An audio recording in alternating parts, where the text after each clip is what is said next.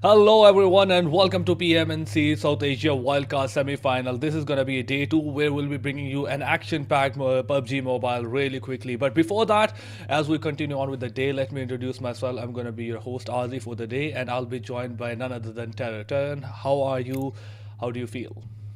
Hi man, what's up? I'm excited. I'm pumped up. Yesterday was absolutely bonkers. The 6 games that we had, it was crazy, right? And I was there for all 6 games. I was privileged enough for be there for all 6 games, and especially the last three was absolutely insane. I'm expecting the same from today. I mean, it has been absolutely a long time since I remember some team coming back into your semi-final or getting back three chicken dinners back to back. I don't know any tournament or any part of the stage. Like three chicken dinners is absolutely out of crazily. So I really hope they can continue the momentum today. And at the same time, I'm hopeful the other teams can catch up because SITM Esports they have done something out of the blue. Did and of course they had to fight through so much to get to this stage as well. We have had so many matches starting off somewhere on the 25th of November, and they have gone through around 256 teams to get to this top 16. The teams that are here right now, you can see it on screen right now. They had to go through in-game qualifiers, which had 256 teams divided into 16 groups. It was cut down to 128, and then to 64 to 32, and then now you're at the semi-final with 16 teams in it. 6 teams, of course, coming from PMCO Spring and PMCO Fall tournaments that happened, and that's 3 teams each from that, and of course 11 teams coming out, 10 teams coming from the matches that we have been having. So I mean, it just goes to show the talent that is in this 16 teams. I mean, these guys are absolutely insane. You cannot put one team over the other, and today especially I feel like a lot of the teams would have learned from yesterday and they would bring that into today. So we might have the scoreboard changing completely, where we might even have a different leaderboard by the end of day today. Obviously, I feel it's quite early to predict anything that's going to happen. There are a lot of days left as well on the side of semi-finals, so a lot of games left. So let us see how it goes. But before we move on, let's talk about the prize pool of the PMNC South Asia wildcard and what are exactly these teams fighting for. So we have a total prize pool of $30,000, and it has been divided beautifully with the $10,000 going to number 1, 5,000 for the number 2, 3,500 for number 3, and as we go on, like 1,750 for number 4 and 5, 1,250 number 6 and 7. 1,000 for number 8, 9,000 for number 9, 500 for the rest of from P team that you fall from 10th to 16. So I feel like obviously anybody who qualifies into the grand finals will are taking something out of the prize pool, and that's something greatly incentive. But that's something great. But one thing that I want to talk about in terms of, like, obviously you get some good money, but you get to, like, you have a chance of playing against the best out there. So I feel like that is gonna be a great opportunity for you.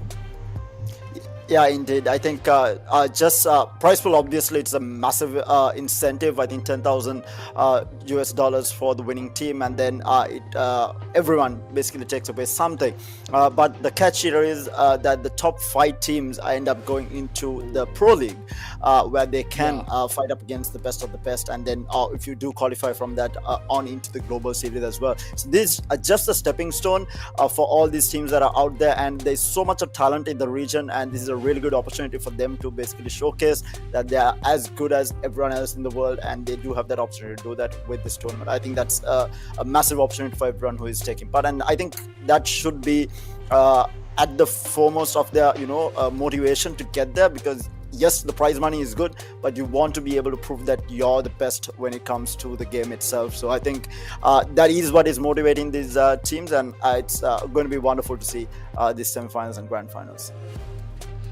Obviously, but as we go on with the tournament, let us explain the point structure once again. So it has been used. This point structure has been used for quite a while. We have like chicken dinner getting 15, then we have like 12 for the second one, 10 for the third one, 8 points for fourth position, 6 points for fifth position. Then we have 4 points for the sixth position, 2 points for the seventh, 8, and from any position that you fall in between 8 to 12, we have 1. Then after that, we have 0 points for 13 to 16, and we have 1 elimination point.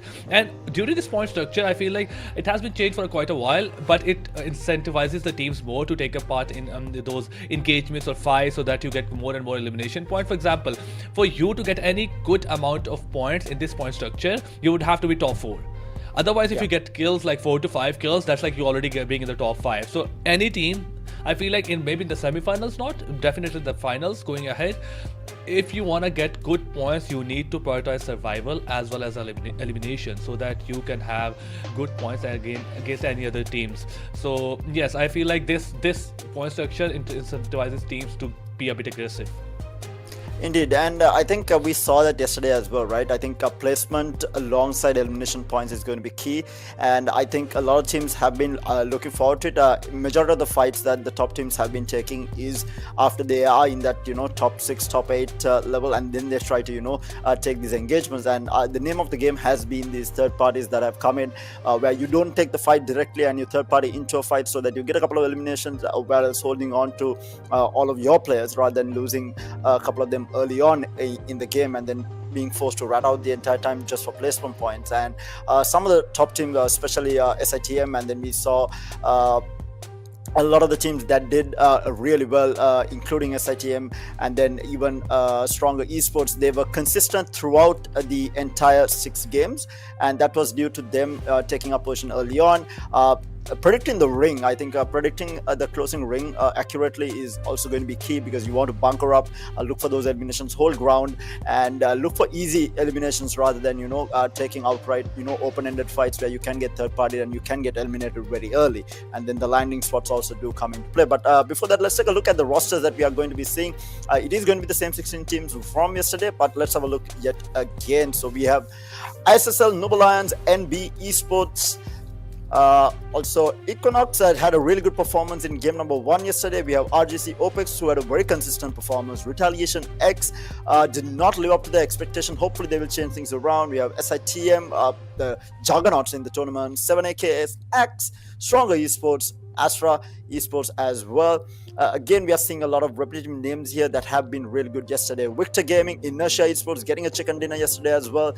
Bad Intentions also getting a chicken dinner yesterday. Then we have Team Classics, who was struggling a little bit. Then P Esports, who came back really strong in the last couple of games. And MAKPEN, who had a very consistent performance yet again. I think they were around 5th or 6th at the end of the day. And I think they had a very consistent performance throughout the entire 6 matches.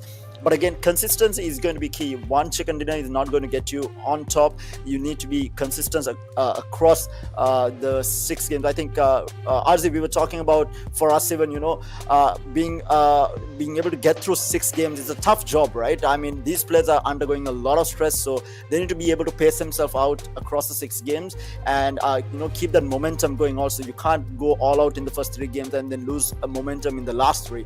You're just going to fall below everyone else. So they need to have a consistent performance throughout these 6 games.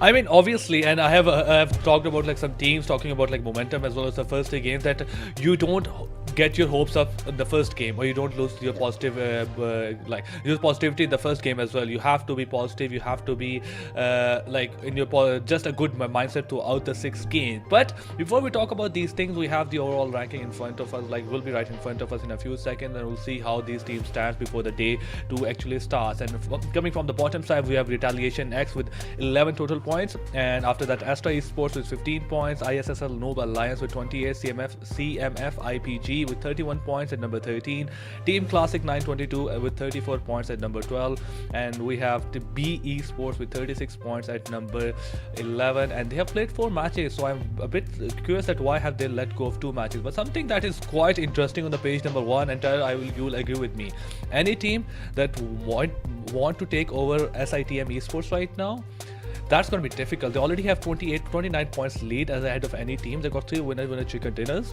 so it's going to be very difficult for them to do and if they have the same momentum, I feel like they're going to just keep increasing the margin they have right now. Yeah. And the disappointment, I think, is going to be for 7AKX. They coming into the semi-finals, they were 2nd seed. They were just below SITM Esports in terms of points coming into the semi-finals, and they haven't had a really good performance in day number 1. So they obviously are going to be looking to come back strong with day number 2. Close the gap, because they're below the top 8 here, and they want to grab as many points as possible on day number 2 to make sure that they get their momentum back. I think they have lost it somewhere down the line coming into semi-finals day number 1. Hopefully they will find it. But you're talking about B Esports, right? I think their performance in the last 3 games yesterday was insane, right? Because we didn't see a lot of action from them in the first couple of games. They were bottom of the barrel, alongside Retaliation as well as Classic Esports as well, and they just came back very strong. You saw them taking very basically very aggressive fights as well, and also they did go for those elimination. They did focus on placement points as well. It was I think there was one game there was second place, fighting up against SITM Esports. I think that was the fourth game or the fifth game if I'm not mistaken, where they were second place as well. So they did manage to come back extremely strong after a very lackluster start of the day. But in terms of top performance yesterday, VP gone. I mean, from this guy went absolutely ham on one particular game where he got 11 eliminations, if I'm not mistaken, 10 or 11, right?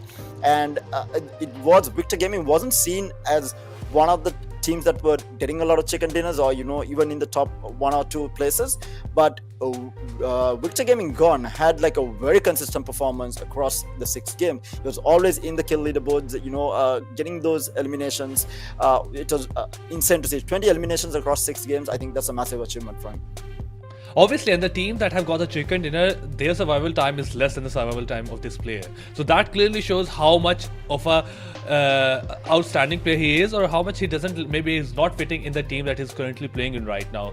Going against a team that got 3 chicken dinners in 6 games, and you got like 20 kills out of 50, 20 kills, and the second player got like 15 eliminations, points. So that is something I feel like is great for you coming in from this player as well, and I really hope his team can provide him much more support in terms of him performing as well, and team can actually keep up to him, because right now he's performing absolutely crazily. But game number 1 is gonna be going live soon, really quickly. I'm very excited for it, and I really hope something comes out of the box. But semi-finals day number 2, match number 7, Erangel is live in front of us, and the plane is coming in from Novroy Pinoy toward the site of shooting range, almost like coming in, cutting the map from like 60-40. We have got great cities in range. Maybe the left side of the map, which is Query, Primos, Ferry Pier. This is a bit of out of range, but if you really glide, I feel like you can reach those places as well. Indeed, and yesterday also we didn't see a lot of engagements right off the bat. Players tend to, and the teams now have kind of realized where each of the teams are landing, so you don't want to be running into any of the other teams right off the bat and taking these early engagements and have the risk of being eliminated. So I feel like we will have quite a spread here for match number 7, since this is like the third map that we're playing, or the third match that we're playing on Erangel as well. So I feel like this is going to be a little bit slower pace to start things off. And I think we will see, after a couple of circles it does close in, I feel like that's where the action will start off at.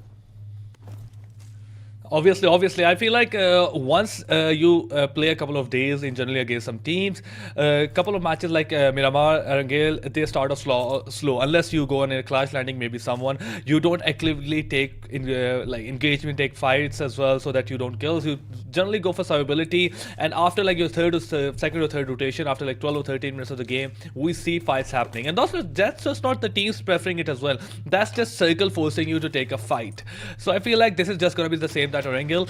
We're gonna be teams going to their like drop spots as well. They're gonna just start looting. They're gonna find some good vehicles for themselves. Then they're gonna start to rotate, and we might see some very little engagements happening, but I feel like a lot might just happen on the second part of the map, where like after 15 or 16 minutes there's gonna be enough engagements happening. But for now, we already got a man down, and he's also being eliminated from the server. Yeah, I think that was from B Esports. So losing out a man right off the bat, not going to be too happy with that. But the engagement is still happening here. They are in a fight. Obviously, they need to survive as long as possible. Down to very low HP, having a shot in hand, turning around, running into the player, and he will get knocked here. INES doing some work here, getting the second knock onto B Esports. Hasn't gone for the elimination yet, and yes, he does get the elimination. So we do have 2 players on the side of B Esports already on the ground, down on numbers for them. That is not a great start for the day, but obviously they do take a little bit of time from what I saw yesterday to get their momentum going. Hopefully it will not be the end of the story for them. They have 2 players left in the squad, so probably will be looking for placement points now. 7 AKS, they are towards the Milta side, and that's a good place to be generally because you can rotate to the south side of the map if the circle goes there, towards the mid of the map or towards the north as well. So generally a lot of teams love to play that part of the map, and I feel like they're done with the loot, trying to find vehicles. On the other side, this is Team 11 2A towards the Georgia pool containers, trying to find loot, and I feel like that's also my preferred place to loot other than military base. You could find some good guns, good med kit as well. But this is where it gets exciting. The circle, the first circle towards the military base, and this is what's causing the rotation as well. Look at the teams; they're already trying to move, trying to cross those bridges. INES on the move. Econox might just get themselves in a position where they get some easy elimination points. STR, they're in a wonderful place right now. Probably the team that is being most favored right now in the center of the circle. They got a good loot as well. They got great position, and I'm really hopeful that they get a good game out of it. Good game, I mean some great points. Like obviously you need to come up to the SITM. They are doing wonderful, and something needs to be done. Indeed, and I think Stronger Esports definitely are in the most favorable position. They did have this type of a position yesterday in game number 1 as well, where they did get the ultimate. When the final ring of was closing, they were in the most favorable position possible, and there were just 3 teams left. They were able to pick off and let the other 2 teams fight, going in for those easy eliminations, and then just winning just because they did have the circle advantage and the last player dying in to the circle or the zone rather. And I mean, we have a bit of a scuffle with the vehicle. I'm trying to. I will definitely not give my vehicle to Zolex. he just allowed himself to crash into a big rock. I mean, you can at least try to avoid it, but he's like, I'm gonna make sure that I fix into this rock. So I feel like I've got a bit of trust issues with Zolex right now. Definitely, you don't want him driving your vehicle. But again, everyone has been getting into their vehicle, looking for the rotation to come into the ring here. And again, the squads to watch out. We have RX here on the feed here. We do have a knock. I think that was on one of the players. I could not catch who it was. But again, these a couple of early eliminations and a couple of early knocks happening across the map, but not a lot of outright engagement. And we haven't had entire team get eliminated yet. Obviously, but this is a circle that has caused the teams to be a bit more I will perform differently, do something different out of the box. You have to rotate early, otherwise you will be eliminated at the mid part of the game. There will nothing you can do to get to the southern side of the map. You need to take those bridges. Those bridges will be camped. You might try to use water to get to a Nova Pinoy, but that also will be camped. So I feel like this is why there's a lot of fights happening. Everybody is trying to go through the bridges and look at in front of our teams. Team 970 AKS, they're trying to rotate. Equinox's twist is already on the other side of the bridge. He's camping, coming up with probably with a good gun in his hand, trying to knock out, eliminate anyone that's trying to cross the bridge. We have other teams as well camping this side. I'm quite sure as well that on the other side of the map, towards the bridge, towards the military base, towards Ferry Pier, that bridge is also camped. So one thing that I am very curious about and I'm very interested to know, which team will employ what method to cross to come from main island to the south island, because circle is going to close towards the south island. The bridges are already camped. The water area will also be camped, and the later you delay, the difficult it will be, especially when the blue circle starts to push in. Yeah, I think early rotations are going to be key if they want to have a favorable position towards the latter part of the game. And we have Stronger Esports in a bit of a scruff here against BIT here, but both teams should be okay. They are just letting them know that we are holding this ground, do not cross, just making a statement that we hold the high ground, that area is basically locked down. And BIT, obviously they don't want to be taking the fight up against the high ground that they are holding, but they have moved over here. They want to try and take this fight by the looks of it from Stronger Esports. They're looking for some eliminations here, but again, just letting everyone know about their presence, that they hold the best position, and not to be not to give anyone the chance to walk in for free. Exactly, and STR, obviously I told them, we discussed this a bit earlier, that they have a good position, they should be able to capitalize it. That means coming up out of that military base earlier, trying to go to a good place in generally, where you get some good eliminations.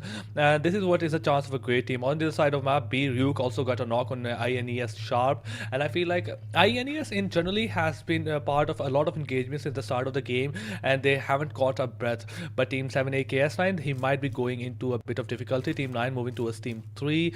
And if they walk into this trap, they might just get eliminated. But I feel like they already know that somebody is already in those compounds, holding those areas, and they might be just going for the kills. But the rest of Team 7AK, guys, they're really far away from them. There's a bit of dispersion. 2 players on the bridge and 2 players on the other side. But Team 16 and Team 13, they are a bit of fight. Team B in front of us comes on. Soulless knocks down Faisal V2, and it's a 2v2, but with one player knocked down and a lot less health on Alpha, it's going to be very difficult for INES.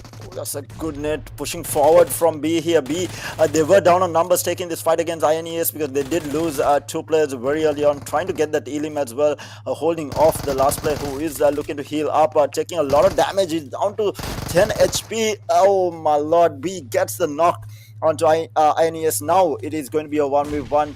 They are rather a 2v1, but the fight here is a 1v1. Now pushing forward is going to be the INES player, rotating around the boxes, looking for the fight, but he will get knocked down, and that's your first team getting eliminated as INES out of the map here. Now back to lobby, and we have B Esports pushing back hard. They did lose 2 players early on, and that was a 2v4 fight that they took up against INES, and they managed to come out on top.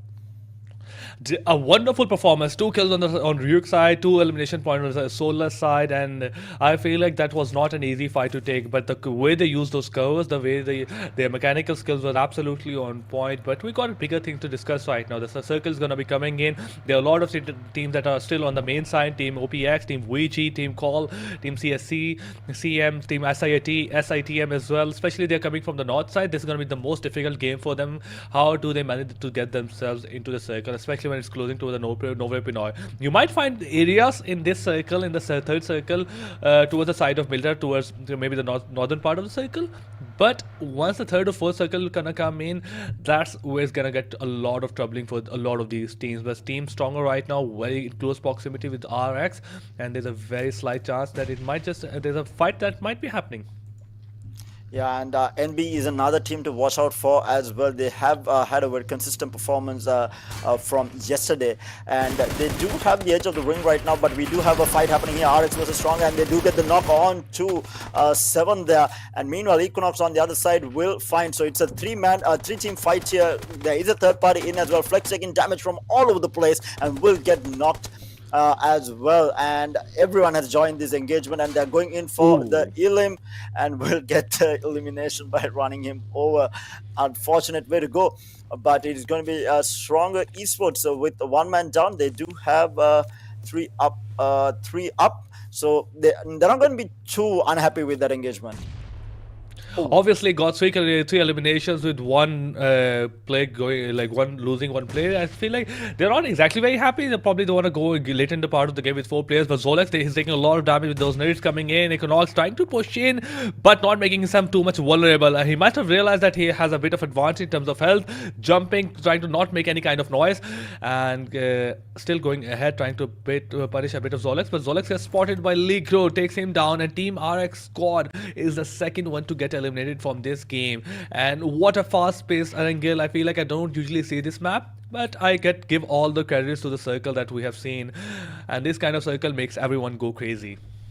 Yeah, and Retaliation X yet again not really getting off to a good start here. They didn't find the start that they were looking for yesterday as well. And we do have another squad being eliminated. It's going to be CMF being eliminated in 14th place. So we have 13 teams left right now. Equinox was in an engagement early on, but I think they got 1 elimination, but that was about it. But now looking down, looking at Stronger Esports here, looking at one of the players just driving around, not really finding the shots there, and will be able to get into cover. A lot of these the teammates are actually divided across the map. Stronger Esports have taken up quite a bit of space, and they are trying to hold off players, trying to rotate into the ring as well. So they're looking for those easy eliminations. But the problem here is if any of the teams realize how split they are, they might just get pushed down. So they need to be careful with that as well. Obviously, I feel like that's a double-edged sword. The dispersion gives you a lot of cover, that lot of angles that you could cover, a lot of map control, and you could have multiple angles to the fight you're taking. But one thing is, you can get rushed. You cannot provide that kind of a support to your teammate. For example, Twist, if he gets rushed right now, the other players cannot do much in that case. So it's like a 1v3 that is already taking, obviously, but from the right angle, he's being covered. So it's like a double-edged sword, and how you pull it off. At the same time, Ligro comes in with that mini 14, takes one player down. But I feel like it's going to be very difficult for him to eliminate him from the game. They are in a good cover, but I feel like another spray coming from Kessex 7K from the right side deals a bit of damage, but nothing concerning for that team. But the major concern is how they're going to get out of this situation. They lost one of those players a bit early, and the second player is down. He will be revived really quickly, but how do they plan to get out of this? Doesn't seem easy. They might just trying to come in from the right side. They have to be careful. They have to scout that area that they hope that their team is waiting for them from the right side. Yeah, but still, we do have on the northern side, we do have SITM, we have ISL, sorry, Noob Alliance. They're all trying to cross the bridge, and the bridge has been camped by ISSL on one side. So anyone who is crossing will need to take that fight. I think only there are 2 players left on the side of ISSL. Meanwhile, we have Victor Gaming being eliminated quite early on. Not something that you see, or not something that we saw yesterday from them, but they have been eliminated quite early on into this map number 1 of the day. But like I was saying, I think SITM are going to have a little bit of a pressure point there, trying to cross the bridge. They do have, I think, 2 teams around. One was ISSL, who was camping the bridge, but they do only have 2 players to hold that bridge. Meanwhile, we have Equinox having a bird's eye view of where Stronger Esports have bunkered down. They do have a real good position right now on the ring, but they will have to move at some point, though. Twist getting himself on that good loot. I really want to know what he got his hand on. Maybe it's a sniper, a good. Obviously, there will be a level 3 helmet, level 3 vest definitely. But Team A, they can damage from blue zone, and this is the main question that we were discussing a bit earlier. How they are gonna do what Team 97 AKS tried to do. Obviously, Dobu gets spotted, takes a bit of damage from Econox. QB coming in, and feel like Team number 9, they are in a bit of trouble, being sandwiched right from Econox and Team SITM from the right side, and things gonna get difficult before they start to get easy. At the same time, Team SITM are taking part in 2 different engagements. Team ISSL on the right behind them, so it's gonna be very difficult for this team to survive. I want to know how they pull off. Jiro coming in with that buggy, do want to come in and try to make sure he gets reunited with his team. Don't want to take this fight while being divided, and I feel like that's the right kind of move. Even if you want to be in a part of, like, if you want to take 2 engagements at the same time, you should be with your teammates where they can provide you with any kind of support. Yeah, and ISSL is doing the right thing. They were down in numbers, so they're trying to feed off the fact that SITM is taking this engagement and trying that they will clear the path for them to cross the bridge. And that's exactly what has happened. ISSL is able to cross the bridge for free, but whether they can move beyond that is going to be the question. Meanwhile, we see Lucifer driving past, taking a little bit of damage here. He drops down, will get knocked, and might get eliminated. He manages to hide behind the tree for the time being, but Lucifer will get out. In the meantime, we have a QB dying to the zone there, and SITM do lose another. In the meantime, we have ISSL, Noob Alliance getting eliminated, down to 11 squads here, and things are definitely heating up. Equinox does have a really good angle on Stronger Esports here, but not really finding a shot, trying to get as many shots in as possible. There is no one inside the car. He does not realize this. Desert has moved outside from the vehicle, hiding behind the tree for the time being. But Equinox, just a bird's eye view of anyone crossing the bridge, was able to get a couple of eliminations. They're already up to 6. In the meantime, we have CSC Classic 992 there, getting an elim. 7AKX, they were in a bad position. They were getting pressured, but they are still up 3 numbers. If they were near the bridge, they are trying to push forward now. I think there is 1 squad ahead of them.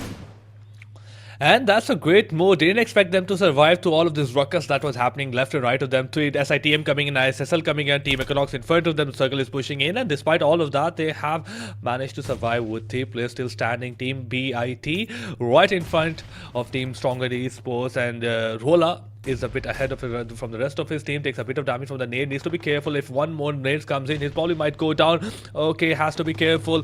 And Sino takes a bit of damage from as well. Team Stronger Esports didn't realize that they are getting caught from left and right angle. Farhad retaliates from K6 7X takes him down and eliminates him. And Equinox takes the first hit that they were not hoping for. Roll at the same time, he gets his health back up. Farhad trying to revive his player. Team BIT or Bit, they are trying to push in towards their Team Strong as well. It's not gonna make it easy, especially Rolla coming from the right side. He's gonna use his buggy and might just reunite with his players. Okay, he's gonna use the smoke, gonna sit on the back of the buggy, but he gets spotted from Team NBES, takes him down. At this time, Sino goes down as well, and we're left with only one player from Stronger Esports. Things are looking very dire for them. Farhad, it has come down to his great broad shoulders, whether he can carry his team towards a good point, or he's just gonna go down with the rest of his team. Yeah, it's a bit of a scruff here for Stronger Esports. They were in a really good position. They managed to retaliate against Equinox, but now they are getting pressured heavily from BIT. They do get the elimination as well. Equinox pushing on the other side of the map as well against 7AKX. Fights blowing up all across the map right now. We are into the fourth ring as well, which is closing down. So this is where all the the fight, the action is going to be at. And we do see teams taking multiple fights in multiple angles, and everyone just trying to make their presence known, hold on to their position, and not let anyone push forward. In the meantime, we have CALL taking a fight against 2A here. 2A will get a knock. They will get the another knock with the nade coming in. A lovely nade there from Pelzang there. I think, yeah, that's Pelzang. And in the meantime, SITM will find an elimination onto Stronger Esports as well. SITM still alive and kicking with the 2 players left for them, will get that elim. Exactly, and for now, Team 11, they're also trying to push inside. It takes a bit of damage. Not a lot of damage. He goes down to another nade coming in from Team Call Mac, and Team 2A Billy. He also goes down. One player left, and that is going to be Domi. He's also taking a lot of damage. Circle is pushing in. Call Mac also trying to push in with only one player left, and it's gonna be difficult for him. Tries to land some final shots, and that's gonna be it for team number 17. Gets eliminated, and they are not gonna be happy with that outcome with only 2 elimination points at number 10. So I feel like that's 3 to 4 points that they have just gained. Needs to be careful. On the other side, team 9 teams alive, 23 players. Team number 3 with mini 14, they're like 130 meters outside the circle, slowly steadily trying to push in, but need to be careful of the team. They have been surrounded left and right. Yeah, this is a tough one here. Any team that is getting eliminated now, they're going to be losing out on a lot of placement points. So they are looking to try and rotate into the ring. Some of them are still outside the zone as well. In the meantime, NB Esports did manage to grab an airdrop as well. It's going to be interesting to see what they have picked up. In the meantime, we do have SITM managing to get into the zone here. In the meantime, B Esports also with the 2 members are quite safe for the time being. Meanwhile, Equinox trying to go across. NB is pressuring them quite a bit. We have 2A on the other side as well. It's a 3-way fight here. In the meantime, Classic 922 is holding the fort down here. They are going to be pushing BIT here, who does have only 2 players left inside the building. They are looking to push this. They need to be careful also. They don't want to get shotgun down here. 2A in the meantime will take a little bit of damage here. Dom is going to be the one taking damage here. And 2A Billy is trying to cover his teammate for the time being, but the scruff is happening with 3 different players, 3 different teams in the engagement. A lovely net not really doing a lot of damage, might get pushed down, and we need to be careful here. Azrak fighting forward down to very low HP. He might get knocked here. 3 players are around the area. They are not really fighting. There's another smoke that's going to get laid down. He is trying to cross here. Needs to be very careful. Does not go for the heal. He managed to reposition himself with that smoke. A very smart play coming out from him. Will be able to heal back up safely, but no one wants to go out in the open to try and take this fight. In the meantime, we have multiple knocks happening across the board. A couple of eliminations as well. Grenades being thrown around. It is absolute havoc right now. We have down to 17 players. B in the meantime will find another knock onto SITM there. That's going to be massive for them. Again, racking up eliminations yet with just the 2 players. They will find another knock onto 7AKX as well. Will get the elim as well and gets another elimination also. These guys are going absolutely ham. In the meantime, 7AKS will get eliminated. Equinox there gets a lovely shot here. That's NB Esports eliminated as well. We are losing teams left, right and center down to the last 6 now. I mean, before we even can pronounce the name, that team is being eliminated right in front of our eyes. Team Equinox, they have used their position in the circle wonderfully. Got their hand on some wonderful elimination points. But Team SITM, I can understand why they're one of the best out there. Look at their position, how they got themselves into the circle. Solus coming in from the left side. Desert needs to be careful. They are being pushed in from behind, and if a good nade gets connected, SITM might be in a bit of trouble. I like the dispersion. I mean, one nade can't deal damage to both of them, but have they realized as well? Solus takes just a tiny bit damage from the nade coming from SITM. Then nothing concerning. And B got their hand on the edge of the circle. Team CSC 3 elimination. They haven't been a part of much fight, but they got some great placement within the circle right now. 3 players alive, got their hands on a compound, and they're just trying to hold that fort within their hand. Team SITM still takes a bit of damage from Team B Solus, but Solus has to be careful as he has been spotted by OPX and Team SITM at the same time. Smokes have been deployed, trying to create some fake cover. SITM using that time to to grab some painkillers to drinks those energy drinks, but Solus, that's just his last nade, try to deal any kind of damage, and it's gonna be going to futile. We have some molotovs left on his side. Let's see if he can deal some kind of damage. Yeah, and they are taking a 2v2 fight. The SITM also down to 2 players, so B Esports also taking that fight. It's just the 2 players left, and while all that is happening, we did have OPX with the 2 players remaining, looking at that entire fight. So it's a 3-way fight with just 2 players on each of the teams. In the meantime, Equinox looking for more. Inertia has spotted out one of the players on and will get the knock onto 2A Domi there, and might get the elimination. Does get spotted by Billy, who was covering his teammate, and now he is going to be taking zone damage. So needs to be careful. And is going to get thrown out. Will not. Does a little bit of damage, but will not get the knock there. But down to the last man, Billy is going to be the only one alive, and going to be a tough one for him to come back here. Equinox, of course, does have a really good position here. It has managed to grab themselves a really good position inside. So has Classic 922 Billy manages to healing up. Meanwhile, we have B Esports still checking this fight against SITM. Desert needs to be careful. He is hiding behind. Is he going to get spotted? No. Solus will get taken down. 2 players are holding the ground, and now the last player on the side of B will get Molotov down. He's going to be jumping forward, looking for the knock there. Will get knocked down, and that is going to be B Esports eliminated as well. B Esports did have a really good fight, but they will finally go out in a 6th place, and SITM will be able to recover his teammate. A really good play coming out from them, holding the 2 angles, forcing B Esports to take that fight and having the crossfire ready to bring them down. Equinox have done wonderfully, but I am particularly very impressed by SITM. The way they have been able to survive, also got their hands on a wonderful amount of kills. Team T2A on the other side, one of them one only of those players surviving. They got 8 elimination points, and I feel like he'll try his utmost best to just get himself more and more survival points. The major concern is Team Equinox have an idea that Billy is hiding, and he is right there. He has to get out of that situation as well. Cage is gonna coming from the other angle. That as soon as Billy gets up, he's gonna go down. OPX now they aim and their attention is towards Team SITM, and SITM, after taking a fight with B, they have another challenge in front of them in the form of OPX. Nades are being thrown on their way, dealing nothing or very less damage, nothing concerning for Team SITM. At the same time, I'm concerned about the circle because it has gone away from those 2 teams, which are like OPX and SITM. They have to take a fight before they go in, and I feel like it's gonna be much more difficult. So it could be the end of these 2 teams. At the same time, obviously Jiro goes down, 1 player left. OPX also goes down outside the play zone, and this is as we expected it to happen. Yeah, and I think Equinox yet again on Erangel doing a really good job, just like yesterday's game number 1, having a really good position. Will get a knock with that grenade coming out from Twist, and that might get the elimination as well. No, he does not, but Equinox is yet again having a really good position, but will be forced to move from that building.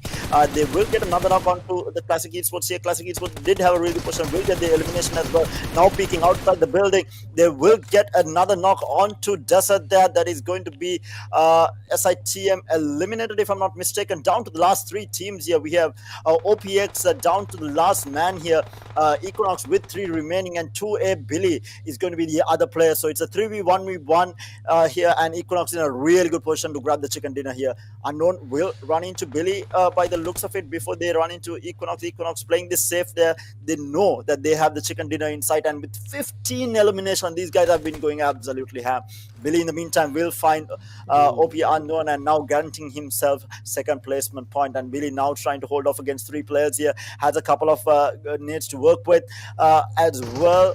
He needs to be careful though, taking limited damage from his own net. What? Wait. Did he take some damage with his own grenade? Oh, I think that's a bit of a glitch coming in. The doors seem to be closed, but it is open at the same time. 1v1 comes off, and Twist is the only one that is required to take Billy down. I feel like he had a lot of confidence going to this fight. It was a 3v1. That's why he was going out of his way to take that fight. Billy threw the nade, but I thought it would it bounced back.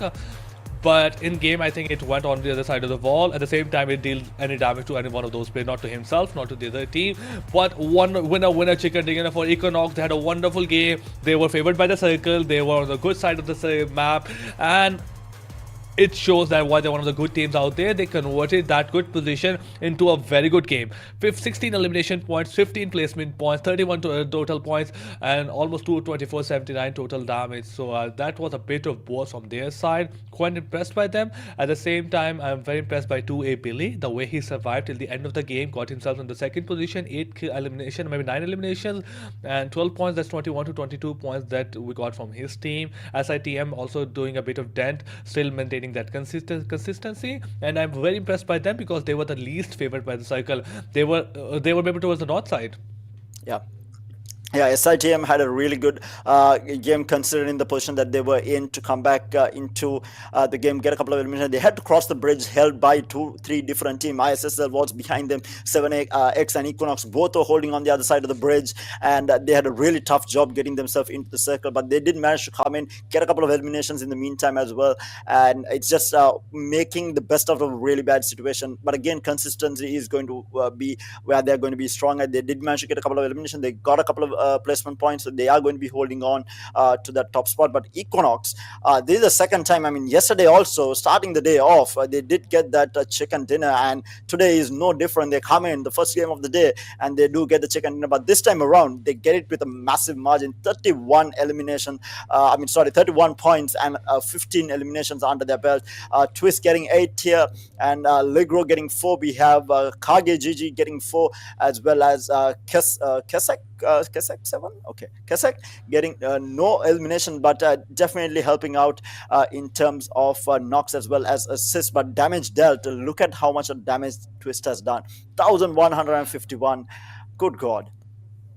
I mean, if you put Ligro, Cake, and Kesek, obviously, I hope we are not pronouncing any of those names wrong, on one side and put Twist on the other side, he can carry his team easily. 8 elimination just on his side, 1151 damage just from him coming in, and I feel like that was absolutely wonderful for Twist. So Kesek also got caught off on the wrong angle, wrong position. That was a bit unfortunate.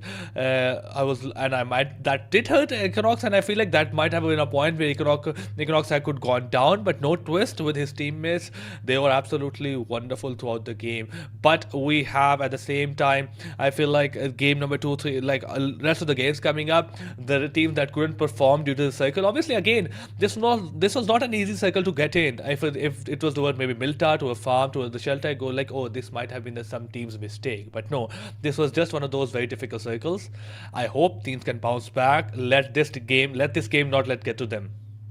Yeah, I think that's a vital part of playing a long series as well, right? Because you need to understand that they were majority of the teams were fighting on the back foot as soon as the first when they realized where the circle is going to be at, and they had a long way to go through, and then crossing the two bridges, which is going to be held by multiple teams, was no easy task. So some teams were able to do it more effectively than others, but it was just unfortunate situation for some of them where they lost too many in while crossing the bridge. But let's take a look at who is the top player for game number 1 is gonna be, and it is obviously gonna be Equinox Twist. Yeah, I mean, hands down, this man just went absolutely insane. The MVP with 1151 damage, a survival time of 2610. with a 300-meter elimination coming in. Oh, good God, that's a long range shot. And overall, 8 elimination with 1 headshot as well. This man definitely deserves to be MVP of this match. Just putting up an absolute amazing performance for his team. And looking at the average MVP, that average MVPs has those stats like they were like for 7 to 6 kills maybe. The survival time is almost the same. The damage is less. The headshot is also a bit like obviously zero. So that is Twist going out of his way to be MVP. So at the same time, we have top players other than Twist. We have seen Twist is like 26 minutes 10 seconds survival time. We have SITM Geo. He has been wonderful, and somehow the SITM also got themselves in the top 5 players. We have Lekro, we have Cake with 4 kills, and we have someone from PE Sports with 3 elimination points and 652 damage. But all of these stats, obviously, they're wonderful. This is what separates them from the rest of 64, 60 players or 59 players. But I am particularly very impressed with just one player responsible for wiping out 2 whole squads. I mean, put it that perspective, he just wiped out 2 squads. Yeah, 8 eliminations. I think the highest that we had yesterday was 11 elimination, if I'm not mistaken. It Oh. was from I think it was from VP. If I'm VP gone, I might be wrong. We need to go back and check on that. But I think that was 11 elimination, the highest that we had yesterday. But yeah, we have had some action-packed plays coming out from all of these players. And like I said, I think the highlight here is that some of the teams have managed to learn from what did happen yesterday, and we do see B Sports carrying on that momentum that they got in the last 3 games yesterday into today as well. And we are looking at the highlights right now. This was an early engagement where B Sports lost 2 players, and I mean, it was a scuffle, right? I mean, it was a tough map. It was a tough zone to navigate, and we did see it. All the players struggling to get into zone and losing a lot of players. And this was the only Equinox player that Kesek getting taken out very early. That was the first knock that they did have and the elimination. But afterwards, Equinox just bunkered down, got those elimination and held up a really good position and just managed to clean out the game as well. This was the play that I absolutely loved from SITM. Obviously, I feel that the way that Jiro baited the B players out with the Molotov on left side and players coming from right side, that was wonderful. So 2v2 with one player going down, it was 1v2, and this Twist coming in, getting those 3 kills in the last circles, or maybe 4 kills. That was particularly very impressive. Obviously, every elimination is not the same. You get an elimination that is coming on, that is easy. It's not at the same time that elimination you got at the end of the circle. That is a match-winning elimination. And Twist got 3 or 4 of those last winning, elimination, those last circles. So that is particularly very impressive. But one thing I wanna talk about is, and we will have match standings in front of us in a few seconds, but it's Team Stronger Esports. They were in the military circle, they were in the military base, the circle, they were in the center of the circle, they had 4 players alive, a decent loot with them. A lot of things went wrong for them because I was expecting them to be in the top 4, top 3 with decent amount of kills, but look at them, they've only got like 5 points with only 1 placement.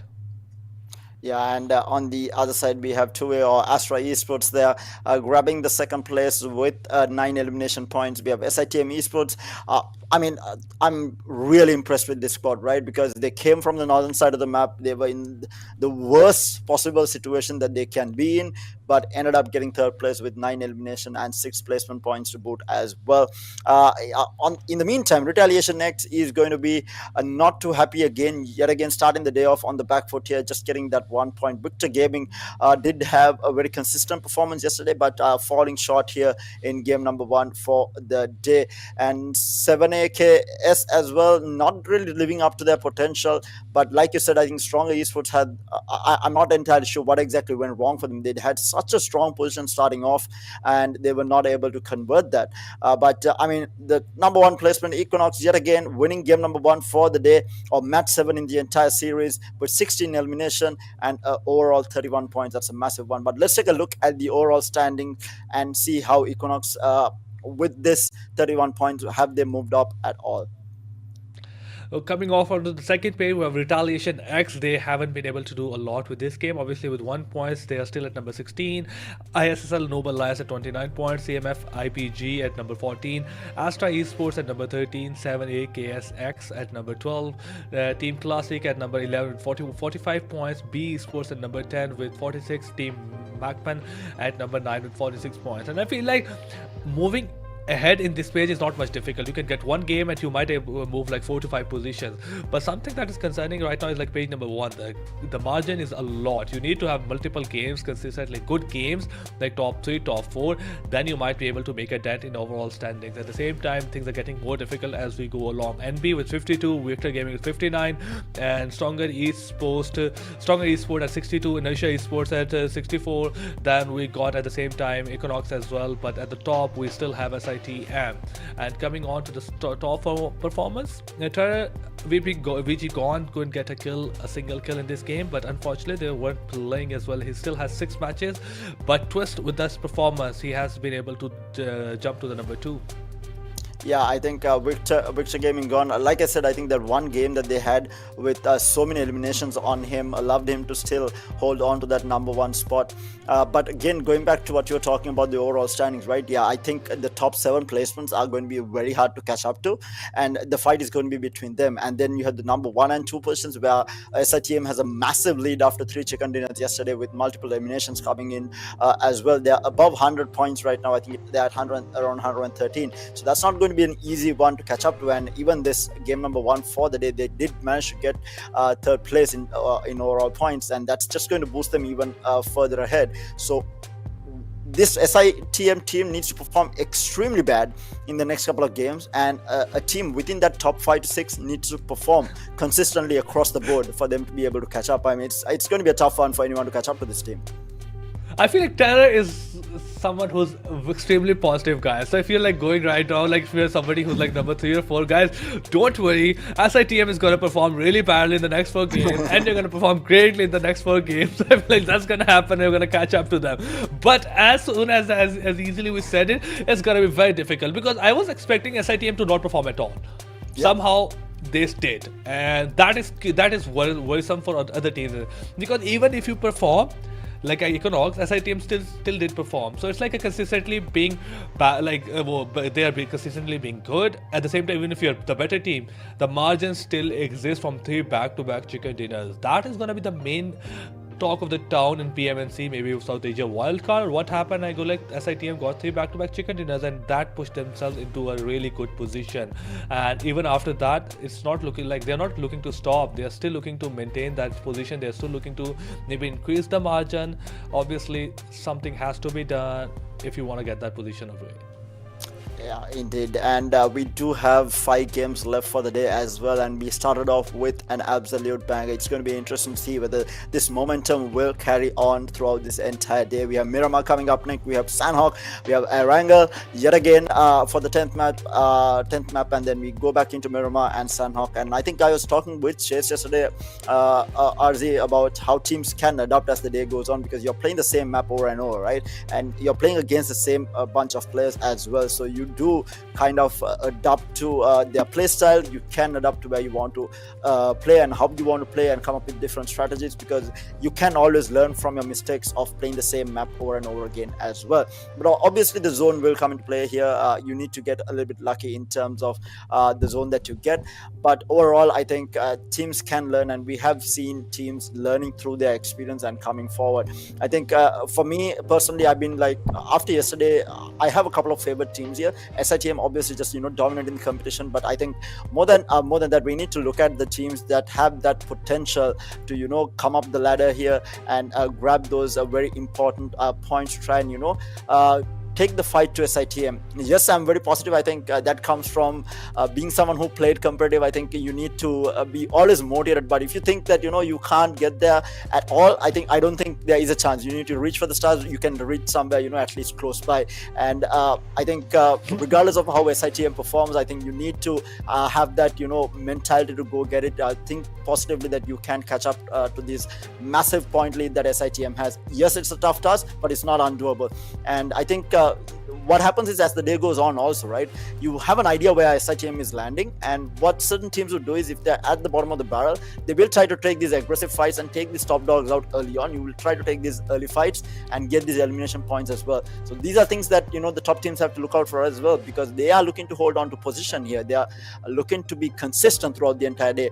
And then you have the teams at the bottom, they will throw a doozy here and there, try to go in for these early fights, get a couple of eliminations, and that's what they're looking for as well. So all of these come into play as the day goes on, and as the series progresses as well. We are still into just the 7th map. We have so much more matches coming up, and I think it's going to be definitely interesting to see what some of these teams are going to be doing. Obviously, I feel like even with SITM performing with the team Equinox, will take a jump with 31 points. This is still a bit early to call things. Obviously, SITM, the way they're playing, is going to be very difficult to stop them. That's easy to predict. But going ahead, I feel like it's still curiosity that any team who's maybe at page number 2 in overall standings, like maybe like 14th or 15th, not in top 12 position, top 11 position, they can still perform. Nothing is lost, nothing is out of your hand right now. Things are smooth, things are great. Obviously, you had a bit of a setback in like first 7 games, but it doesn't really matter that much. You can still come back, you can perform, and playing on the next map of Miramar, which will be like the action is going to start in maybe 20 seconds.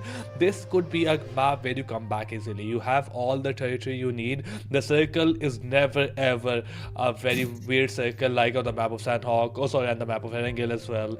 So you can have all the time you need, you can have all the vehicles as well, a good loot, and this could be a map where you can make a potentially a very good comeback. Next map won't you do that, last map wouldn't be able to do that. This could be a map. So I am being hopeful for those teams that are in the maybe in the top, not in the top 12. So with that, we have match number 2 for day number 2 here, match number 8 on Miramar here. And like RZ said, I think this is a really good map for them to come back, and I really want to see certain teams really perform, because I think they have got a little bit unlucky here and there. Especially I feel like VP they have been getting a little bit unlucky in terms of their positioning, and the ring also VG getting a little bit unlucky with their positioning and the way that the map has been treating them. But I feel like they are a team that deserves to be up there in terms of how they have been performing, especially VG Gone. He has been putting up a really good performance. Then Inertia Esports, they did get a chicken dinner yesterday, a really good stuff coming out from them as well. I want to see these teams who have been performing in a game and then not performing in the next, have a consistent performance and take the fight to these top teams here. But with that, we have everyone dropping off into Miramar. And coming from El Pozo side towards the Al Azhar, we have seen like this fight path that favors toward the northern part of the map. The center is still accessible. It will be a bit difficult to access that southern part of the map towards Los Egos, Valedemar, I feel like, but a very few teams like to play those areas. El Pozo, we have one team coming towards the El Pozo 2A, which is towards the outskirts of El Pozo, but looking at the circle, it's obviously a different circle. We still have a bit of water in that play area, but nothing concerning. Obviously, we can enter from north side towards the east side. It's a bit different, nothing concerning the Lost Owners, Tumasaya, Minas Develop. These areas are still empty. Any team that tries to rotate can take that road networks towards the eastern part of the map and come from that angle if you want to try any kind of fight. But needs to be careful. Teams stronger esports, they have been they like dropped off at like the far west side of the map, and that will also put them off like maybe from a potential clash, and they can use that to get themselves in a good position. But for now, they are trying to find themselves good gun, good vehicles, and Farad is leaving his teammate behind in that beautiful Jeep. Yeah, and in the meantime, we see Equinox in an early engagement here. I'm not entirely sure. It is against BIT right now. We have Twist trying to take an early fight here. He has a shotty in hand, but we have the player from BIT just scampering off there. Does not want to get eliminated this early on. But Twist, he is very confident. He's looking for the fight, but not going to be finding the player for some time at least, because the player from BIT is over the hill right now, looking down on what Twist has been doing. Obviously, I feel like we got a bit of a technical issue that might just get solved in a bit of time, but I am hopeful. At the same time, I feel like this Generally talking about this map, this could be we were discussing, especially for stronger esports. They are on the far side, west side of the game. The circles toward the far west side. They can use that road area to connect towards the center of the map circle. Coming from that angle, the Los Leonos is something that could be hit quite early. I've seen a lot of teams do that. From that plane path, you could easily predict that circles to maybe areas towards the southern part of the map is inaccessible. And look at that, SITM. I feel like I connect with this team very much. I will like you could go to the Los Leonas. They should be empty, and look who does that. SITM goes to that area, probably will be looting, and they can rotate easily towards the got the center exactly, but a bit south to the center towards Tumasera. But PIT Sports Ligo takes him down and is trying his level best to come in, like maybe get the knock, but it's gonna be difficult as he gets back into cover. Yeah, and we did see BIT, this player basically going into the high ground. He realized that he was pressured, and meantime, the support is coming to him as well. And he is going to be keeping the pressure on Equinox. Equinox needs to be careful because this is something that they have in having trouble with. They perform really well in this game number one, and then later on, they just does not have a consistent performance. So they don't want to get eliminated early. But in the meantime, everyone from BIT has joined the fray here. They are trying to box Equinox in here, and they need to be really careful. Not too healthy on Ligro there. Needs to be careful, and I don't think he has any heals left because he does not seem to be healing as well. So they are going to have a tough time moving out of this house here.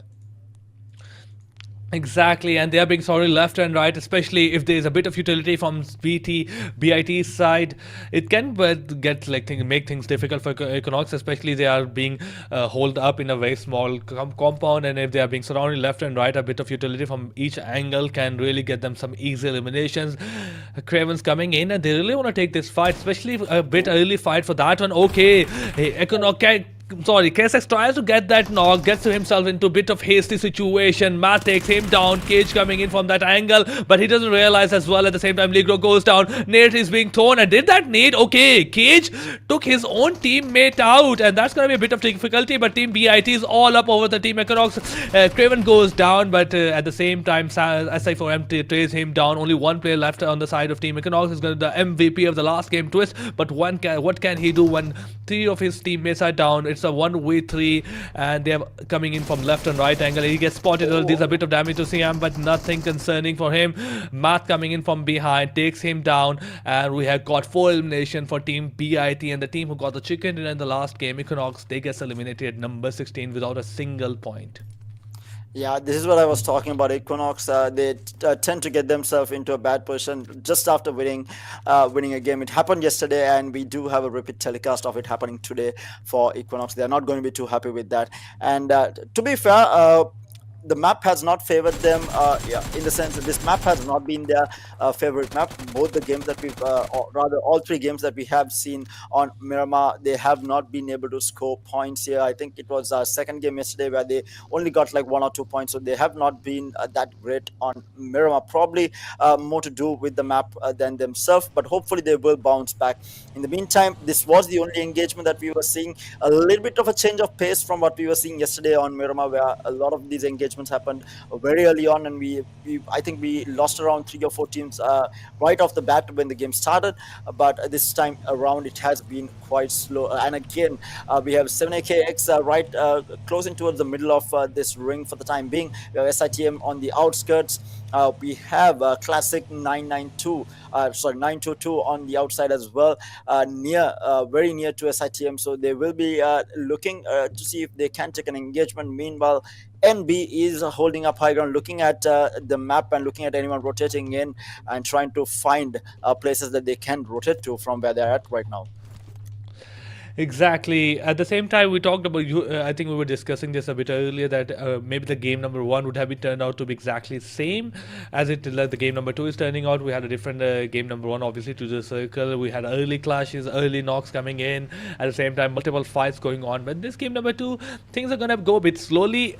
it will take a turn, I feel like, in the third circle, especially when those mega rotations start coming in, when the circle is gonna probably go a bit smaller. Then that circle will not have the capacity to hold any of those teams. Stronger Esports taking a bit of damage from the circle, but I feel like that's okay. A lot of those teams generally likes to move late into the circle, especially if you have this kind of circle that has a lot of entry points. But Sinor get himself very close to a team 2A, a bit of a possibility to take a fight with Billy, but Billy has been absolutely wonderful, and he has been absolutely wonderful in the last game. He got himself in the top 2 position, got his hands on some great eliminations as well, but he gets spotted. Sinor still hasn't landed a single. Shaw's trying to scout him, trying to scout any more information. There is a trigger discipline being shown, but what a wonderful performance coming in. I thought it was Sinor, but okay, that was 7 from the right side.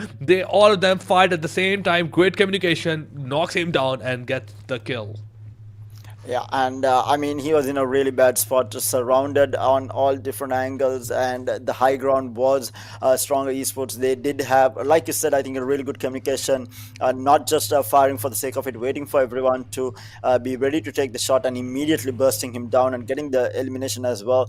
And that's going to be Astra Esports or 2A there with one man down. In the meantime, we have Inertia getting a knock on to VG there, and we do have ISSL also getting Elim onto BIT, that is on the other side of the map as well. So everywhere now we do see that these scrubs happening. In the meantime, NB finds a knock on to BIT as well. So we have 3 teams fighting up against each other here, and we have BIT, NB as well as ISSL all within this area fighting for eliminations.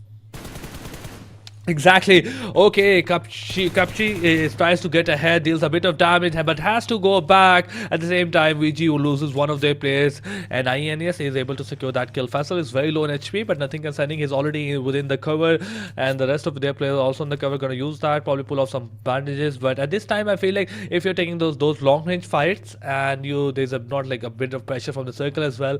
I see a lot of teams going for those first aid kits. I hope they don't use that. They use bandages in those particular instances, because first aid kit, especially for those pressure moments where the circle is coming in or you're being rushed and you only have like 4 to 5 seconds to get your health back up, especially in the later part of the game. So bandages, great time for this. Faisal Veto still hasn't been able to pull up any kind of bandages, but he's taking his time. I don't know exactly why, but the third circle is gonna be coming in really quickly within 13 seconds. INS, after taking that for one elimination, they're not gonna be engaging. They're just probably gonna be thinking of their next moves. So, at the same time, they are trying to rotate, but Pete Dexter on the other side runs over a player. Though we are seeing a bit of that towards like in the game number 1 as well, where they're like just teammates, like they're just team running the other players over with a buggy or a car. So I feel like that's just usual South Asia. Indeed. And we're just looking at the leaderboards here for game number 2. We have BIT there with the most number of eliminations, taking out Equinox at the very start of the game, but still we do have 15 squads remaining. We only had the full elimination on Equinox. The rest of them are still up, live and kicking. And meanwhile, we do have now the players rotating in. Stronger Esports rotating in, getting chased down by BE Esports as well. We might have an engagement here. Meanwhile, Stronger Esports actually taking a different fight while all this is happening. They need to be careful. They might get backstabbed, because B is very close by. In the meantime, we do see B Labora taking out the player that Strong Esports was firing at, so gets a free knock there, and the elimination will come through, and Soulless will be taken out. And in the meantime, Ryuk will get knocked. Some really good shots coming out from him. Exactly. Farhad also tries to spot some of those players, deals a bit of damage, and the circle comes in. Both of those teams have to be concerned, but I think that teams that have been majorly concerned is going to be B, as the blah blah blah goes down, and Team B is in a difficult situation. That stream is being pushed from the side of Team NBS player, and a bit of defensive utility coming in from his angle, but that's just not going to deal a lot of damage. The nade just go right over the other player. He has only bandages left as on his side, but doesn't realize that the shots come in in from the other angle. On the side, Beats Esport also get eliminated from the game at number 15 with almost 0 points. And on the other side, that stream also goes down. So I feel like Anox and just a lot of eliminations are happening all over across the map, and that is just because of the major rotations coming in. The circle has taken a shift. Every team is trying to find a good position, and that is just causing them to take a fight. At the same time, Team Stronger Esport doesn't realize that NBS is also very near him. But both of these teams have to be careful. The more the more they engage in this fight, the circle will deal more damage, and you have to find yourself a good position. You're really far away, 1980 meters from blue, so from white circle. So I feel like this is a very dangerous position that both of these teams are in right now. Yeah, Stronger Esports are kind of having trouble getting into the ring while NB is holding out, and NB is looking for these easy eliminations of anyone rotating in, and we already see one player getting taken out to the zone on the side of Stronger Esports. They have got one player knocked, and in the meantime, NB does have everyone alive and kicking. We have Mondo there taking quite a bit of damage, manages to heal up though, and now looking to push into Stronger Esports by the looks of it. Going to be a tough fight for them to take. Need to be careful because they are taking zone damage here. In the meantime, the player who was in the scuffle of it all, the CMF player, has managed to get to safety. In the meantime, BIT with the two players remaining are taking a fight on the other side. Gone is going to get eliminated. In the meantime, we have another player on the side of CMF being eliminated from the game as well, and they are taking a fight there, and Mondo will find a knock on to Stronger Esports 7. So Stronger Esports 7, we do have one of the players managing to get out. That's going to be Senna, managing to avoid the scuffle and get to safety.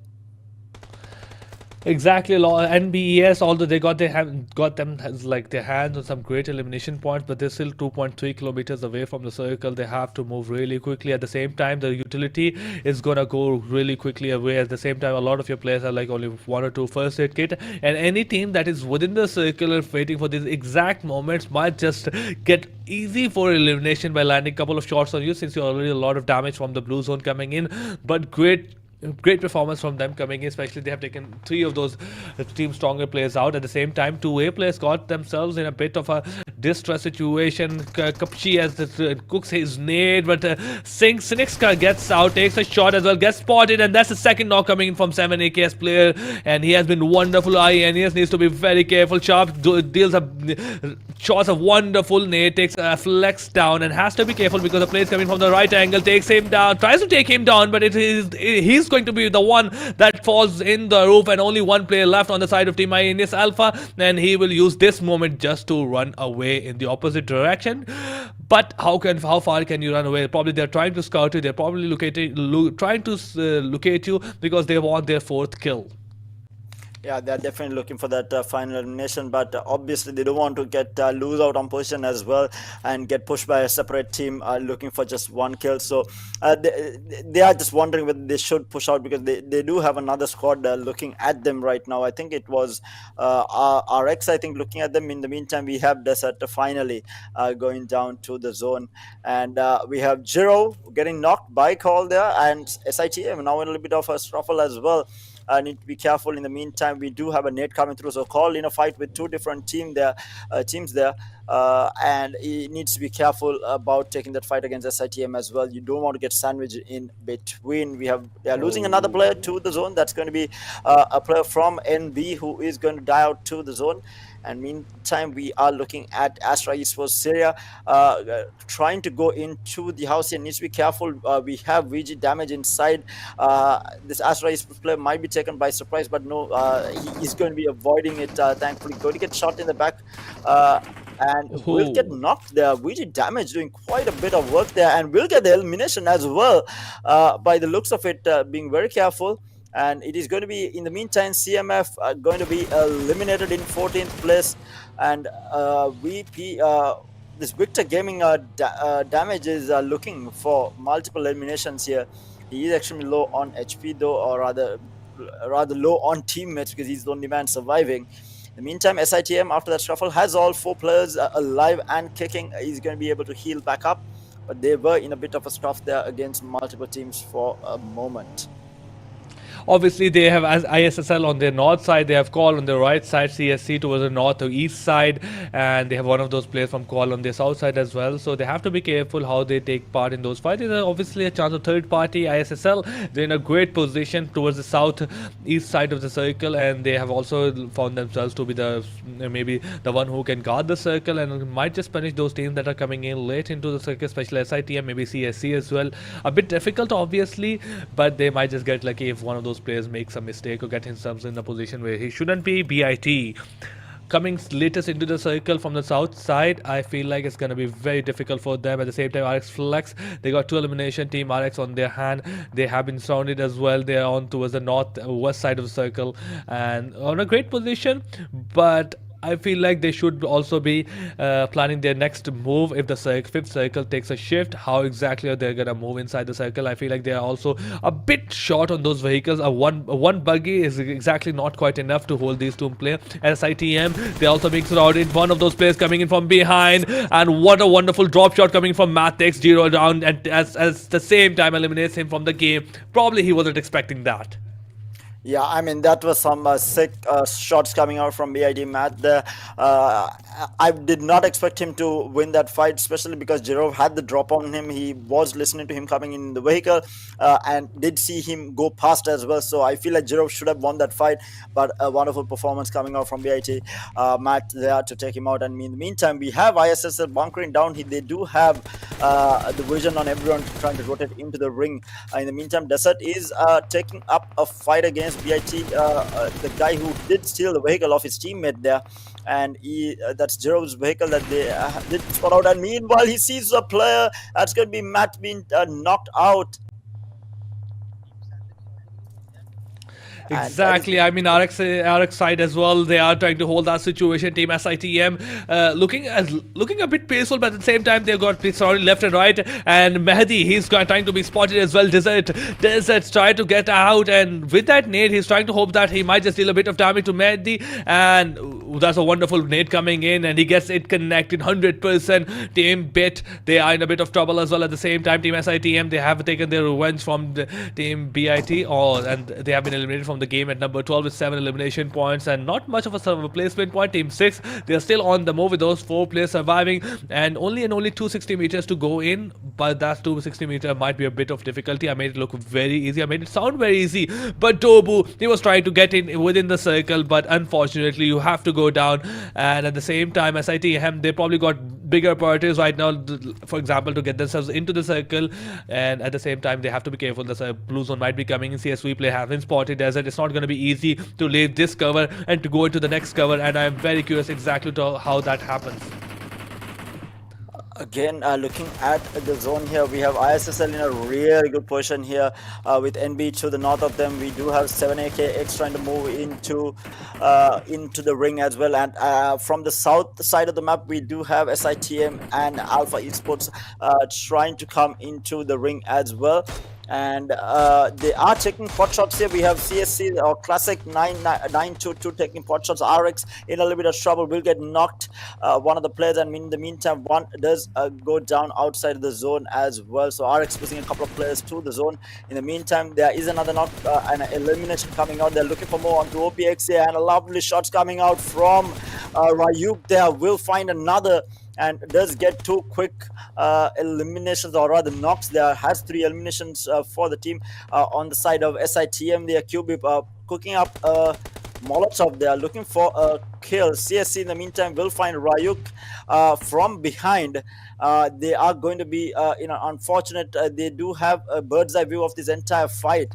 Is going to be Classic 992 here, with looking at absolutely everyone who is fighting below. 7AK needs to be very, very careful when they do peek. They are getting watched here, so they can't really take an outright fight against NB as well. In the meantime, we have RGC getting eliminated. We have 16 remaining with 18 players alive here. It's boiling down to the last couple of minutes here between these two teams. NB in a very tough situation, getting overlooked by multiple. We have SITM, we have ISSL on the right side as well. We have 7AK. NB is absolutely surrounded here. and in a very, very tough situation. But I'm going to be interested to see what ISSL and SITM gets up to on that side, because they are quite close to each other, but we haven't seen them engaging each other. Maybe they haven't spotted each other out, or maybe they are just avoiding the fight completely. Exactly, but for now, I feel like the sixth circle has taken a shift and it had moved toward the side of CVS. And because now they're on the top of the side of the hill, they're in a wonderful spot right now. And it might be a bit of stress saying this, but I feel like this could be a team out of these six that can get a CSC. Sorry, they could get a chicken dinner at the same time. Obviously, Hopeless gets himself a great kill. Okay, two players jump, a big jump. This takes a lot of damage. I feel like they're still surviving. SITM is going to get very difficult for them, and they have to come down. They have to go toward the side of CSC. They are in a greater spot right now. 4 players alive, really good high ground, really great scouting position. You can get great information as well. Some easy kills gonna be walking towards you, and all you gotta do is make sure you hold this position, and the rest of the map will take care of itself. The circle will deal damage, the rest of the teams will fight among themselves, and it could turn out a wonderful game for CSC. Yeah, and in the meantime, we have one of the players going down to the zone. In the meantime, CSC finds another knock onto Ryuk as well, and this is going to be 7AKX in a lot of trouble. In the meantime, there is another player going down on the side of 7AX, and they might have got eliminated there. In the meantime, Toto finds the elimination onto 7AKX, and they are going to be eliminated in 6th place, leaving 5 squads remaining with the 12 players alive. So quite a few players missing on each of these teams. SITM down to their last 2 players. QB and Desert are going to be the ones staying alive, looking for those placement points. They haven't got a lot of elimination, but they are looking to get some placement. ISSL in a really good position as well. They are going to be moving in, trying to look for these kills. We have Astra Esports being eliminated in 5th place. So now we have the herd thinning here down to the last couple of fights here. CSC looking down at ISSL, laying down into the vehicles, making sure that they will not have any vehicles rotate out. But like you said, CSC in a really, really good position to win this game and grab that chicken dinner by the looks of it. And NB Manda is going to be in a little bit of trouble. Last man surviving. He is able to get himself into a really good position and is casually dancing around. He knows that no one. I feel like when life give you lemons, all you have to do is like dance. Like obviously he got like the top 4, great like elimination at the same time, but he can't do much at that position right now. But CSC, they are still capitalizing on the position they have. Okay, one of those players try to get a bit ahead. Desert is still there, needs to be careful.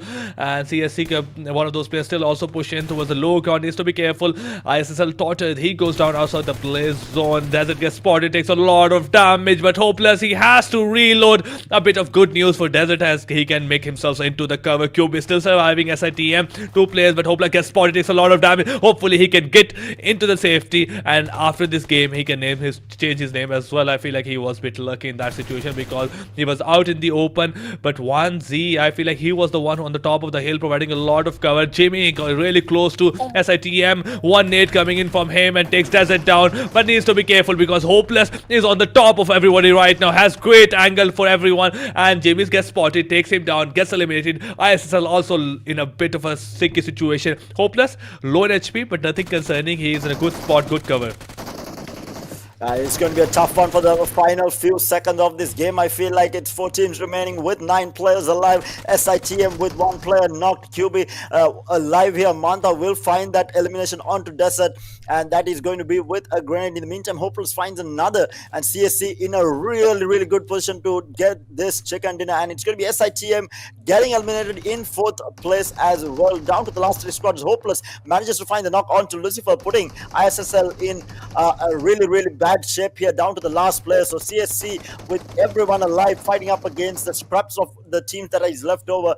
Mamata is going to be the only survivor for ISSL as well. CSC getting very position and flanking in. Hopeless will find the elimination onto Mamata, leaving ISSL out of the game, and NB Manda manages to rat himself into 2nd place here and finally will get run down by CSC. And there you have it, ladies and gentlemen, winner chicken dinner for Classic.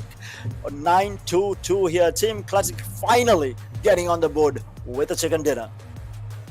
That was a wonderful game. Obviously, 15 elimination points, 15 placement point, 30 total points with 2,719 damage. They had an action-packed game. That's a lot of damage coming in from that side. I feel like they could probably get in like maybe a couple of more kills with that, a couple of more elimination with that damage. A wonderful, wonderful performance. But at the same time, I am very impressed by Monda. The way he was surviving, obviously, even the top 5, but the more like from the top 5 and top 2 you get maybe 4 to 7 4 5 more points for your team as well. But coming in front of us is gonna be team stats, and it's gonna be Hopeless, who was very hopeful for his team, gets 8 elimination in this game. Yeah, and he was playing a little bit risky, I would say, sometimes walking up out in open grounds that we saw him for a moment, but making it work, getting 8 elimination, dealing the damage as well, 1037 damage under his belt with Sanhok's Noxy 922 coming in with 4 eliminations with 847 damage, 2 eliminations for CSC BIT bit, okay.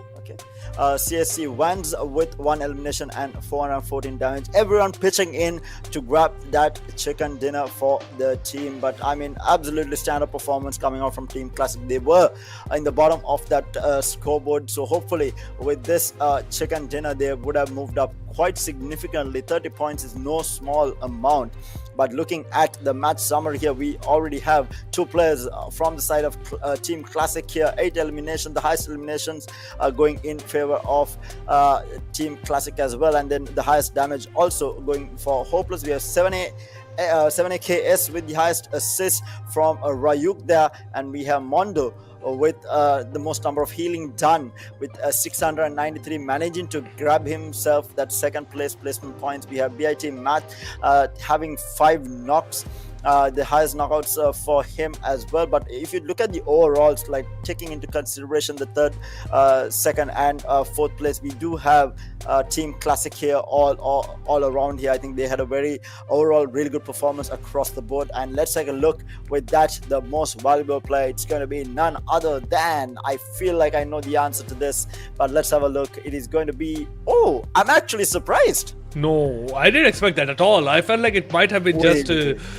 it might have been just Hopeless, because he got 8 elimination point. He had a wonderful game, but I feel like Math has been, obviously we see Math coming in. He has 6 eliminations. His survival time is a bit less, but he got like 792 damage across. Like for longest elimination distance is also 41 meters.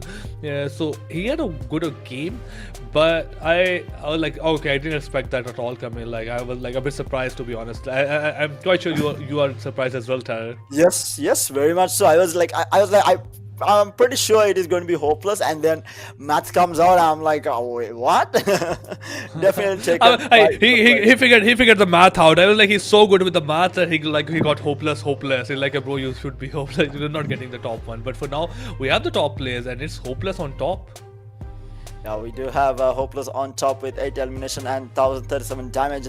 Matt coming in at second here with 792 damage and 6 eliminations. We have Kenoxy with 4 eliminations with 847. We have SITM Desert also managed to get himself into that top 5 players, as well as Mondo coming in at 5th place with 8 eliminations and 303 damage, and overall 24 minutes of survival time. But an overall really good performance across the board, and it was really nice to see a different team coming up and taking that chicken dinner, especially a team that has not been performing since yesterday, coming out and taking that spot. I think that was absolutely insane. And with that, let's have a look at the highlights for game number 2 here. And it started off with the BIT obviously spotting Equinox down. That was a wonderful fight that was taken by BIT. I feel like the way they actually surrounded, and with the utility coming in, very few teams exactly do that, and they got 4 of those kills from the last game. Winner chicken dinner, winners chicken dinner, and they didn't lose a single player. But at the same time, yeah, this was the place where damage got the best of Sai, and this was a bit of questionable performance, like decision making by 2A. They first of all engaged in that fight, and after they got themselves really close to the VG damage, they pulled out of that fight, and this cost them the life of one of their players. So I feel like a bit of communication gap that existed between these two players, but that was a wonderful raid coming in from Desert. indeed. And we are looking at Ryuk just laying in the damage down to OPX, and did get a couple of eliminations. But CSC, I think, overall had Team Classic there. They did have overall the better gameplay across the board. They did third party at the right moment, peaking at the right moment, getting those third party eliminations as well, and then just knowing how strong of a position that they had in the game to close it out. Just absolutely wonderful performance coming out from them to grab themselves that chicken dinner. And I'm just trying to go through the stats here. Overall, I think with the performance that they had, I'm pleasantly surprised of as to how much they were able to do considering where they were at yesterday. But I think we should be able to see the overall standings as well. But this is going to be match 8 standings. Team Classic, they're taking the chicken dinner, 15 elimination, 30 overall points, and NB Esports with 9 managing to survive till that second place, managed to get the second place placement points as well. And this has been the best performance that ISSL Noob Alliance has had across the 8 matches. This is the highest placement, so they do get that number 3 slot with those placement points as well as 3 elimination. SITM also still being in the points, getting around 11 here, still extending their lead a little by little. 7AKS again not living up to the expectation, but they will grab that 5th place with 9 points under their belt. Bad Intentions will grab 8, grabbing that 6th place. Astra Esports, or 2A as we saw them within the game, grabbing a total of 6 points with 0 eliminations. Inertia Esports, a chicken dinner winner from yesterday, only getting 5 total points. Stronger Esports not having the best of games. They were stuck outside, did not manage to do much. They did get 5 elimination, but did not manage to get any sort of placement point. Retaliation X, again a disappointing day at the office for them, only getting 3 points there. Victor Gaming, again not living up to the expectation. I feel like this team is extremely good, but just not finding the right opening to be able to push their advantage. But let's take a look at the overall rankings here.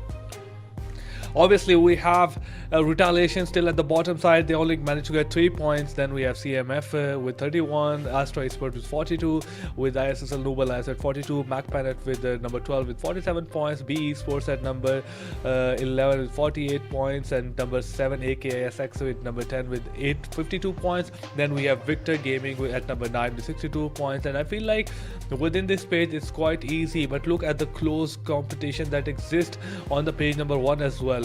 From RGC OPEX from position 8 to the position 2, you can get ahead of any team with just one game. You can get yourself from position number 8 to number 2 with only one good game. But it's a big of the difference is SITM Esports, you cannot get near to that team. 124 points, and that's a lead of 45 points that exists between this team and the Bad Intention. At the same time, we started off with a maybe 29 or 30 points lead, and now obviously the lead has been increasing by match, and they are being particularly very consistent. Team Classes obviously made a huge jump from 45 points to 75 points after this game and securing a wonderful chicken dinner. Yeah, and VG gone here from Victor Gaming, still holding on to that number 1 spot with that one game, the one game that he had with 11 eliminations. We started the day with 20 eliminations for him, and he still hasn't got an elim for the entire day, but he's still holding on to that number 1 spot. And we have Desert with 19 eliminations. He has been getting closer and closer. Matt has caught up. He has 19 eliminations under his belt. Twist also with that game number 1 for the day did a really good job there, grabbing 8 eliminations and managing to get 18 overall now. And Jiro also fighting close behind. He had a really good performance yesterday with 17 eliminations under his belt as well. Jiro is another player I think everyone should watch out for. This man has been absolutely insane, especially yesterday. He had some really clutch moments in a 1v2 situation or a 1v3 situation. He managed to clutch the game out with a grenade in the end, with a grenade to win the game as well. He has been having a really good day at the office yesterday, and seems like he is carrying it forward today as well. SITM, just overall consistent performance coming out from them. But there's really looking at the overall scoreboard, I feel like you said, SITM is just really hard to catch up to right now. But the rest of them, it's just a 1 game difference between all of them. I feel like, second to 10th place is just a one game a difference of where you can make up so many players. We did see that just happen with Team Classic 922, where they jumped forward to what they were third place, I think, and that was a massive jump that they got with just one game, where they got chicken dinner with multiple elimination. So I feel like that the fight is there from second to 8th to 10th place, and then the rest of them really have a lot of work to do to try and catch up as the days go on and as the matches go on as well. It's going to be a tough one for them.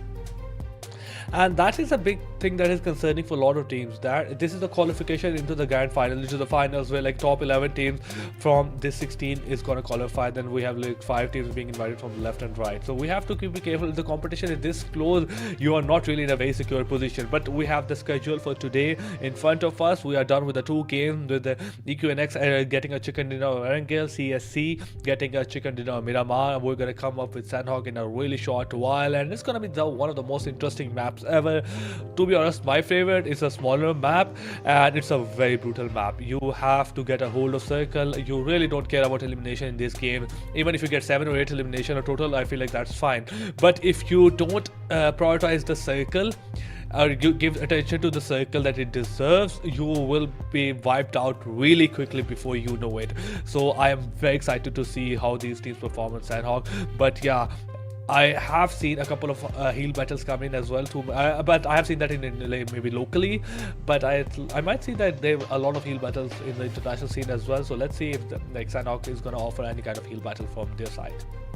Yeah, I think yesterday also we had one game where there was a heal off happening, but in the end it was just 3 players inside the ring with just a single player outside the ring who was trying to keep on healing. I just did not have enough to keep himself alive until the entire ring closed down, and I think it was just too much of a sticky situation for him to get out of. But like you said, I think this map does offer, it is brutal, but it does offer a lot of excitement as well in terms of gunplay and gunfights. There'll be a lot of close range fights as well. We will see a lot of teams starting off with a shotgun as soon as you land, and these tend to give us some really exciting moments across the board. I think I'm looking forward to, we did see it yesterday as well, where there was a lot of close range fights happening right off the bat, and I'm expecting there's something around the same thing today as well, especially if teams do land next to each other. But I feel like at this point, are you really going to be landing next to each other after having played against the same teams over and over again? I feel like they have their favorite spots, and that's exactly where they're going to, and I feel like that's exactly what they should be doing without trying to force a fight where you're in a very uncomfortable situation. Because like we saw, even if you're from behind, if you play properly, and if you need a little bit of luck as well in terms of the ring, but if you do play it properly, you can get to the top. We did see Team Classic climb the ladder with just one game to get themselves into that top 3 spot, and that is just gives a lot of hope for the rest of the teams below them as well. It just requires just one good performance and then very consistent points throughout the entire day, and you can hold your position. And right now the only team that is not worried is SITM. They have such a big lead. They're just chilling, but from the way they're playing, they haven't it doesn't look like they're still fighting for those placement points. They're still fighting for those eliminations, and I feel like that's the attitude that you need to have as well. Yeah, you are safe, but you can't let your take your foot off the gas, and you need to show dominance so that anyone who is even coming close will be afraid to push you. Because if you do find them within the map as well, they know, oh, these are the top dogs on the map, do we really push these guys? That's the kind of dominance that they're showing right now, and SITM has been doing a really, really good job. But I mean, I'm really excited to see, because after Team Classic's performance, I feel like a lot of these other teams, especially B Esports, they do have these moments of brilliance. They still haven't been able to convert it. I really want to see teams like B Esports, even Astra Esports, there converting those moments of brilliance into a win, into some really, really big points. But with that, I think we do have game 3 also ready, but let's take a look at the prize pool as well. It's a $30,000 prize pool that these teams are fighting for.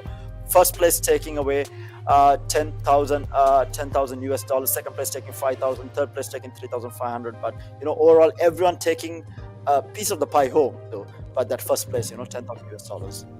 Obviously, the prize pool is immense right now in this tournament, and we are like really few stages away, maybe a couple of days, so total of 6 or 7 days left behind before we can have a name that will be at the top of this.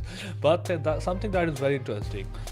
we were discussing this before, like in the pre-show as well, that we had 10,000 of participants. Now we are left with only 16 teams, and as we go along, with the only top 5 teams from this South Asia wild card, they will go into the PMPL, and after through a rigorous tournament, rigorous days of practice and obviously clashes, and then there's going to be match day, and after that we will have the best of the best going for global championship. So this is the first step towards the pro leagues, and obviously after that, so there's a great incentives, obviously a lot other than prize pool in terms of dollars, like $30,000. Obviously you should be fighting for that good amount of money, and every team is planning to do that, but they are looking for that PMPL qualification as well. But semi-finals day number 2 and match number 9, which is going to be played on Sanhok, it will be live shortly, and I'm very excited. And something that you mentioned at the same time, that teams shouldn't force a fight, but if you are somewhat like Team Bit, the way they took on Equinox in the last game, I feel like you should go for those early fights though. I mean, I was particularly very impressed because the push came in from 4 different angles, from the north, from the east, the west, and like from the south as well, consistently pushing in, utilities being thrown, the communication was absolutely on point, and they didn't take out a very mediocre team. They took out a team that got 31 points in the game before that, like last game. So that was quite impressive, but we'll talk about those things later. We have semi-finals day number 2, match number 9, Sanhok right in front of us. The plane is gonna go across the map, and I think every area of the map is quite accessible, going from the north side to the south. Naham, Tambang, Groons, Camp Alpha is right underneath the plane path. Yeah, and I feel like a lot of these teams, we will have at least 2 or 3 teams at a boot camp area. We did see that yesterday as well.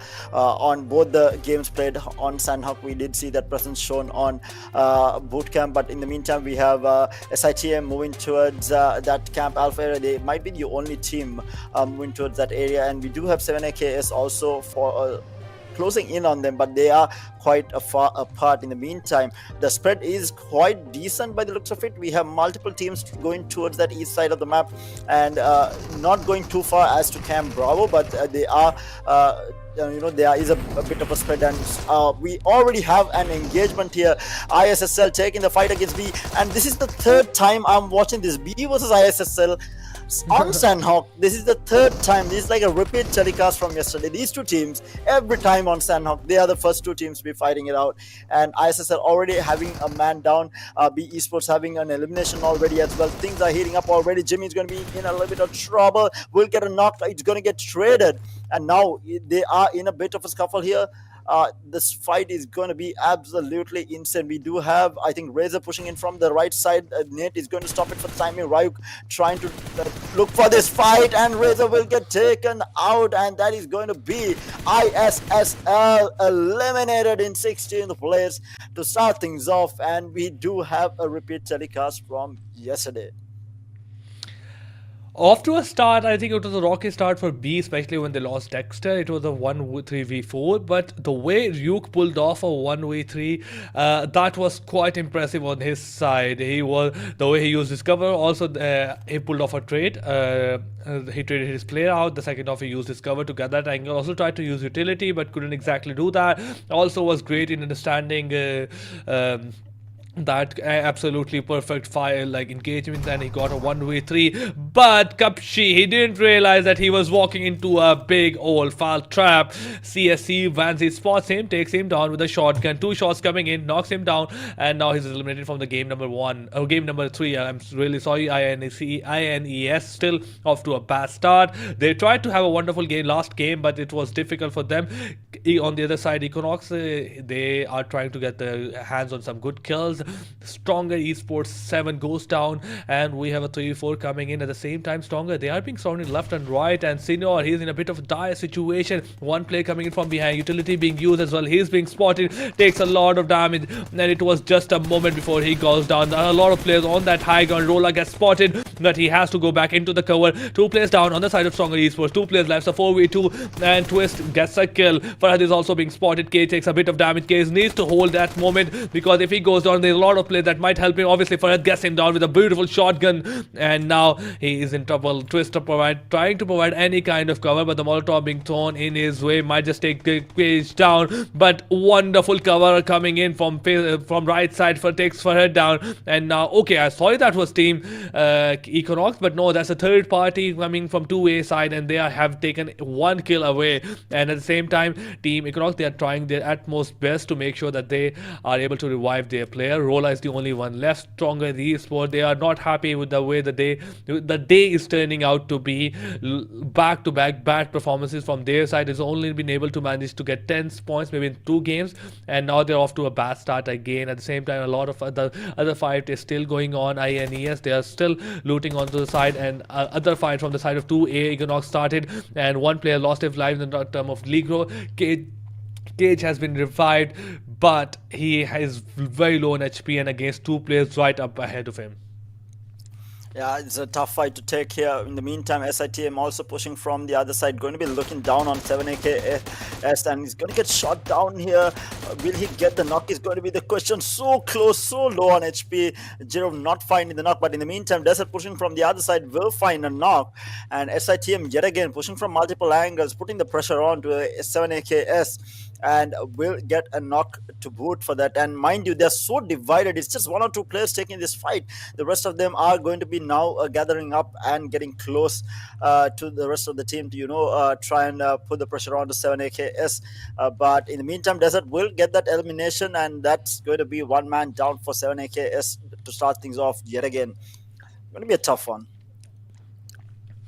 Obviously, SITM on the other side, they got their hands on 1 kill, but I'm particularly curious about how things go wrong for Team Stronger Esports in every single game. They tried, obviously they're a good team, they had a decent day number 1, but looking at their day number 2, it's not turning out as it's hoped to be. Desert on the other side, towards the northeast side of the map, and northwest side of the map, and they have complete access to the Camp Alpha Island, but the circle, very confusing circle with a bit of a decision making as well, decisive circle that it might just be closing towards Painan or Runes area. That I feel like not a single team has made any kind of move to get themselves committed to a particular circle. They're still trying to play whatever position they landed in. Obviously VG still has to come in from Bhan area, they had to get themselves into the circle. But majority teams are within the circle right now, and probably a very few rotations gonna be coming in, and I really hope every team avoid those vehicles because they are very risky in Sanhok. Indeed, and this is going to be a tough circle. Like you said, I think the decision is going to be a tough one for them, whether they are going to be sticking to that Camp Alpha side or whether they are going to be moving towards Ruins there to the southern side is going to be the question, and then on to the right side also. The ring can pull either way there, and they need to for the time being at least bunker down and make the decision later on, or make the prediction and move and try to hold out a position very early on. But in the meantime, SITM does have pretty much the west side of the map, locked down there. They are the only team around that area, and in boot camp we have Equinox just basically having total control and basically having looted absolutely everything in boot camp for free there. In the meantime, we have a team classic there getting a knock. Obviously, and at the same time, team number 17, they are trying to make sure that they get themselves a bit of kills, but it's going to be difficult. Momo goes down at the start of the game, and CSC right in front of them. And they have been spotted as well. There's a vehicle on the right side, CSC on the bit of a high ground. Pasta gets spotted. Canoxy trying to use a bit of utility. And it's going to be very difficult to save Pasta, especially if the nades gets connected from the side of CSC. We might just see Call losing another player. And the rest of the players from Call, they're really far away, especially in the query. And they can only provide cover, maybe provide some kind of support, but they can't be in a good position where they are able to revive their players as well. But obviously, at the same time, Bit gets spotted. Tries to get a bit aggressive. That's a wonderful performance coming in from Bit, takes him down.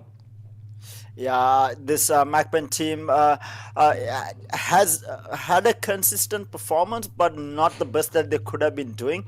But now they are showing signs of life here. trying to take this fight, but they do have a knock on their side. In the meantime, Team Classic here gets another elimination under their belt, already having three.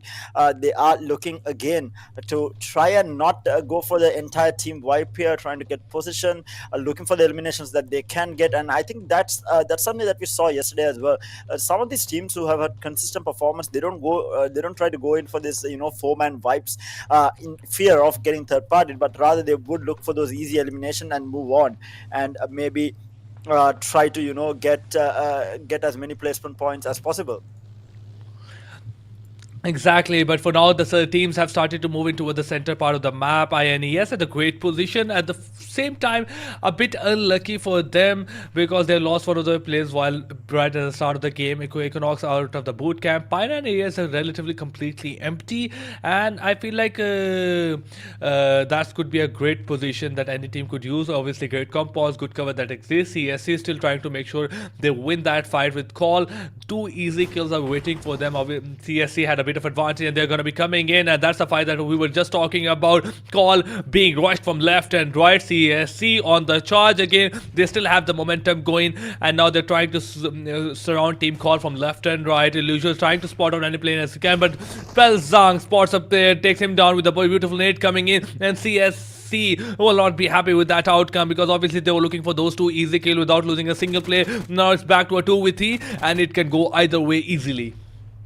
Yeah, it's going to be a tough one. Call now. MAKPEN, the team number 17, MAKPEN, in a 2v3, and CSC or Team Classic here is a lot more careful pushing in now because they did not like, as I said, they were not expecting to lose a player out in that push. And now MAKPEN does have this advantage where, CSC is doubting themselves and they might be able to still win this fight. They do have position here. CSC, one of the players are extremely low. There is a nade being cooked up by one of the players and it hits onto one. That's a lot of damage had been done by one of the players from MAKPEN, and they are taking this fight. CSC in a lot of trouble here. They need to heal up before they try to take this fight now, and this is going to give Team MAKPEN a little bit of time to reset.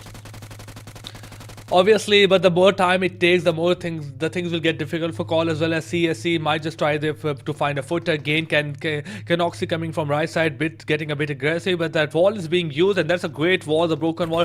Pelzang loses a bit of his health, but he finds enough time to get revived. Illusion uses a Molotov to like a defensive Molotov, nothing gets connected, bit waiting it out. But one thing that is concerning from either side is no utility, or very less utility that exists on both teams, and Pelzang has his hands on a shotgun. If one shot gets connected, it must just be it as well. Tries to land shot, but nothing gets connected from either side. Canoxy is trying to find his way in, but it's not been able to break a barrier. But here it is. Finally, one player goes down, and now there's gonna be rush coming in. Obviously, the things are gonna go down as soon as one player, obviously Pelzang, went away. It was a 2v3, but I feel like all credit goes to 1Z. It was the barrier break that he provided with beautiful utility.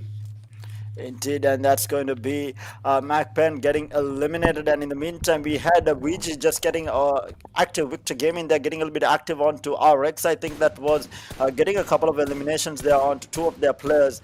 And RX is not going to be too happy with them. They're down to the last two on the squad, whereas VG does have everyone live and kicking. In the meantime, BIT is looking for a free pick onto CMF. They're not really finding a little bit of damage, but not really finding a knock there. They are going to be happy with their position for the time being, at least, not looking to push too hard, maybe looking for a knock before they try and go in. And Matt is actually kind of alone in this area, so really not looking to push forward. He does take a little bit of damage, it does deal a little bit of damage as well in return. So just a bit of a scruff happening between the two. I don't expect any of these players to actually get knocked or be eliminated. In the meantime, CMF has decided to back off. BIT, they are looking a bit passive in this game, and that's not wrong. Obviously, I'm just like, okay, they have an aggressive stance in the game number 2, and now they're going for a bit of passive. And if it works out for them, great. CMF on the move right now with 2 vehicles. They have to be careful not to push deeper part into the circles. Obviously, 14 teams are live in the 3rd circle of Sanhok. It is really a congested area, and it will give away a lot of information. And at the same time, you might just get punished. But now they are going on towards the other side as well. Might be trying to locate get any kind of information, but I airdrop falls in the area of boot camp, and if I'm not wrong, okay, it's a bit inaccessible. Look how unfortunate for Twist. It falls up on the right of tower, and I'm not sure if you can access it. It's gonna be a question that should be answered, and I hope my observers listening to me, guys, let me know if the Twist can get his hand on that on that airdrop that is on top of him. But I feel like that's gonna be a big, fat, healthy no. Yeah, and in the middle of all this action, guys, remember to support your favorite team. Leave a comment in the comment section as to who you are supporting, who your favorite team, who your favorite player is from wherever in the world that you guys are watching from. Make sure to join in on the action and make sure that all the players and teams that you're supporting know that the support is behind them. Definitely going to be helping these players out. And Twist, I don't think he can access this. I think obviously he's in a bit of a unfortunate situation where he cannot access the airdrop. Obviously, I feel like I love my production guys. Obviously, shout out to them. The way they made sure to answer my question that will he able to access or not. A Twist is like, okay, even if I'm able to access it, I shouldn't be doing that while playing a competitive game, fighting for $30,000, trying to get myself on the top of the tower where I can get my hands on a good loot. So it's gonna be just like a chilling guy. Let me just point out a red smoke on top of me. But that is also a Twist announcing his position, guys. Here I am, like from like you can spot me from like probably a kilometer away. But on the other side, Cage, his spots for those players fantastic, but like show some trigger discipline. Obviously, his position is unknown to the people around him, and it should be that way. And I feel like you should go for those shots if only and only you're sure that you might get an elimination. Indeed, and again, we haven't had a lot of action across. I mean, we did have a lot of action, but right now things have slowed down a little bit. But the team to watch out for is again, I think, Team Classic there with 5 elimination, with all 5 players alive and moving into the ring as well.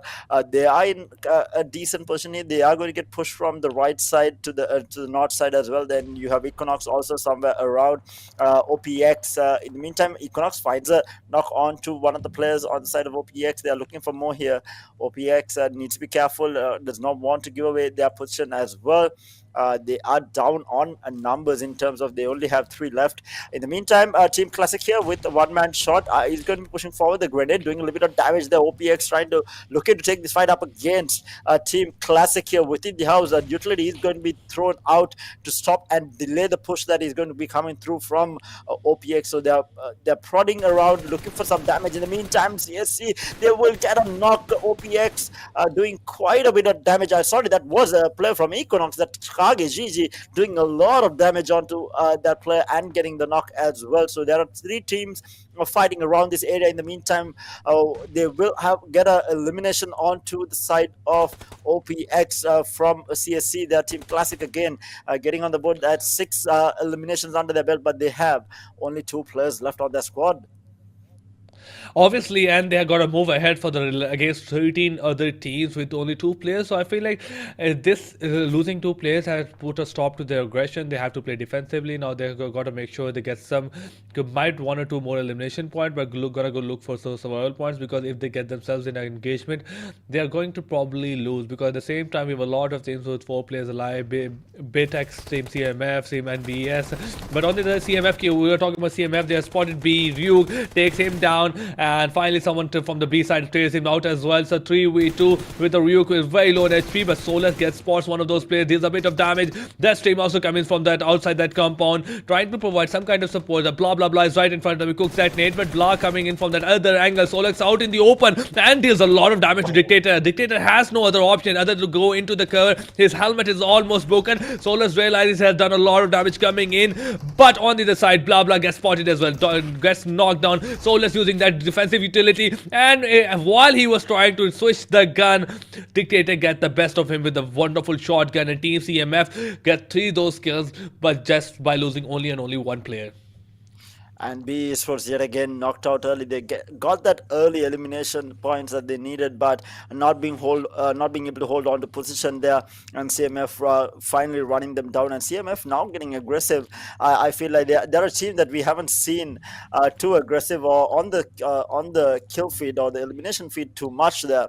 and this time around, though, they are making their presence known. In the meantime, we have SITM, who has been quiet for the majority of the game. They have only one elimination. They are just holding down.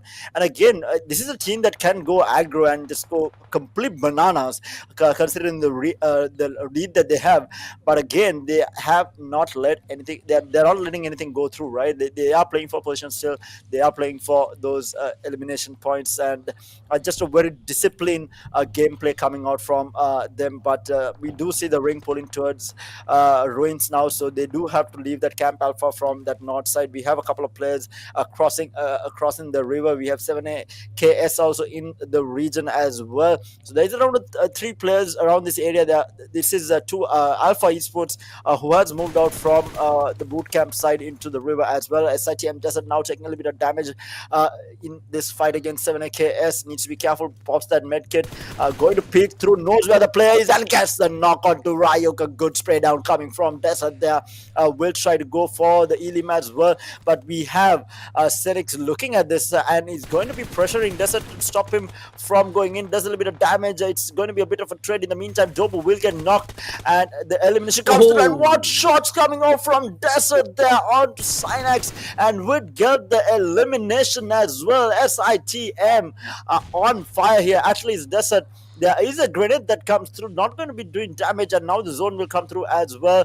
And the grenade does actually catch him out, and does get knocked, and that's unfortunate after the play that he did make. And XOXO is going to be going in for that elimination points. Oh, he does not see him, but there isn't anyone around to resurrect this and there as well, and they will find the elimination onto Dobu as well. And now SITM is in a little bit of trouble. They have lost a player, 2 players knocked as well. They have lost one, leaving just the 1 player remaining on the side of SITM to try and basically fight for scraps here. And Desert will finally go down to the ring there.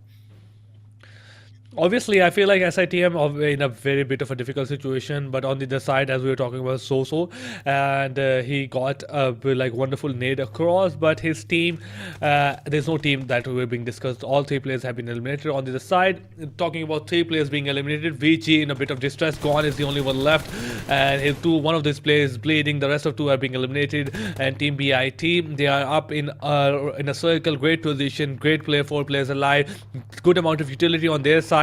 And they got their attention on VG, and that's one easy kill waiting for them. Warzone might just go down really quickly on the other side of the map. This is Econox with 2A. Billy going ahead, takes a bit of damage. Utility will ping Thorn left and right. Molotov on the right side. Twist takes also a lot of damage. I'm not quite sure who he takes damage from. I thought he wasn't exactly in cover, but 2A has to be careful. There's a zone right behind them. Kessex also going that nade, needs to be careful. On the other side of the map, Bit coming in for that final last blow. There's a lot of damage to Mehdi, but it is in the end Bit being just too amazing right now. 3 elimination, 4 players alive. South part of the circle is very accessible to them. At the same time, 5 squads have been eliminated. The only 11 left behind. Things are just gonna get interesting.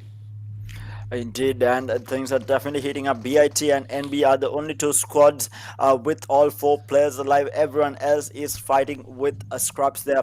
CSC has the most number of elimination with 7, so they are looking for position right now with the 2 players left. All they have to do is bunker down, look for those placement points that they need. Equinox with 4 elimination as well. They are looking for placement points as well. But as I say that Equinox loses 1, they do get a knock on their side. In the meantime, they are trying to fight back as well. It's a massive scrap happening here between these 3 teams, or rather 2 teams, Equinox as well as BIT, I think, or is 2 Alpha.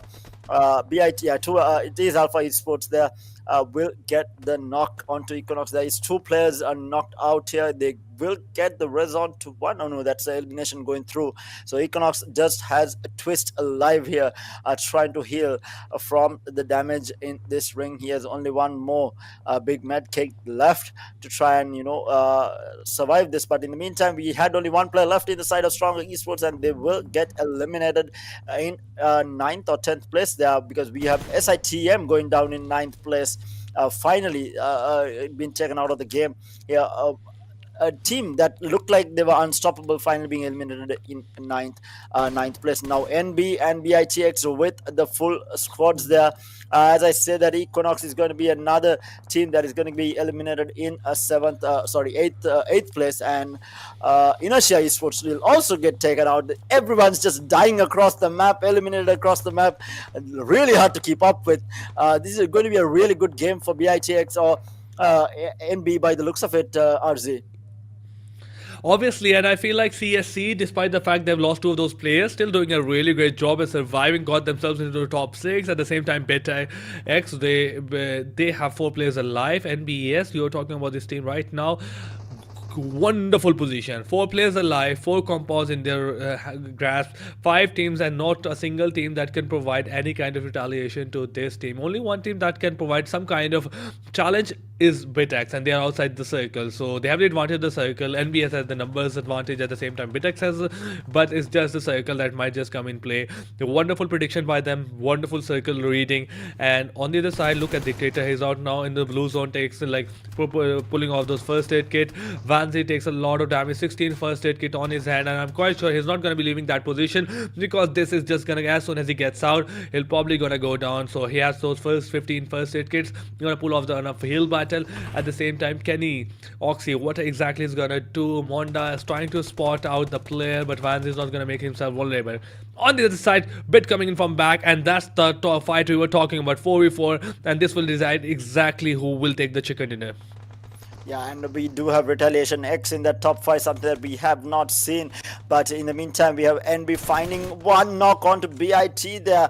That's a massive one to have, because these are the only 2 teams with the full squads alive. And meanwhile, we do have a heal off happening outside. Oh, lovely pick through coming out from CSC Classic. Will find that kill onto, or the elimination, or the knock onto Craven. Actually, not the elimination, the knock and the retaliation coming out from BIT. Matt there takes out Sanoxi and leaving Vanzi, the only one trying to heal outside of the ring, trying to look for those placement points as much as possible. MB Fistboy looking at the back, making sure that everything is clear and that they won't get backstabbed. And once is still laying down a little bit of pressure while healing out as well. NB again shooting all the way into that smoke, looking for a free pick there, not really finding anything. BIT finds the knock on to Sanoxi there. That's going to be Sanoxi, I think, completely knocked out, and BIG Raven will get knocked from CSC that was, and Vanzi will get eliminated. With that, we do have CSC getting eliminated down to the last 4 teams, and BIT, one of the players will go down inside the zone there. We have another knock on to NB. Everything is going absolutely ham here. Everyone's fighting across. NB Fistboy keeping a really good angle here. BIT in a little bit of trouble. But while all this is happening, we have one of the players from RX outside healing through. We have CMP as well healing outside of the ring, while these 2 teams are just battling it out. They're just going ham on everyone. Fistboy in the meantime will find that elimination onto Math, and we have Fistboy finding another knock as well, and we do have one of the players getting eliminated. So down to the last 2 teams. It is going to be NB versus BIT now. It is NB versus RX, no, right? It's RX. Like one of those players was pulling off a first aid kit. He was the one along with the Dictator that had a lot of first aid kits on his hand. So Team NBS is like, after beating out Team Pit, they got the winner with a chicken dinner. But like last 2 kits on the hand of Fardi, and that's a wonderful job coming in. Obviously, he got 1 elimination for him, but 12 points from placement are pulling off from that wonderful heal battle coming in. But I feel like that's something that is great on the side of both teams. Even Dictator trying to pull off that first aid kit, those first aid kit, those heal battle, he got himself into the top 4. Obviously, Fardi had more first aid kits, so he was able to get himself into the top 2. NBS, they hold the food, they hold that line of defense. Great passiveness and the great performance coming in from their side as well. Obviously, Bit was coming in from those 4 players, and NB was able to take those down, got themselves on that wonderful chicken dinner with not much kills. I feel like they only got 4 kills.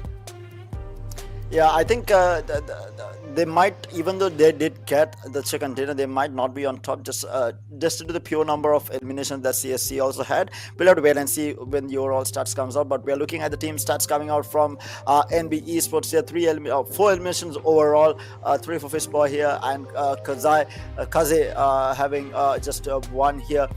In the meantime, not a lot of damage or not a lot of eliminations, but overall they did manage to get the highest number of placement points possible with 15 coming through. But like I said, I feel like overall I don't think they might be on top for match number 9 here. I feel like there were a lot of other teams with a lot more eliminations who might be able to get through. But looking at the match summary here, we had BIT Math again with the highest eliminations of 4 and the highest damage coming out from Xenoxy with 811, and the assist coming out from Bit 922 getting 2 as well. CMF with the most number of healing done with 2364. That this man has been healing forever. And we have Xenoxy again with 5 knockouts. But overall I feel like overall it was a decent game, but towards the latter part I feel like a lot of these teams got into those early fights and they were missing players, right? They just did not have the numbers. And you're right, obviously. I feel like a lot of fights started happening quite early to the game. Team Stronger Esports again losing a lot of their players.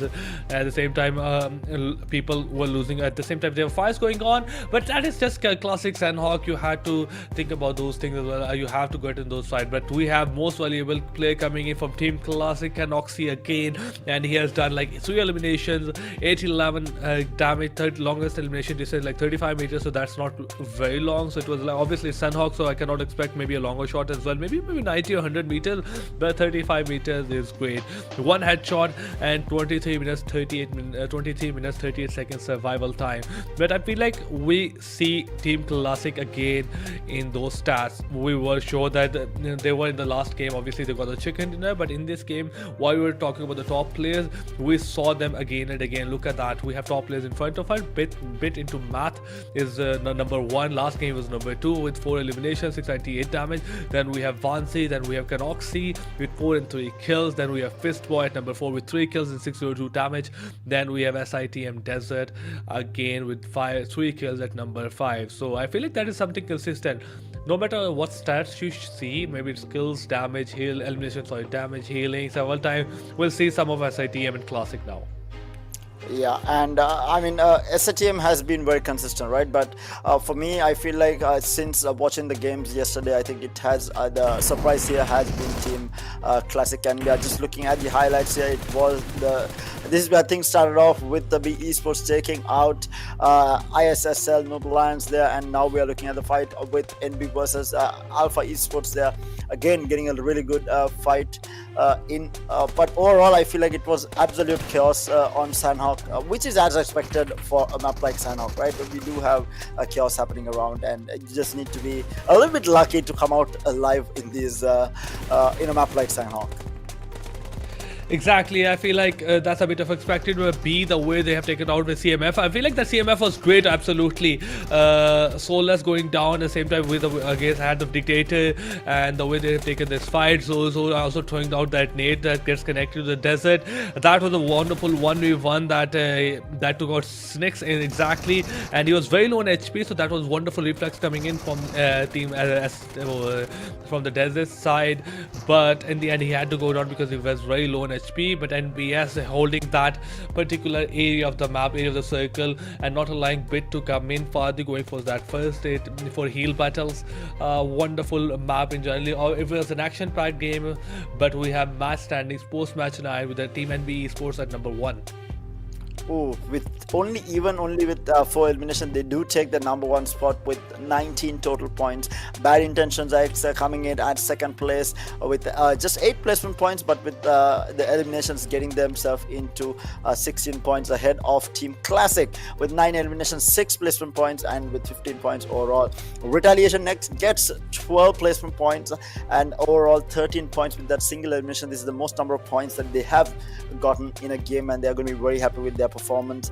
And CMF, IPG, 3 eliminations, 10 placement points and 13, and that wraps up the first 5 of the match standings. Here we have Equinox also coming in close behind Inertia Esports with 7 AKS with 5 points. SITM, the only time that you might not see them in the top 5, dropping down to 9th in this match with just getting only a total of 5 points. They were very unfortunate coming into the ring, getting sandwiched between multiple teams. B Esports just grabbing only 5 points. Victor Gaming, yet again unfortunate for them, only getting 4.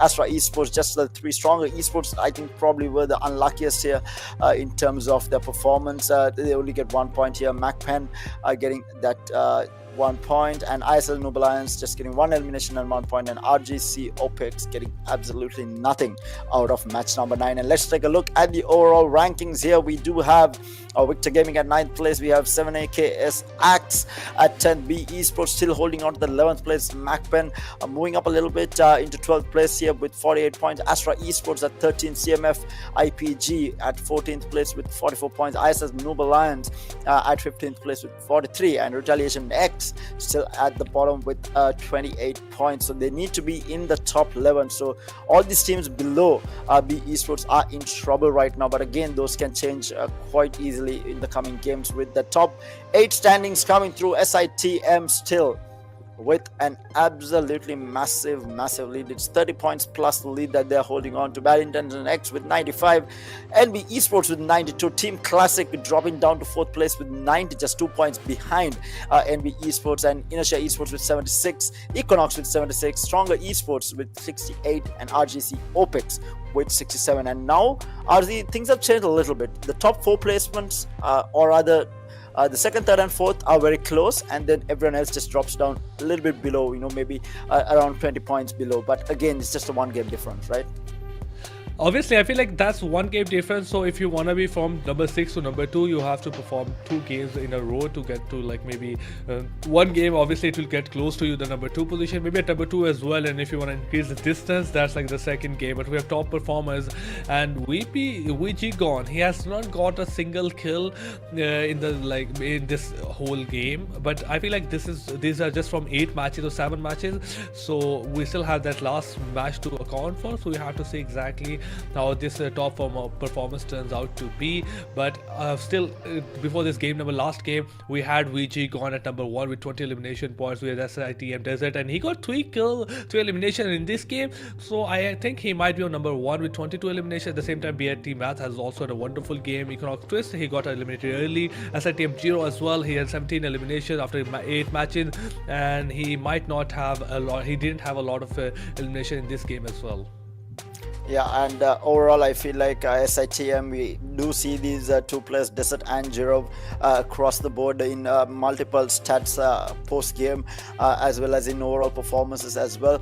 But we do have 3 more maps left for the day. We are going back to Erangel, and we have Miramar and Sanhok to follow up as well. So a lot more action-packed PUBG Mobile coming your way as the day goes on, and things can change. And this is the time that I feel like things get interesting, because we are going back to the map that we played as the day began, and I think teams will come back.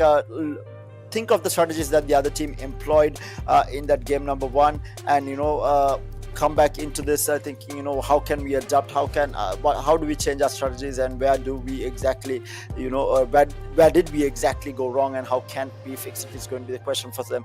So I feel like things do change when it comes to the last 3 games of the day, but we'll have to wait and see. There is a lot more to play still, and yesterday, of course, the last 3 games were all won by SITM. They went back to back chicken dinners for them. So I feel like today might not be a repeat telecast. I mean, it's going to be amazing if they can repeat the same performance from yesterday and get 3 back-to-backs, but I don't think it will happen. We hopefully will have 3 different winners across the board, because you don't want just one team to be performing, right? And I think SITM is safe at this point. They don't really need to be worried about getting into the grand final. It's going to be really tough for anyone to knock them off where they are at right now. Obviously, they have to be very consistently bad if they want to go, but that's what impossible things to do. At the same time, it's like I want someone other than to perform in the last 3 games. I have seen enough of SITMs but getting back-to-back chicken dinners the last 3 games. And you're right about one thing at the same time. there's more research on the map, there's more information on the map. Teams going to the second Erangel map might have more information generally where those clashes happening, how to exactly move across. But the first Erangel that we saw of today, it was a very difficult Erangel. The circle coming towards the military base that caused a lot of teams to be moving in earlier, those bridges being camped at the same time, a lot of teams getting eliminated. Equinox using their position to get some good amount of kills. So let's see if the circle goes to that side again, which is going to be very unlikely. We might just see a normal circle coming up, and I want to see how exactly those teams perform and if Equinox can get a back-to-back chicken dinner in the map. Yeah, Equinox, they did see, the thing is about Equinox is that they did get that first chicken dinner yesterday on Erangel, and then fell short on the second time that we saw them on Erangel. But again, on the third time that we are seeing them, they get the chicken dinner again. I feel like this map is just built for them. They have 2 chicken dinners on Erangel right now. Can they get the third one is going to be the question with this match coming up right now. And this is going to be the 10th game of the series, if I'm not mistaken, if my calculations are not off. It's going to be the 10th game of the series. Yes, it is. And Equinox, obviously, this is their favorite map. It looks like it is their favorite map, and they want to be able to perform because this is where they can grab the most amount of points. But for CSC as well as NB especially, they have had a very decent performance across the board, across the 9 games. CSC, they start performing today. I'm pleasantly surprised with what Team Classic has been doing on day number 2. They weren't really performing that well on day number 1, but they have come back extremely strong. And I'm a fan of this team already with the comeback that they made, because I think that's the hardest thing, right? You have a really bad day or really bad game, and to be able to come back really strong the next day or in the next game, that's something that is it shows a lot of grit, and the ability to do that is not there for everyone. You can be really good, but what do you do when you have an off day? Like, for example, SITM are performing extremely well. They are very consistent across the board. But what will happen to them? Can they bounce back from being knocked out first, or having really one day of really bad games? Can they bounce back onto the next day and grab everything? It's going to be the question. But Team Classic has shown that they're capable of doing it. So due to that fact, I'm a massive fan of this team. I mean, it's absolutely wonderful to see their performance on day number 2, and privileged enough to have seen all the games leading up to it. Obviously, and the way they are shaping up, the way they're learning, it has been a wonderful experience to cast them, to look at them, and to view how they're performing. Hopeless, he has been something absolutely immaculate in getting those elimination, in getting maybe the MVP of the second last game. Maybe he was not the MVP, but he got 8 elimination in this map of Miramar. That going ahead, I feel like even something that is a major question. Obviously, a lot of these teams that we're talking about, maybe is bad intention. At the same time, Teams Classic, Team SITM, they might be qualifying into the finals with a very decent position. But a lot of teams, I have seen that they are great in those semi-finals, but maybe they're great in the last stage of the game, but last stage of the tournament. But when they go into the next stage, they lose the confidence. They cannot keep the momentum going. They are just shambling in as well. So one bad day can do a lot to you, or just a gap as well, or a different environment, a different set of teams. So one thing that I will have always be curious to going to the finals, the team that we see absolutely dominating right now, can they keep this up in terms of Team Classic, in terms of Team Bad Intentions, at the same time Team STM, so on the other side Team Equinox as well. So yeah, we'll have a squad roster in front of you shortly as well. Going to the second part of the day, the teams that are going to be playing with us is going to be obviously ISSL Noble Alliance, Team NB Esports, and I'm looking forward to whether ISSL Noble Alliance can perform or not. Yeah, then we have Equinox as well, a team that is to look out for. RGX, Retaliation X, we haven't seen a lot of them. CMF, IPG as well. SITM, the top dogs of the tournament. 7KS Acts, they were the second seed coming in. Stronger Esports had a really decent performance across the day. Astra Esports as well. VG Victor Gaming, we have Gone, who is absolutely outperforming everyone.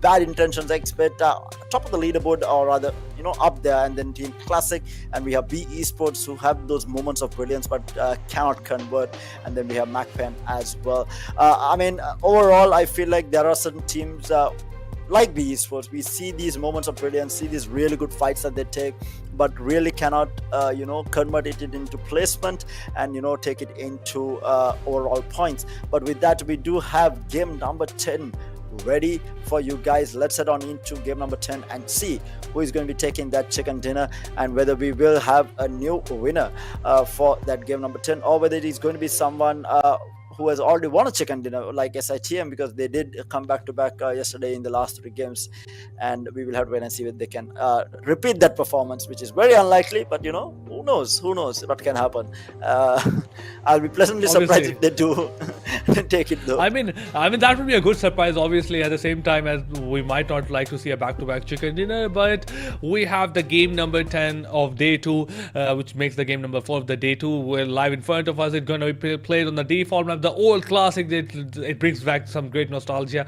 And the played on Erangel right now. We are playing in front of us. Possibility going from north towards the south area, coming from shooting range towards the military base, going over the Pochinki right now. I feel like a lot of those areas are easily accessible. Runes, School, Gatka, Farm, Milta, Shelter, Mansion, Yasnia Polyana, Stalber. On the left side of the map, we have Georgia Hospital, and those are easily accessible. I feel like we might have a bit of a default game if the circle just falls under the plain path. So we might see a circle closing in toward the Gatka side, maybe towards the Pochinki side as well.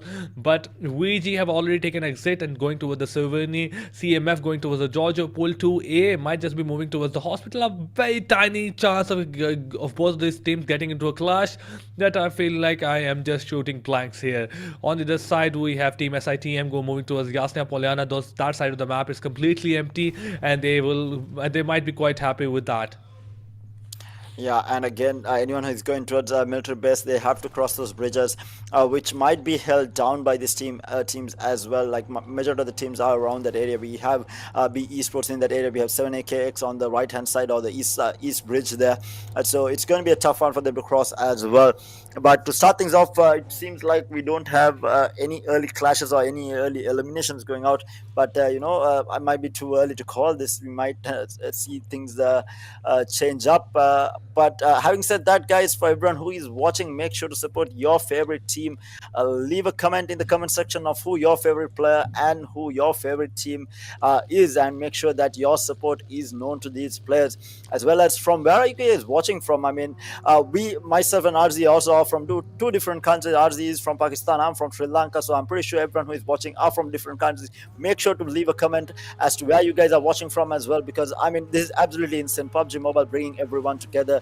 I mean, it is a wonderful, wonderful game to watch, and all these teams are putting up performance which is entertaining enough for us to keep us at the edge of our seat as well. Obviously, I feel like it has been quite exciting. It brings the player all across the South Asia and gets it connected. And it's been a wonderful experience so far, especially for us working from people across the world. So I feel like the PUBG has done a wonderful job of doing that, of bringing people closer. But while talking about people bringing people closer, I see some teams getting closer to each other. 7KS passing by Team INES, Team ISSL going towards the Milta, and we have a very normal circle toward the side of like my favorite Pochinki right now, and Team Hope, Team Classic is right in the center of the map. Obviously, I'm making them the center of the circle, and let's see if they can utilize that to get a good game. But I won't be getting too hopeful since there's a lot of entry into the circle coming from north, east, west side. So and if it takes a shift, so it can get away from Team Classics really quickly. So I feel like even if when you're like in a great position right now, it might not turn out to be a very great position into the later part of the map. Indeed, and with that, we just have the initial loading stage going on. No one has got into any sort of clashes. We did see ISSL did see them really close to a team, but they did back off there. Looking again, they can't afford to get eliminated early on. They need to play for those placement points. Because eliminations only give you 1 point each, and those placement points are going to be key. And we saw Retaliation X get quite a number of points, even though they did not have a single elimination, just by surviving towards the end there. In the meantime, we have 7AKX, grabbing a SUV there. Ryuk is going to be the one grabbing an SUV and moving around for the time being, trying to rotate into the ring. Mamata from ISSL is extremely close to 7AKS. They need to be careful because the rest of his team is nowhere close by. He manages to get inside a vehicle in the meantime. But he needs to be careful of to not get spotted. But I think there is a teammate. It is kind of overlapped. I think he has one teammate to back him up, but they need to regroup there and not get pushed by the rest of the squad from 7AKS. In the meantime, B Esports is at the very southwestern side of the map there, close to OPX, but quite safe. They might get sandwiched if they are moving in anytime soon, because there is another team, I think that is BITX, who is close by as well. So they don't want to get sandwiched, they don't want to lose out on placement points and get eliminated early. But so far has been a very, very quiet map to start things off with no real engagements happening across the board. Obviously, I feel like the way the plane path turned out to be, almost dividing the map into 50-50%, making every part of the map accessible. At the same time, the way the circles have turned out to be, putting like equal from all angles, engulfing the most area of the map. There's very few water area in generally. So I feel like every team has going to be their places that they want to go to. There's not a single cluster that I could see forming on the map a bit before. All teams are equally divided across the map. We have seen some teams going towards the Miltap Power. On this other side, we have a team going towards the Ferry Pier Moss. Then we have a team towards the north side of the map. Then we have another team towards the complete south of the map. So it's a very equal dispersion going on. I'm sorry, and I feel like we'll probably have a easy first 12 to 13 minutes of the game, and after Circle takes a shift and hard shift by maybe towards one area of the map, then we might see some clashes coming in, but a very passive Erangel turning out to be. And I'm really hopeful, because when you talk about a passive start to the game, that means the things gets really, really difficult for everyone when it passes those 15 minutes mark. Yeah, indeed. You're absolutely right, because that means everyone is going to be alive going into these next couple of zones, and it is going to be an absolute bloodbath when that does happen. So this is basically the calm before the storm. That something is coming just around the corner, and all the players are aware of this, because they do know that everyone is alive for the time being. In the meantime, SITM is very far away from absolutely everyone. Strong Esports, the same story. We have Equinox also on the southeastern side of the map there, and they need to move into as well. Which bridge they are going to cross is going to be the question, or whether they're going to go over water will be interesting to see. We have INES in the middle of all of that as well, middle of the two bridges. They will be able to camp out anyone who is rotating in. ISSL does have to get past 7AK if they want to go in, but meanwhile we do have the first engagement happening. It's going to be NB in a scruff against RX there, and they will get the first knock, the second knock as well. RX in all sorts of trouble here. They're looking for the elimination. They might actually find one. Yes, they do find one. Monda is going to be the one who does find that first elimination, and they do find the second as well. So 2 eliminations already. We was quite quiet for the longest time, until NB decides to show up and put 2 of the players of RX down there and back to lobby. So this is going to be again things settling down yet again. I feel like there isn't I don't feel like we might see an engagement anytime soon.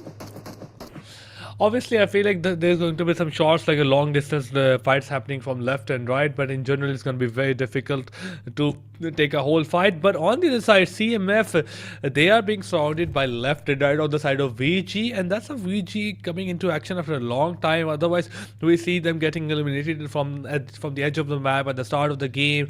But let's see, can they pull this off? On the other side, we have the team Bad Intention coming on towards the B. So let's go down. One of those players already being knocked. Mehdi coming in, and he's trying to locate any player as he can. Want to use his vehicle to run over someone. Takes a bit of damage. Has to go back into the cover. But blah blah blah coming with a wonderful shot. Takes him down. BIT. They have to go in, obviously, to save their players at the same time to secure those kills. Daxter in a great position, cooking that nade. On the other side, there's a blue zone coming in, and Matt takes a bit of damage. Molotov coming in from the other angle. Team BIT will use that time just to revive their player. On the other side, blah blah gets spotted from the hands of Matt. Goes down. Daxter gets run off, and Team B Esports will be the first one to get eliminated. eliminated, and we have a vehicle elimination as well. Bad intention into a bit. Wonderful performance by them, and I'm quite sure they didn't lose a single player. On the other side of the map, we have CMF across VG, and it was looking out to be a VG having maybe advantage, but no, they have lost War Zone and also taking a lot of damage. Damage needs to do something, but Warzone also loses his player, and Dictator, you're gonna use his buggy to get out of that very risky situation. Yeah, I did, and now the clashes are happening across the board here on different sides of the map. But VG down a man, Warzone is down, and VG gone, cooking up some nades and throwing it around to try and do. He does know where Dictator is, trying to get some damage done, maybe get a knock and look for an elimination there. Rest of the team, we do have one of the players coming in from the right side, trying to flank a bit here. Dictator is knocked, so they are looking for that elimination, not really finding it. We do have one of the players trying to go in for the res. The net might actually get him. It does not. Does a little bit of damage, and that's about it. And we have one of the players just I'm gone. The damage and him both are just getting out of dodge there. They don't want to take that fight anymore with the res coming off as well. Gon is going to be the only one cooking up nades and throwing it, looking for that elimination. Not really going to find it, so they do get the resurrection off onto CMF. And meanwhile, airdrop is going to get looted by ISSL Jimmy. Not entirely sure what he did get. But we'll have to wait and see. Hopefully they did get something good. They haven't been having a really good performance, and gone out in the open will get knocked by NB Fistboy, who was inside the house, and will get the elimination as well. And that's the top dog for the side of Victor Gaming being eliminated from the game. And meanwhile, everyone from MAKPEN is huddled up inside a house, bunkering down, looking for anyone pushing through, looking for those free picks of anyone walking out in the open. Not going to find anyone because there is absolutely no one in the close vicinity to them. Exactly, a team call on the other side. They're holding that wonderful compound, and they're just not going to be pushing in. And therefore, I feel like they're just waiting for the circle to take a shift, and are hopeful that and praying to God that circle takes a shift toward their side. But on the other side, NBS, they have got three wonderful kills for three wonderful elimination for their side. Tries to move in towards the Rune area. Is in a very close proximity with another team. Might just get into a bit of a risky situation if they don't realize that. Fistboy jumping in, trying to scout out anyone as he can. Sack coming back in and trying to reunite with his team. I feel like that's a great cover. On the other side, looking at the circle, it's going to be towards the Gutka at Pochinki. It might just take a shift from the Pochinki towards the Gutka side, as circle generally tries to avoid a major city, but it not always does, but it generally does. But on the same side, we see a cluster coming in towards the center. Obviously, nobody can predict where the circle goes in. They are trying to play safe as much as they can. NBS have they spotted CMF long range shots being fired from either side, but nothing gets connected. Even if it's get connected, one play knocked down. I feel like elimination will be very difficult, as any player goes down will be on the other side of the wall. And in all of this, we have an airdrop, and fortunately, this time it's not on the top of tower. Indeed, and we are now looking at ISSL trying to get some damage done onto RX, not really finding anything. They are too far apart, and we have an airdrop being looted by 7AKS. That is going to be Cinixi, who is going to be able to loot that up. And going to be okay. It was out in the open, a very risky way to go for an airdrop, especially when it's that far out in the open, but no one was around, thankfully for them. Meanwhile, we have three players on the side of ISSL Noble Lions, all managed to pick up a couple of buggies here, and are going to be moving around the map, looking for a position that they can get into the circle and maybe bunker down. But there are people in the area. We have OPX as well as, I think, 7AKX also in the area. In the meantime, we have a scruff happening. It's going to be Classic Esport, Team Classic rather, in a scruff, yet again getting a couple of kills into INES, and they will get a knock here onto the side of INES and an elimination. So down to the last two players up and about with one knocked. So going to be a tough one for them to take. Does CSC push here is going to be the question. They're already using that utility. They know that there's another team around the area, so they can't be overly confident pushing through, and they don't want to lose any players. But meanwhile, as I say, that BIT9 will get knocked down, and there is no one in the area to help him out, so he's in a very bad spot. And meanwhile, we do have VG also in the vicinity, who might be pushing forward. And wait, that was a team elimination? I think that grenade. What? Yeah, that was a team elimination. But my question: do you get a point if you eliminate your teammate, like you eliminated someone from your team? But obviously not. But yeah, that was a nade coming from Hopeless, and he was taking his teammate out. But it's still a 3v3 going on, or 3v2 going on, specifically in front of us. Hopeless crossing that angle using that smoke's cover and noise on the broken wall. Kenny Ox providing a cover from the right side. Hopeless is not in a great spot, especially the jump shots coming from either side. Both of them are very low on HP, and it might just be Hopeless taking the advantage. He has to go back into the cover, spots the play, takes him down. He has 4 first aid kits, gonna use next 4 seconds to pull that off. Has to be hopeful that nobody gets spotted him on the other side. Something gets connected to Vanzi. He goes down. Kenny Ox uses that smoke to revive him, and Faisal is also very low on HP, hopeful that nobody spots him. But CSC uses that time to set up a perimeter again. They have to be careful, and nades come out and might seal the deal. And exactly, INES will leave us right at the start of the game, and we have a Grenadier for a total elimination of 2 going on the side of Hopeless. And that was a wonderful rush coming in from him, and he was the sole one who took break the barrier for his team, then went again, got the nade connected, and he pulled off a 1v2. A wonderful performance coming again. But let's not forget Bad Intention. Yeah, Bad Intentions in a fight against 7AKX gets a grenade knock here. But Bad Intentions, are they going to push forward is going to be the question. They are surrounding the perimeter around this house that 7AKX has taken shelter in. And it is going to be a bit of a scruff here. In the meantime, ISSL might be in a fight against SITM as well. They are quite close to each other, and they are going to be backing off. But the fight is still ongoing here between 7AKS and BIT. BIT has had a very good overall performance. 7AKS yet to make a mark, yet to make a noticeable mark. I feel like they were the second seed coming in, but they haven't had a really good performance across the 9 games that we have seen. But is the 10th game going to be where they come up and say, we were always here, and we are a force to be reckoned with? Is going to be the question, or can BIT put a stop to it? And definitely going to be a tough one for BIT to push into as well. They are huddled up inside the house, so they need to break that barrier to be able to get in. They need to find that opening that they haven't been able to find so far. And they are pushing and prodding around using their utility to try and push forward. Meanwhile, we do have a huddle up here. I need to be careful. That grenade might actually take out everyone. If they're not careful, they get the resurrection off. The grenade comes through. Meanwhile, the shots coming out from 7AKX does get a knock, and they will.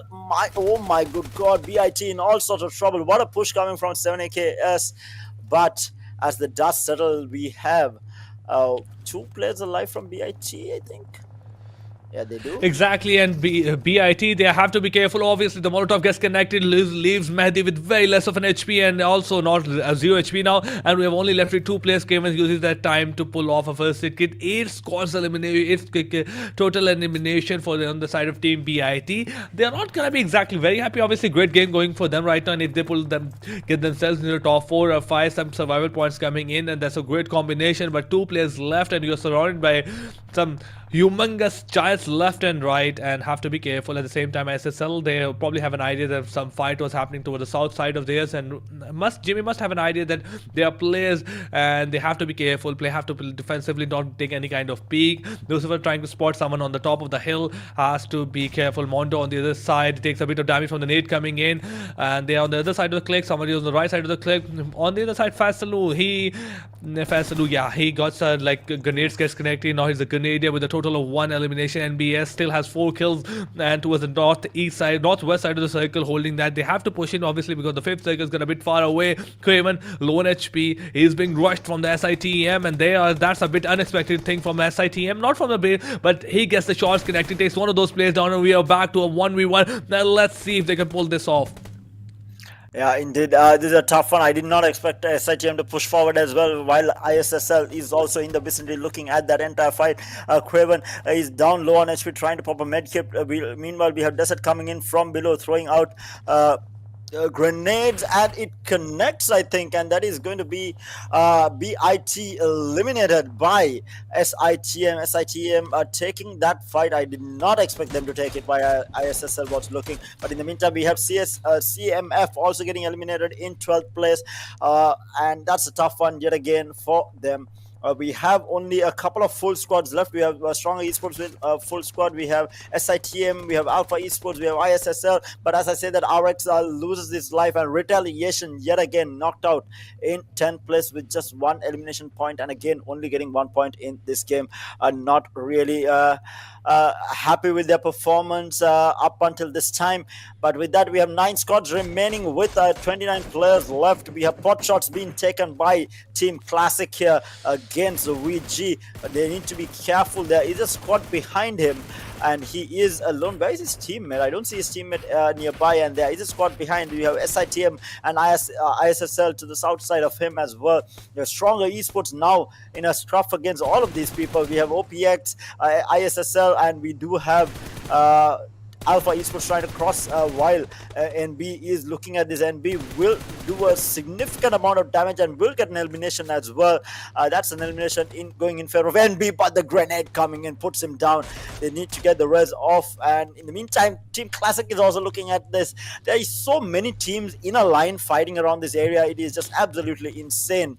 But the real fight is here between Alpha Esports and NB, who did have a player get eliminated, and they will look to move out. And on the top of it, we do have NB Esports also moving, where we have team from Alpha Esports. We do have 1 kill going.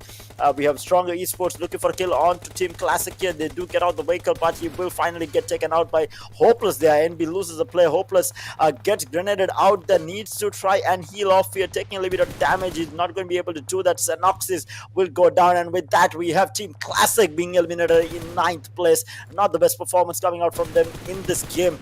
But in the meantime, we have backstab coming out from Lucifer. He had to reload. Unfortunate timing for him. But we have, let's see, Jimmy finishing off that kill onto Jimmy there. And in the meantime, Manda is going to be taking that knock on to Dom. The fight's happening across the board. ISSL firing up. Will be taking that fight onto SITM, who is the top dogs.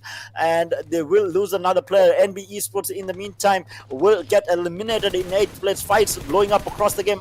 Lucifer will get another knock on, will get the elimination onto Desert. Will try to look for the kill onto this player who is running away. I could not catch his name there, but it is from SITM. It was Jiro who was running away. Will be able to smoke himself, but ISSL now with all 4 players alive, and SITM in a little bit of trouble here with the 2 remaining, and he's gonna get surrounded by the looks of it by the squad from ISSL.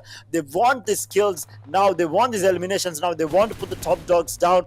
They need to do it right now, and ISSL Jiro tried to hold this off, and he will get it down, and what a grenade coming through for that knock, and just leaves QB in this 1v4. And QB with a net in return will take a razor, and he will get another knockout to Mamata as well, and now leaving just Jimmy in this 1v1 by the looks of it. And what a play coming out from this player from SITM. Jimmy, the nail out. Does it catch any? Oh, no, it does not.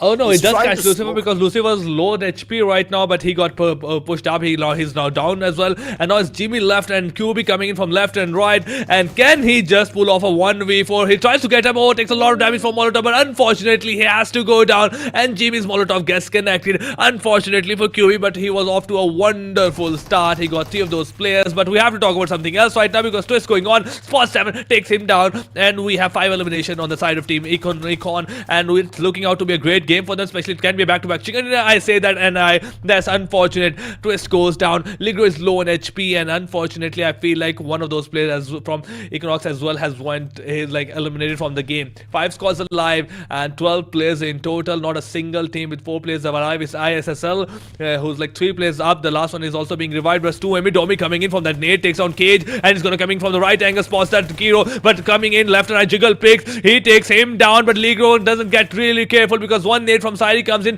takes him down, and Equinox has had a wonderful elimination coming up from eliminating Astra Esports. They lost 2 of those players, but fortunately for them, they weren't eliminated from the game. They were just got knocked down, and Twist reviving his player, and that smoke, look at those smoke, look at the number of vehicles. It's wonderful.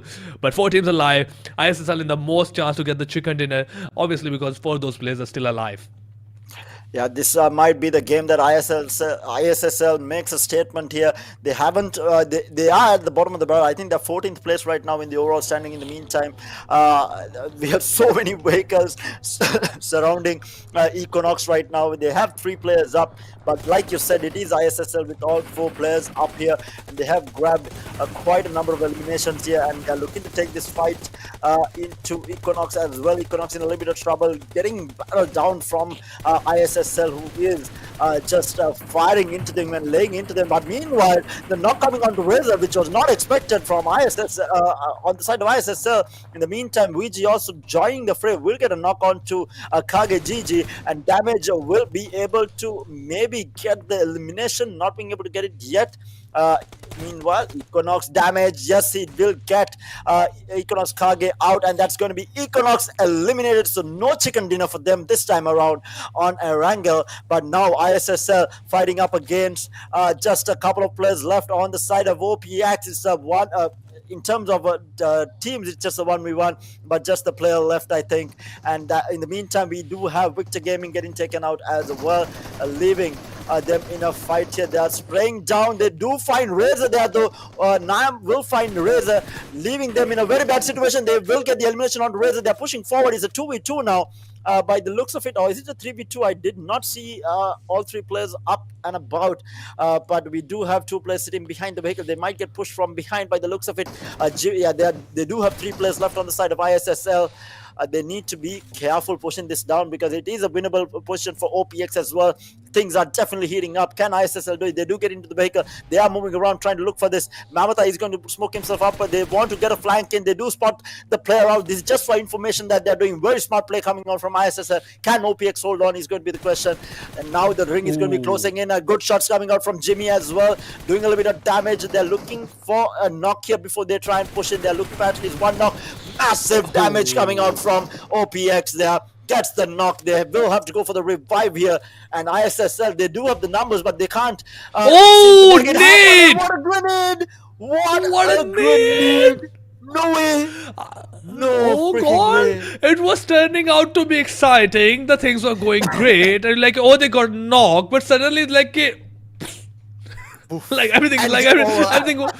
Yeah, it was literally a like mind-blowing thing. Like, we're talking about something great happened. There's a nade coming from Lucifer right behind, because I was like, the way they played, they're so grateful. Like, I'm like super impressed by ISSL, the way they played this. They left 1 player behind for the flank, and they shifted to this player in front. So OPF, all of their focus in front of them. They could not focus on the players behind it, but he didn't need any kind of attention. He just threw 1 nade and turned everything around. Wonderful performance by Lucifer. And it's like, hey guys, stop with that revival and smokes and vehicle. I got this. Trust me. Yeah, I did, and a solid performance overall. I think we haven't seen a lot of ISSL Mobile Lions coming out in this entire tournament, and now they do perform. They took out the top dogs here, SITM, in a very, very scrappy fight as well. It was a very tough fight for them to take, but they did win that. And then to finish things off, I think the flank coming in, the information that they got with 2 players moving across in the vehicle, and then the final grenade coming out from Lucifer to finish things off. It's just icing on top of the cake. It was just an absolutely wonderful performance from them, getting that chicken dinner. But can they take the top spot is going to be the question. Let's have a look at the match summary and see who performed the best across the board. We do have the highest elimination again coming in from Matt there from BITX. We have Equinox with the highest damage on Twist with 717, Mamata with the highest number of assists from ISSL, and we have Raven from BITX getting 430 healing done, with the highest knocks coming out from BITX and Matt as well. But I mean, overall, again, I feel like Matt has been across the board. We have been seeing him over and over again, whether it's the most valuable player, whether it's a post-match summary. Let's have a look at who the most valuable player of this match is. And it's going to be Matt coming in yet again with 680 damage, 25 meters the longest shot at a survival time of 15 minutes and 45 seconds. I feel like overall, I think overall stats-wise, I think he is top in majority of the criterias. I think his overall performance is better than absolutely everyone, right? Because we see this guy consistently getting either the most eliminations in the game, or the most damage, or the headshots or the knocks coming in. I think the overall performance of this guy has been just absolutely insane. Obviously, I feel like this guy has a very overall like average performance. He might not shine throughout single game, but he has a wonderful average performance that could have been seen across the multiple games. And if we turn out his stats, that's great. But we have top list in front of us. Date math with number 1 at elimination 6, elimination and 680 damage. Then we have Econ Twist. But look at his survival time. Like he got eliminated 15:45 with 6 elimination. Then we have Twist at number 2 with like 5 elimination, but his survival time is 22 minutes. Then we have Karoxy with 90 like 4 elimination, 19 minutes survival time, 618 damage. Then like VG damaged at number 4 with 4 kills, 4 eliminations, 429 damage, 23 minutes. Then we have Lucifer at number 5 with 4 eliminations, 319 damage and 23 minutes 49 seconds survival time. And I feel like VG, they did a bit better. Obviously they have been absolutely irrelevant throughout the whole day. I'm sorry if I'm offending them, but we didn't see them throughout the whole day as much as our performers. So this is the first game I saw them. They were doing a relatively better job. They still need to notch it up a bit. Obviously going into the later part of the day, we have only 2 games left. Then looking at the highlights, I feel like this was hopeless day all over. The way he started that fight, the jump shots coming in, the nades getting connected, he was immaculate. It did, and we are looking at this fight that BIT was taking, and also we did see SITM third party that and get those kills. In the meantime, we have Zolex RX getting taken out by NB. This fight we did see on screen here, and Alpha Esports just caught out in the open against NB. They're losing a couple of players. These were things that are really interesting, right? We have ISSL around the area, we had SITM in the area, we had so many squads fighting up against each other. In a matter of seconds, we had half the lobby just completely taken out, and we had a Molotov knock as well, which I did not see. In the meantime, we did see this fight with Equinox as well, pushing out stronger esports there, and they did a very convincing job with that utility pushing into that building and taking them down, and they were finally taken out by Alpha there. Team Alpha in the end coming in with the grenades for the third party. Equinox managing to hold on and getting the resurrections off as well, and the final grenade coming out from Lucifer to close things off, and ISSL Noble Lions wins match number 10 with a total of 22 points, 7 elimination and 15 placement points, taking home that chicken dinner. Equinox coming in at second. They were so close to getting that second win, or rather the third win on Erangel. Did not really work out with 17 total points. RGC OPEX has been quiet the entire day, but grabs that third place with 14 points, equaled by Victor Gaming with 14 points as well. Astra Esports also getting into that top 5 with 10 points. Stronger Esports into 10 as well.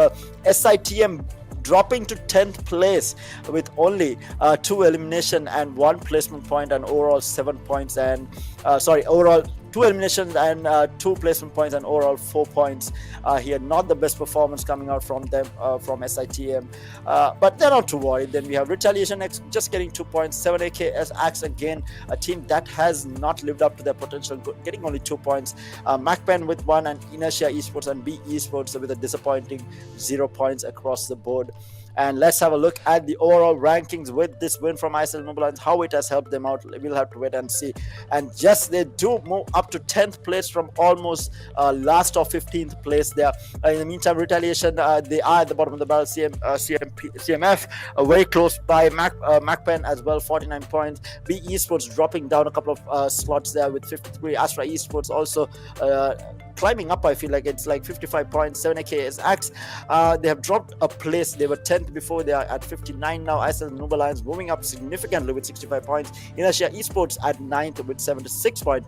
Let's have a look at that top 8 that we are all interested to see. The top 8 is going to be Stronger Esports at 8th place with 78. Very closely followed ahead is going to be Victor Gaming with 80. RGC Open 1 point ahead of them with 81 points. And then Equinox taking 93 with 5th place. Team Classic still holding on to that 5th place, or rather the 4th place with 98, and NB Esports edging them out for the 3rd place with 99, and Bad Intentions X finally getting into the hundreds with 103, and SITM Esports still going strong with having a 30-point lead, taking that number 1 spot in the overall rankings. And let's take a look at the top performance prior to heading out into that next few games. Obviously it is bit into math at number 1 with 29 eliminations, and day by day, like game by game, he has been improving. And we started with Richie gone at number 1 with 20 eliminations, and now we're almost ending the day with him at top. And look at the difference, like Twist is number 2 with like 24 eliminations. The difference is 5. He has been great. Desert has been absolutely wonderful. Geo, he has notched, he has like died down the things a bit for him, but he's still up there somewhere, so I'm very impressive. That's impressive performance. Geo couldn't perform as much as the rest of the players performed, especially I feel like when we talk about today, we have seen Twist and Math coming up again and again and again. Even when their teams are not able to perform, they have been a wonderful thing to notice for themselves, like for their teams as well. So let's see if they can keep things going. VG still hopeful, like hopefully hoping that they perform greatly. As I was talking about the last game, they had been a decent performance, but let's see like going into the future whether they can, like if we're looking at the last 2 games of the day, whether they can turn things around for themselves. It's going to be very interesting, and I want to know, like as we talked about for the game number 2, we had classics coming up back into the performance. We had seen them jumping from page 2 to 1 with the 30 kill points, 30 total elimination, 30 total points with 15 elimination points, 15 survival points. They turn things around in the match of Miramar, and soon we'll probably have the match of Miramar in the next game,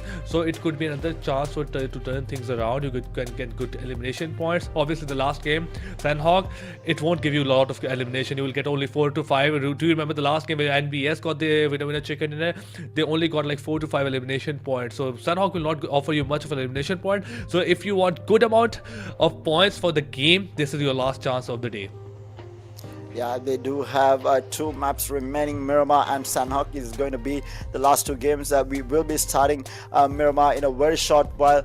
Again, going into a very open map. This is something that I love to see. These are a lot of open-ended fights here, not a lot of cover to work with. Cover in the sense buildings to work with, right? It's a lot of hills and a lot of usage of vehicles here to get around as well. Then we get into this close range map, which is Sanhok, which is absolute chaos. And I feel like the switch is going to be very interesting and to see. And the best thing that I like about today is that we have had 4 different winners across the 4 maps that we have seen.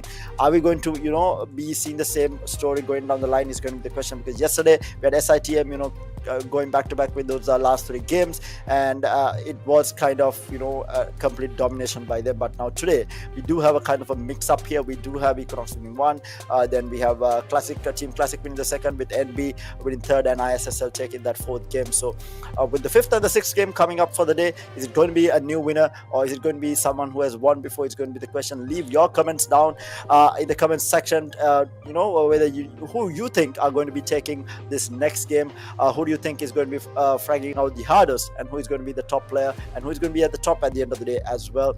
Make sure that you leave your thoughts in the comment section while you do watch and support your favorite team. But let's get into the next map. RZ, what do you think? Who are you favoring here in this next map? Because we have seen these teams now perform quite a bit now. Who are you favoring here on RZ on this map? I feel like I want to go with stronger esports, because the way I've seen them, they couldn't perform exactly. We discussed we discussed stronger at the pre-show as well. They had been great yesterday, not as great as STM. Obviously they came nowhere to STM, but I am expecting good things from them. On the other side, Team Bad Intention and Team Classics, somebody needs to put a stop to their momentum. Or we started off a day with Bad Intention and Classic nowhere near STIM, and now both of them are really close. The margin is getting low game by game. Even STIM is performing. They're not a bad bunch right now during the day. Obviously, they've been consistent, getting 11 to 12 points. But you need to stop Teams Classic game by game. They have been relevant in terms of elimination. They have been relevant in terms of placement points. And on the side, same the case with the Bad Intention. We have got one of them at 103 points. So they've caused 100 marks. And the margin is only left with only 30 points. It was around like 44 or 45 points.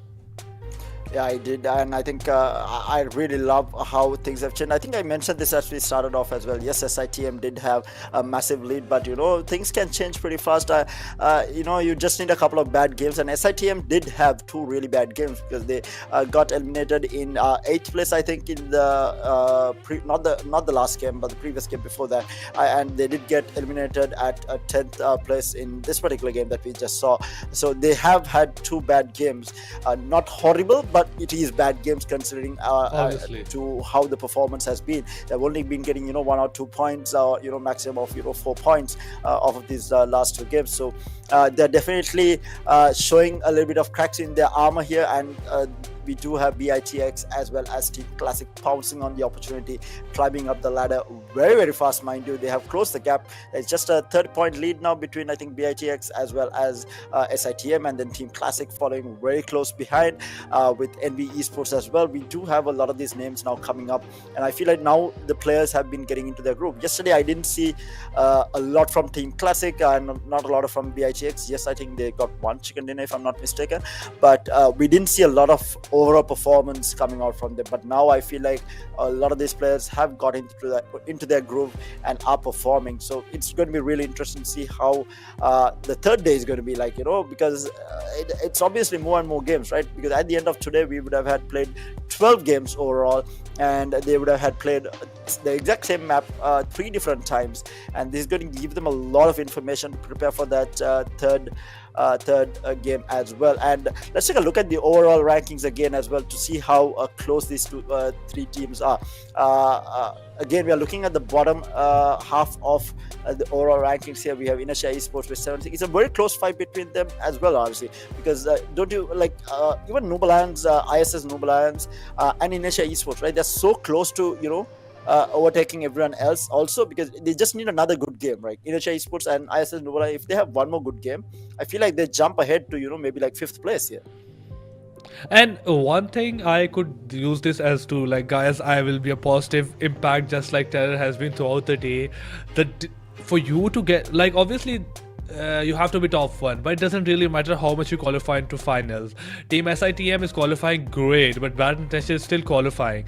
So you need to get yourself in the top 11. That is not difficult at all right now if you're in the top 11. So for any team that is not doing great currently, they still have a chance.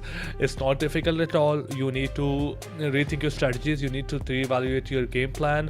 What is working out for you? What is not working out for you? Are you trying something different? Or if you're trying the same thing and it's not working, then you need to try something different. Obviously, these matches are being streamed on YouTube as well. You can go the matches are there, research is there. You can exactly see where everyone is landing and how to get better.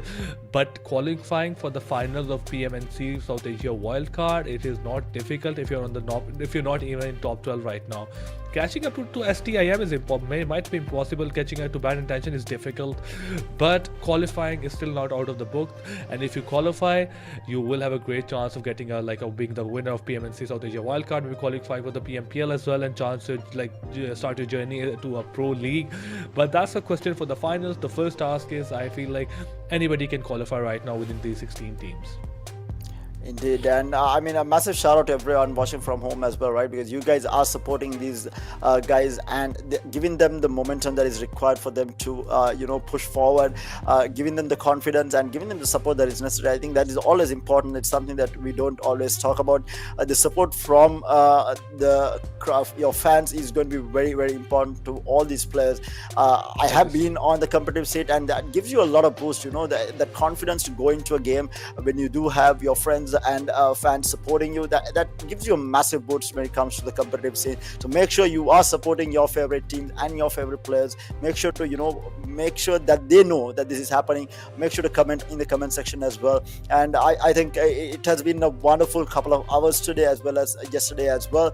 I got the chance to cast all the games with Chase as well, and it was absolutely amazing. And I feel like I'm getting to know so many more people, as well as getting to see this amazing game played across the region, right? We are getting so many players from different countries taking part, and it's an absolutely amazing thing to watch. And mind you, they are not just playing for fun here. They are playing for $30,000 in prize money and a spot or a chance to go into the global series as well. So there's a lot at stake for these players, so make sure you do give them your support. And I think we do have the next match coming live to you very, very shortly, so hopefully that will be another exciting one. And we are going to be on Miramar, right? Obviously, we're going to on the plain old grounds, the barren land of Miramar. It's going to be some DMRs coming into play, maybe some sniper rifles, going to be long range fights, some bigger rotations of around the 2 or 3 kilometers. That's going to be very interesting. But one thing I totally agree with you guys, support your teams. these competitive scenes gets very competitive, very tiring. It's very pressurizing, and your support helps a lot. Even a single text message to your favorite team, it changes the mood. So do that. If you have a favorite team member, if you have a favorite team, do reach out to them, show your support. Obviously, the way that I has told you, this means great, and obviously is great for the community in general, and the way it's bringing people closer. But yes, coming back to the game number 5, the second last game of the day, going to be very interesting. Again, let's see if any team makes a comeback. We had seen Team Classic do it, ISSL Noble Alliance, the way they jumped off the ladder. Any team can do that, hopefully. Retaliation, looking forward to that. So let's see what they can do, whether they can do it. Indeed, and with that, we are going to be getting into match number 11 and the 5th game for day number 2 here. We are heading into Miramar. And exactly. It's gonna be very interesting how things turn out. From the southwest side towards the northeast side, we have like 30, 40 or 60 area, and I feel like any team wherever they want to reach out, they can reach out easily. Indeed, and we are looking. It is going. The dropship is basically the aircraft is cutting right across the map towards Campo Military there. So leaves the entire map open in terms of where they do want to drop here. Going to be interesting to see whether we are going to see any early engagements here. Haven't seen a lot of teams. Actually, a lot of teams have dropped out early here. So we do have ISSL dropping right about now. Alongside, I think there was another team that is Team Classic dropping out as well, but they are heading in opposite directions for the time being. But we do have a close quarter engagement by the looks of it. We have a team Stronger Esports close by to Alpha Esports right now. And exactly, and teams. Yeah, I feel like they might just get spotted out by two players, and if they get their hands on a couple of guns, that can be difficult for them. But okay, Farhad got himself really close to a good vehicle, and he will use that time to get out. Don't want to go across a person, so somebody who has been like maybe 30 seconds of finding loot. So like, hey, let's just use this fit and get out of that. Billy needs to be careful. He might get run over. We have seen a lot of vehicle eliminations coming from either side. That STR and 2A, I feel like there's a very good chance that fight will happen, engagement will happen on the other side. Somebody can get caught out easily. Yeah, I mean, this is a map that we have seen a lot of early fights happen as well. A lot of early eliminations here and there has something that which has been very common in Miramar. And right now we haven't seen it. We do see players avoiding each other a little bit here, and we haven't seen them take any engagements. I did think that Strong Eastwood might push Alpha Eastwood because it was a solo landing there. So I kind of hope that they would, barrel him down because they did have the numbers advantage. But playing it safe here, they don't want to lose out early, making sure that they do have the loot before they try to take a fight and not give away any eliminations very early on into this map number 11, or match number 11 rather. And let's take a look at the map. The spread seems decent enough. We do have a couple of teams next to each other. We have ISSL and NB very close to each other by the looks of it. And then we do have MAKPEN as well as Team Classic also around each other. But other than that, it is a decent spread across. What do you think about the ring here, RZ? I feel like it's a very normal circle. The points of entry, a lot of points of entry. That's why we see an equal division out the game. We don't see any kind of rotation. 2 is moving, but not a much rotation. ISL is just moving within ISL Petron. We don't see anybody on a vehicle right now. STR probably moving towards the road. That's not relevant to the circle at all right now. So I feel like it's a decent circle. It's going to be a passive one. Other than the fact that there might be just a very few engagements happening on the first 10 minutes, maybe 11 minutes of the game, it's going to be just waiting out, looting as well. And people try to loot. Like generally, players try to loot as much as they can in Miramar. You need those first aid kits, especially those vehicles. Those vehicles are very important. So in terms of circle, it's gonna be getting difficult after the third time. It might take a shit, but other than that, I feel like anybody who wants to get to even the center of the circle right now is fairly easy to do so. We see a lot of area that's being that's not being explored, or it hasn't been explored. The water treatment is empty. Hassan El Patron North area is empty. There's a lot of other areas towards the Lost Leonas that is empty. So I feel like it's a bit of calmness out there, and the storm is eventually to come, and that will be a very huge storm, and probably will take out everyone except one team. Indeed, and right now we are just looking at players, just making sure that they grab some loot, grab some vehicles, which is going to be very important in Miramar to be able to rotate around. Especially since there isn't a lot of cover, you can always use the vehicle as cover as well. So they need to probably we will see all four players on every team, grabbing a vehicle and moving around before long.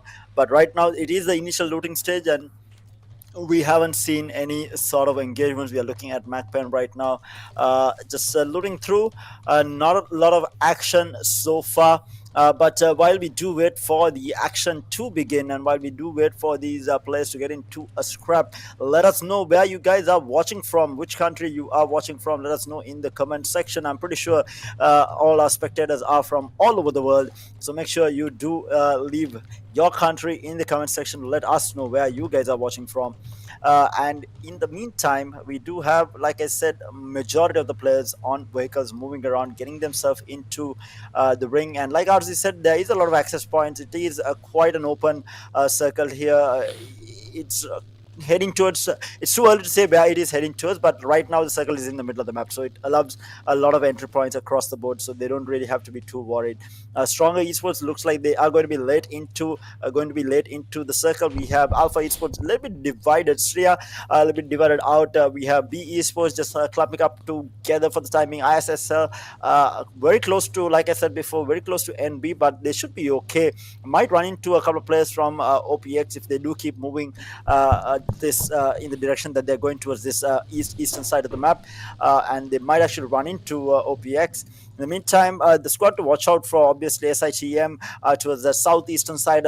They are uncontested so far in terms of looting. They are going to be free to enter as well. They do have a couple of more minutes left, around 2 minutes, 2.5 minutes left to get into the ring. So they are taking their time.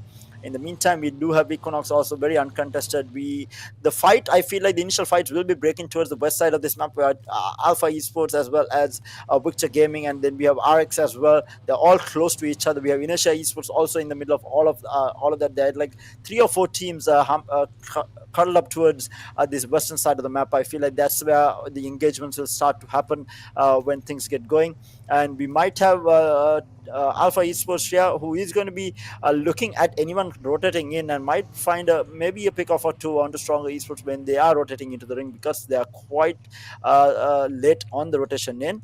ISL also feels like they are clumped inside. They are bunkering down for the time being, at least, waiting for the ring to close to figure out where they want to go next, looking to look at the next circle. Meanwhile, outside the play zone, was that from Stronger Esports? There was no one around. Did he just die to the zone? And that's a bit curious thing. I don't know if they died to the zone, because it's not a zone that you should die to. So unless you are maybe disconnected or you're facing some technical issue, that's a zone that needs to be not taking anyone out. At the same time, team number 12 VG, we have talked about them. They are on the move, 4 different vehicles. Damage is not right now in any kind of vehicle, and they are really, really close to another team out there. I feel like there's a good chance of potential fight happening, but I really like the strategy of taking a lot of vehicles. I feel like every one of the players need to move in a different vehicle. Obviously, in the map of Miramar, that provides you with more cover. The rotations are easier, and if you are rotating, if one of your car goes down, that doesn't mean all of your team gets eliminated. If you are moving on a single vehicle and somebody bursts your car, that's 4 players getting eliminated. So moving in 4 different vehicles, always a wonderful idea. So let's see what's going to happen. Indeed, and we do see a lot of players taking up high ground right now, and we did see this from the previous game as well. It was, I think, it was Team Classic who won and got the previous chicken dinner on Miramar, just because of having held high ground and had like a bird's eye view of everything that was happening. So predicting the ring and getting to a very advantageous high ground position is going to be key for any team right now. So this is obviously up to the IGL to make these decisions of where they want to go, where they want to bunker down in, and those are going to be very key decisions in the success of the team. team, and it's a very high pressure job as well, because you're taking the fights, or you're doing everything else in the middle of the game while making the decisions for the team as well. It is very important to have an IGL as well, just because you want your entire team to be making unified decisions rather than going bonkers alone. Meanwhile, we do have Mamata going in for airdrop here from the side of ISSL. Will pick up an airdrop. What did he get? I did not see what he got. Did you see him, Arzi? Did you see what he got? I don't know exactly what I thought. He, like, obviously his level 3 helmet was, but I don't know what kind of weapon he got. If he got himself an orb, I go like that's going to be a great gun.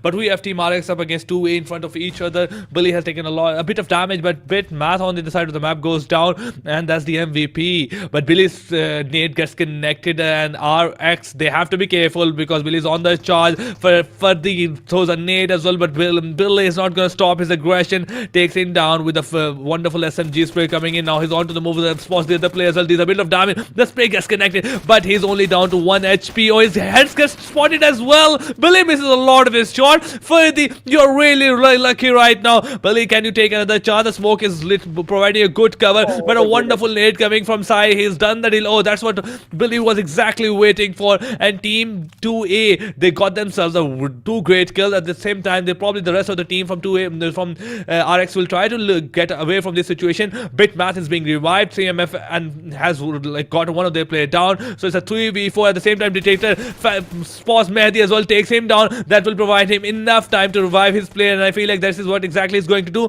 But I want to see where the rest of CMF is right now and why they're not providing exact some kind of support. Matt takes a bit of damage, but the nade gets connected, and the Dictator is down. And now Bit Siam is going to go from in the right side, but has to be careful because that team has a clear angle of that from that right side. So you have to be careful, not just going out in the open. Even if it's a 2v4, you can't risk going down that easily. Yeah, and NB has joined the fight as well. They did get a knock on to one of the players on the side of BIT as well. So we do have 3 squads in this area. Where did the NB shots come from? I do not even know. They do get the elimination on to one of the players on the side of BIT. So BIT is down on numbers. In the meantime, we do have CMF getting their players up again. Nade coming in on to BIT as well. Good God, BIT is getting wrecked now, getting third party. They're coming in from behind. They came in from the south, and BIT is in trouble now, down to the last 2 players. Or the last play, it's going to be Big Matt is going to be the only one alive. Monda goes in, gets the elimination, now pushing forward. Is Big Matt going to be able to survive here is going to be the question. Meanwhile, we do have a player down. The elimination comes out as well. CMF Dictator will get taken out here. And we do have multiple eliminations across the board. And meanwhile, we do have B joining the fight as well. B Esports have joined the fray as well. We have 4 teams duking it out here. And this is turning out to be one hell of a fight between these 4 teams here. Meanwhile, B Esports getting spread down by CMF, looking for a shot here, not really finding it. They are going to get naded out, and he will get eliminated by the looks of it. And that is going to be one of the teams getting eliminated. I feel like CMF did completely go down. Meanwhile, while all this fight is happening, we have stronger Esports pushing from the northwestern side as well. We have now the 5th team joining this fight. And things are definitely getting hectic inside here. We have NES now trying to back off, but there is a knock B coming in from the backline. Just get the elimination, and NB was the first squad to third party and will be going out in 15th place. They have been eliminated. Has stronger Esports, are they too slow to the party is going to be the question. I feel like that's a great thing if they're if they're late to the party, because whenever they are early to the party, it is them not causing, they're not that, like them having fun in that party. They're probably the one to go down really quickly. So I feel like it's great that if you're taking it a bit slowly. But on the side of the map, some great knocks happening from such a long distance. INES coming in really hot with that sharp, almost crashing his Jeep. Although they lost one of those players, and towards the St. Martin area, they have got themselves access of a great compound. Billy goes down, I think from him, the smokes are being thrown left and right so that he could get revived. B Solar spots a player from Team Stronger Esports 7, takes him down and couldn't secure the kill. But on the other side, Stronger Senior goes down, and look what happened when we talk about Team Stronger Esports coming into a party. This is not them enjoy at all. B Ryuk on the side are getting a bit aggressive at the same time, trying to get another angle. Team Stronger, and that's a great move. Obviously, they have the advantage. They want to capitalize in terms of lag. They got 2 players from Team Stronger Esports down. Team team SITM coming onto the kill feed again on the right side, on the left side, and they have also taken one of their players up for trying to get out as soon as he can. His vehicle has taken a lot of damage, but barely makes into the safety. Blah blah might not be happy with that outcome, might just chase him down. But on the other side of the map, VG holding everything with utmost calmness. They are right next to RX. It's a 3-4v1. Warzone has to be careful because they're far away from rest of the players, but I feel like these are two easy kills that can go on the side of VG very easily. Yeah, and the ring is still quite open. The circle giving a lot of entry points for the teams that are coming in. Meanwhile, there is a grenade that goes out. Zero has been taken out there or not for the time being. We have an elimination as well. Right, as expected, Miramar is turning out to be a complete bloodbath right now. And we do have MAKPEN taking a fight here. Who was it again? I did not catch it. It is going to be against SITM by the looks of it. MAKPEN, can they fight it out here? Is going to be the question. MAKPEN has not been having a really good day. They did have a decent day yesterday, but not today. Meanwhile, B, Dexter will find a knock on to Alpha Esports there. SITM, in the meantime, they lose QB to Classic Esports. So Classic has joined the fight as well. Team Classic is in the fray, and that's QB out in the open with no one in the near vicinity to get in a position to resurrect him. But in the meantime, VG also finding a kill onto Zoix, and that's an elimination as well. Meanwhile, MAKPEN peeking through, not really finding anyone. That is Dexter now trying to net out the rest of Alpha Esports. And so many things happening across the map, but really hard to keep up with. Equinox also, in the meantime, will find a kill onto 7AKX. That's an elimination there as well. In the meantime, we have Team Classic coming in from the northern side of the map, will get the elimination onto QB. That's SITM down a man, left alone outside. And we will lose a player here to Alpha Esports. Billy will find the elimination onto blah blah blah there, and Billy in the meantime will find the elimination onto Soulless as well. So they are losing players left, right, and center. OPX now joining the elimination feed as well, while they find one. B, Ryuk still alive and kicking, looking for any shots possible. He did see the vehicle on the left side, looking now at us. Might get a knock here if he's good enough, but no, he does not. The last couple of shots does not land. And looking at basically the entire map right now, they are in a very bad situation in terms of numbers here. Meanwhile, Stronger, they're trying to push out ISSL here. ISSL compered up inside the bunker here. They're taking a little bit of damage. Grenades been thrown everywhere. They are trying to push forward. They're not doing enough damage, I feel like, to be able to go in right now. And they are in a little bit of trouble though. Stronger Esports don't have the numbers to try and take this fight up against ISSL. ISSL does have all 4 players alive. Stronger Esports are going to have a tough time trying to take this building in a 4v2 unless they land a good grenade, is going to be the question. SITM now huddled up inside. They do know that they do have a squad in the area. They were pushing MAKPEN there, but they lost a player to Team Classic there, who was coming in from behind. In the meantime, Team Classic does find another one onto a player on 7AKS, and 7AKS yet again eliminated in 13th place. So we already have 4 teams out. In the meantime, Alpha is going to be in trouble with Domi going down to Lucifer.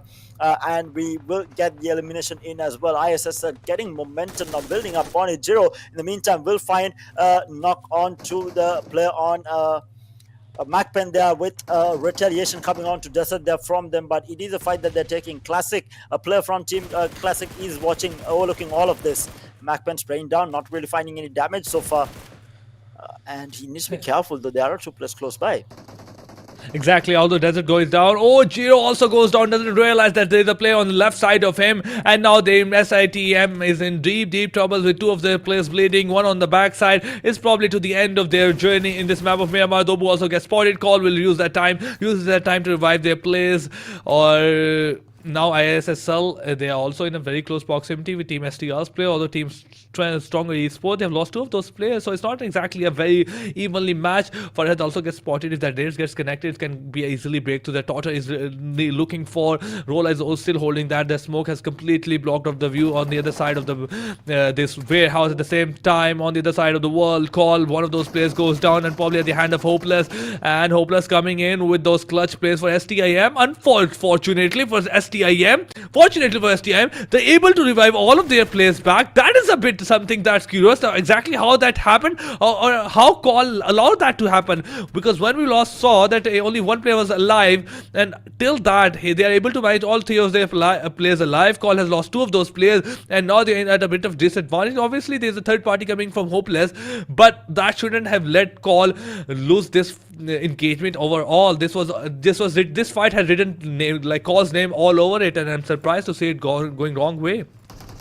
Yeah, and right now we have only 4 teams with all 4 players alive. In the meantime, Strong are trying to push out ISSL, who it's a 2v4 though, but Strong is very confident pushing forward here. They will get a knock on Roller, leaving the last player alive. There is a trade there though, but Stronger Esports are going to be eliminated in 11th place, and ISSL gets a couple of eliminations under their belt. And in the meantime, SITM, I think what happened, BIT in the meantime will get completely eliminated, as well as Team Classic here getting a lot of eliminations or knocks across the board. And Team Classic has been very sneaky here, because we had Hopeless actually overlooking the fight between SITM and I think it was VG there, that they were taking the fight. MAKPEN I think was taking the fight, and they were very sneaky about getting a couple of eliminations there. In the meantime, B Esports will get taken out in a 9th place there. It leaves 8 teams alive with 25 players overall remaining.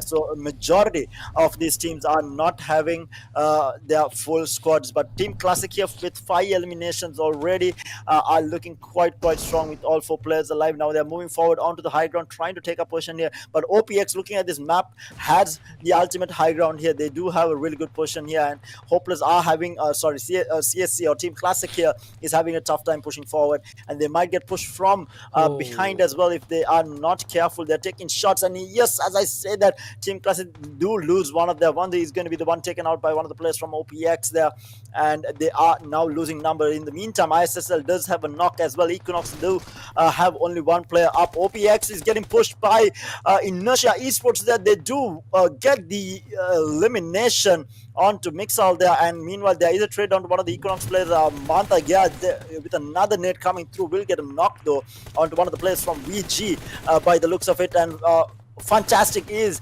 spraying it down, will get a knock and the elimination to follow up by the looks of it, and that is going to be Inertia Esports getting eliminated in 8th place, leaving just the 6 teams. And as I said, that Unknown gets put down there. In the meantime, Mantha will get the elimination as well. ISSL now with 5 eliminations, CSC with 5 eliminations, but the only squad with all four alive is going to be ISSL. And meanwhile, as I said, Victor Gaming will lose out as well. They will get completely eliminated. MAKPEN still surviving with the 2 players, no elimination points for them. SITM alive with 3 gets an elimination on to one of the players from MAKPEN, so that is going to be MAKPEN down to the last man by the looks of it. Equinox also ratting around somewhere. I haven't seen this last player. He must be ratting around somewhere. OPX trying to hold on. They do have numbers here. They have 3 players alive. They're fighting up against ISSL. This is a full 4-man squad as well.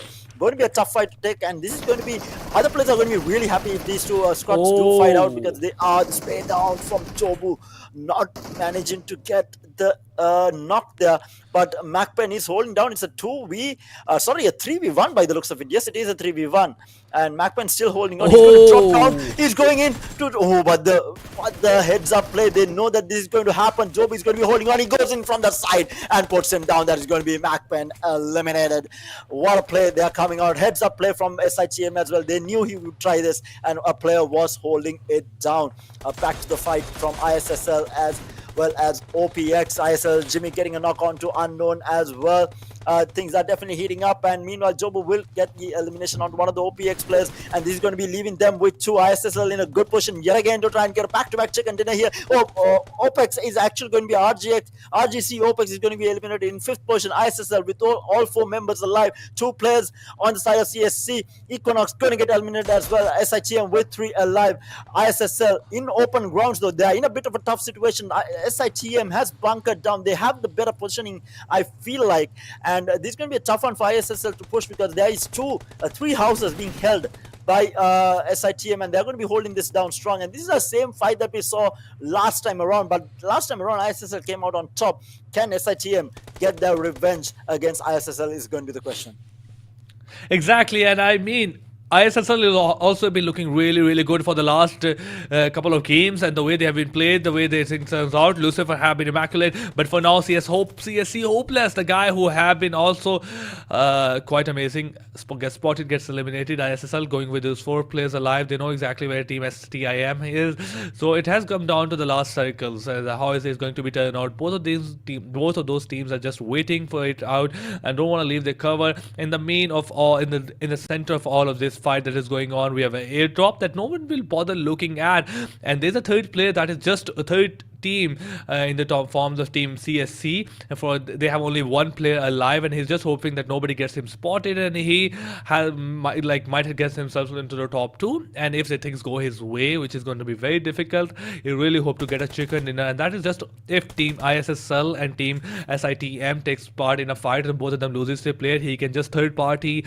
and get himself into a great position. But unfortunately, the circle has taken a shift. It's still favoring SITM, those compound, making it much more difficult for ISSL. They have to cross the road to get on the other side, 17 meters. And as far as the CSC want to talk about, the player from ICSC, he also has to get into the circle, so it's not going to be easy for both of these teams. Team SITM, they have a good chance of getting the chicken dinner, but those compounds can be a double-edged sword. They're great cover, but that also means they are a great opportunity to get blown away by some utilities, so be careful about that. ISSL thrown some smokes, and they are on the charge, trying to cross those houses as well. Takes a bit of damage, but they are safely on the other side of the road, and this is a fight going to be happen. Lucifer takes a lot of damage, unfortunately for him as well. He is into the safety. Not a single compound. That's a bit risky. Martha still on the other side. Now that's the last chance, and if he gets safely, he might be able to do that, but no, the car goes down, and he will be the first player to lose his health. So we're down to a 3v1. Yeah, this is going to be intense up to the last second here. ISSL, CSC and SITM. CSC, of course, Team Classic here just ratting it out. He has been very quiet while these two teams are fighting it out, so they need to be worried about this rat as well. We do see Total looking behind him as well to see where this rat is going to be at, because both these teams have not spotted him out. I think Total might have an idea where this last player from the side of CSC is going to be. So CSC is going to be healing it out by the looks of it. He does have around 3 medkits, so he's looking to see if these two teams fight before that and try to get at least second place placement points. But ISSL versus SITM is going to be the name of the game. This is going to be a revenge match for SITM. SITM was put down by ISSL last time around in the previous map, and ISSL looking to go back-to-back chicken dinners here. Can they make it happen is going to be the question. They did lose 1 player, making the 3v3. Lucifer does spot out the player from CSC, and yes, he does die to the zone, making it 3v3 now for the last 2 squads remaining. 6 players left, coming down to the last circle here by the looks of it. And ISSL has managed to grab 7 elimination. I'm interested to see how much SITM has as well, because this is going to be changing the way how the final points will come into play as well. Now the final ring will begin to close in around 45 seconds by the looks of it, and Lucifer has taken a position outside, so they don't want to be inside the house as well and get nailed out. The vehicles are being blown apart, so to make sure that no one is taking cover. And Desert does have a really good angle here. He does have an ultimate position. I feel like here, if no one spots him out, ISSL is going to be in trouble. Jiro will have to move at some point here, whereas ISSL can stay for a longer time, but Jiro will have to move. ISSL does have the better position, I feel like. Do they? I feel like they have the center. I mean, that's good thing in terms of their collective, but that means the SITM will have more perspective. But okay, Desert is going inside. He want to take this fight. He will be the one to initializing it. So coming from right side, the Lucifer will be the first one to spot him. There's a bit of like pre-fire coming in from either angle as well. SITM building a bit of cover fire, but Lucifer doesn't realize. He gets out, takes Desert down, but he gets traded out. And now we are down to 2v2. Dobu, he's the second one to move ahead, and now something has to be done from ISSL side as well. And exactly one player being revived from either side, and the last place from either side is just being holding that angle, trying to provide any kind of cover. Jamie cooking that net. Can he deal a bit of damage? And no. Okay, he does deal a lot of damage, and the player who just got revived goes down again. So we have an opportunity of 3v2, another net being thrown. Somebody needs to be done. ISSL coming from right side. They have the advantage right now, and it's a 2v3. Desert goes down. Jamie finally gets traded out, and now Jamie has to be saved as well. But ISSL, they have a bit more information, bit more advantage into this fight. Lucifer takes takes a damage from the third person really far away.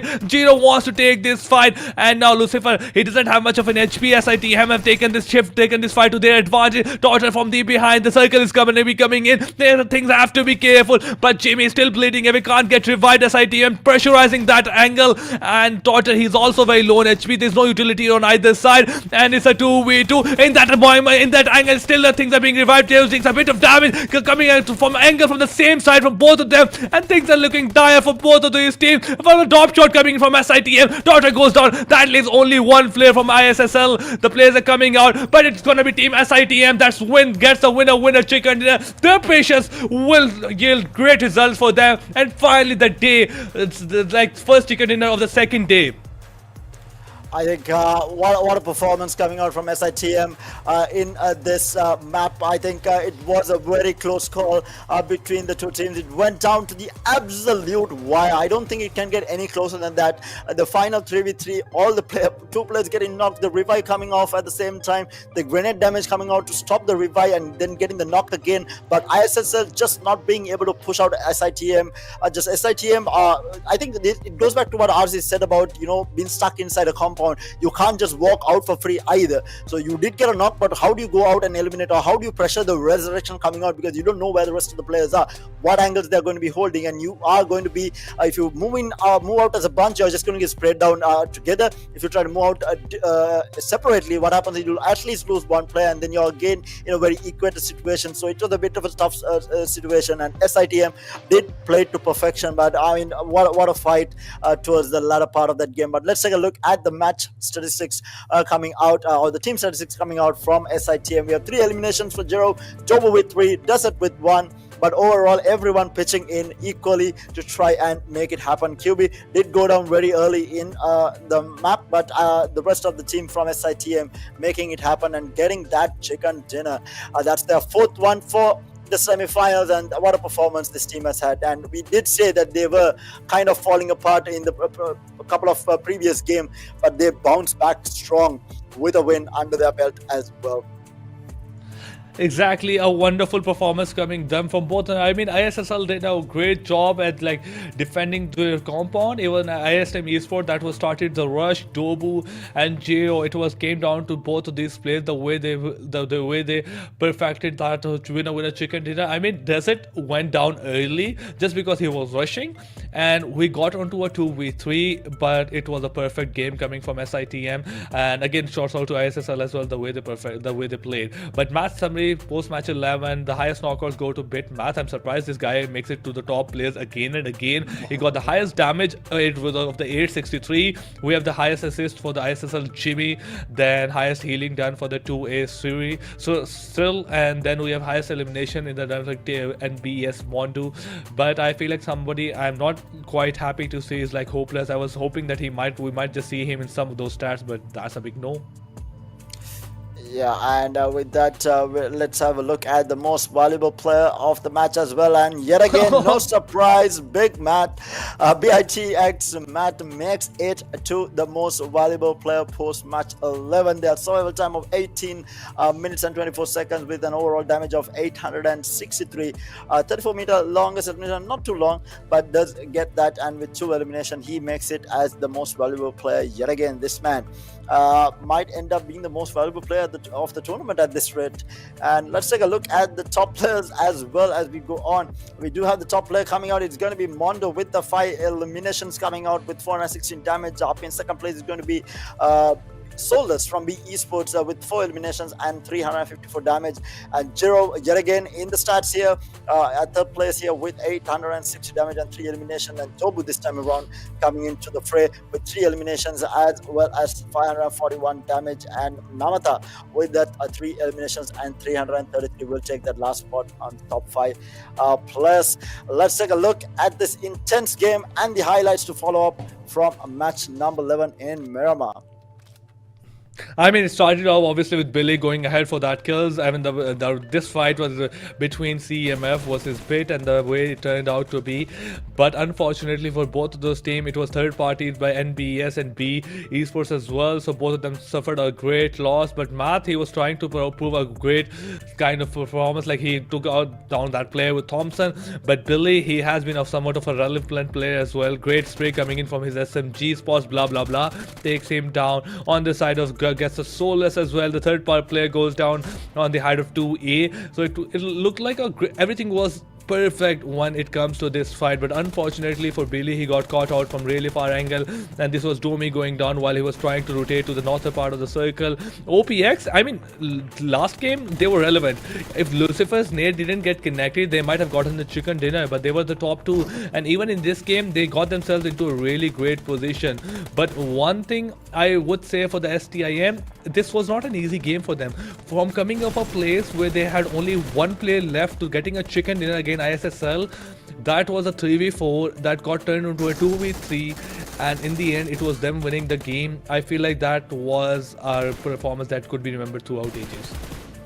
Yeah, for sure. I think the performance that SITM put out, and rightly so. I mean, they were at one point just with one player remaining, and they managed to raise up at least two there. And then, of course, they did have a little bit of help from Team Classic. They're one of the players, I think it was Hopeless, who was putting the pressure onto the other team, who was firing at them, allowing SITM to recover from that. But at the end of match 11, the post-match 11 stats look, it's 22 points for SITM from this match, with ISSL Noble Lions grabbing another 20 with 8 eliminations and 12 placement points, and Team Classic surviving until that last minute there.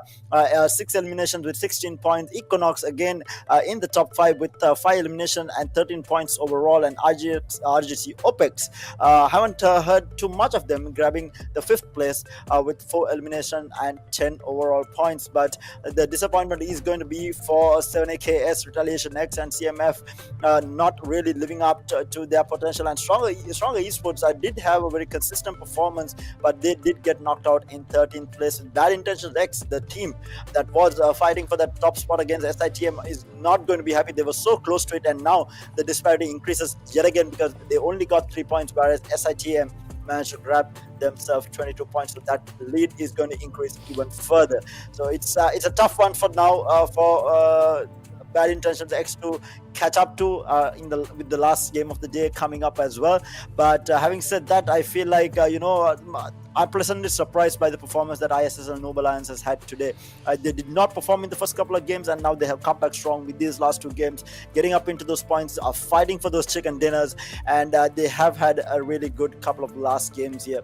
So taking a look at the overall rankings here, we have Retaliation X still with 30 points at the bottom of the barrel here, CMF IPG with 48, MAKPEN with 53 at 14, B Esports with 59, 7AKS, and now dropping below that 11th place into a risk here with 60 points. Astra Esports just edging them out with 61, Stronger Esports with 79 down to the 10th, and Inertia Esports at 9th with 81 total points. Let's take a look at that top 8. ISSL Noble Lions now moving up the ranks, grabbing themselves the 8th spot. This was a team who was in the bottom 6 at the end of yesterday's play, and now they are up into 8th with 85 points. Victor Gaming with 86 at 7th, RGC OPEX with 91. Equinox is going to be at 5th with 106, going to be evened up by Bad Intentions X with 106 as well. NB Esports at 3rd place with 106. So we have 3 teams tied up for 3rd place here. NB Esports, Bad Intentions X, and Equinox. And then at 2nd place we have Team Classic edging them out with 114 points, and SITM Esports, your leaders here, with 155 points. And what a performance. They have now had how many? 5 chicken dinners under their belt, if I'm not mistaken. Exactly. I feel like that's what's going to happen. I'm still not sure about that, but one thing that is bit strange is bit math. I mean, his performance is increasing by game, and look at his team in the last game. Like, he got the win. Like, that team was like top, like in the bottom 4 or bottom 5 in the like Bad Intentions, but he somehow got the MVP as well again, and he's like 31 eliminations, 7 more than SITM. And so look at his survival time. The survival time comes nowhere close to SITM Desert as well, but that's not much of a stat here right now, because even Twist has less survival time than and Desert, and less about Math. It's just how those games are being played. But VG gone finally doing some like increasing his elimination by the day, but he's not gonna be happy how his day turned out. He had 20 elimination yesterday and only 2 eliminations throughout the 5 games that he played today. So that's a bit of unfortunate thing. Yeah, and he's definitely not going to be too happy. He did have a really amazing game yesterday with 11 eliminations coming in from just one of those games. So out of his 20 that he had yesterday, 11 came from just one game. So he's not going to be too happy with his performance today. But of course, it is just one day, and like we said, we have much more games happening, and these players do have the chance to come back even stronger as the days go on. But going back to what we were talking about in terms of points, I think it is still open, and anyone's game, especially in that bottom 6, they are fighting to be in that top 11. It is still quite open. Anything can happen. They just need that one game to push them over the edge. I think we did see that with Team Classic today. Team Classic were in the bottom 6 yesterday, but now they're second place right now. I mean, what a performance coming out from them. And then we have now Noob Alliance now moving up from that bottom 6 and they are into the top 8 now. So I mean, it is absolutely insane. Like, we do have these situations which are very volatile, which can change. That's another reason that SITM is so adamant of performing each and every game as well. Even though they have such a significant lead, even though they think that they are safe, they are trying to perform each and every game. But with that, we do have the last game for the day as well. RZ, Sanhok, I know you love this map. It's a lot of close quarter fights. Who are you expecting? We have had 5 different winners across 5 different maps. Are we going to have a 6th different winner as well? To be honest, if you ask me this in another map, I might have an answer for you. It's a bit of difficult thing. Sanhok has always been an unexpected turn of events. So if I go like this team is gonna win, maybe that team who's in the top of the leaderboard, maybe in the top 6 as well, might not be able to win, and somebody like Retaliation, who's not been able to perform at all, might just have a chance of taking the win. So, but I feel like I'm just gonna go out on a limb and say Bad Intention. They have been coming close to the chicken dinner a lot. They are a great punch. Obviously, Math has been performing particularly well. But something that you were discussing a bit earlier as well, something you were pointing out, is ISSL's journey throughout the day. The moment they started and look at where they are right now, qualifying into the finals. So I like they're in the top 11. Obviously, things can change tomorrow and the day after tomorrow. But for now, they are in the top 8. They had a wonderful back-to-back games as well. They had a chicken dinner in like maybe the 4th game, and they're looking really good. So if they can do it, they were at the bottom of the lead overall standings. I hope every team can do it. Obviously, one thing that I'm saying that is because it has been a long process that filtered out this team. There are tens of thousands of participants. There were 256 teams, then 128, then 64, then 32, and now finally, after multiple stages of the tournament, we are left with these 16 teams. They are really good teams.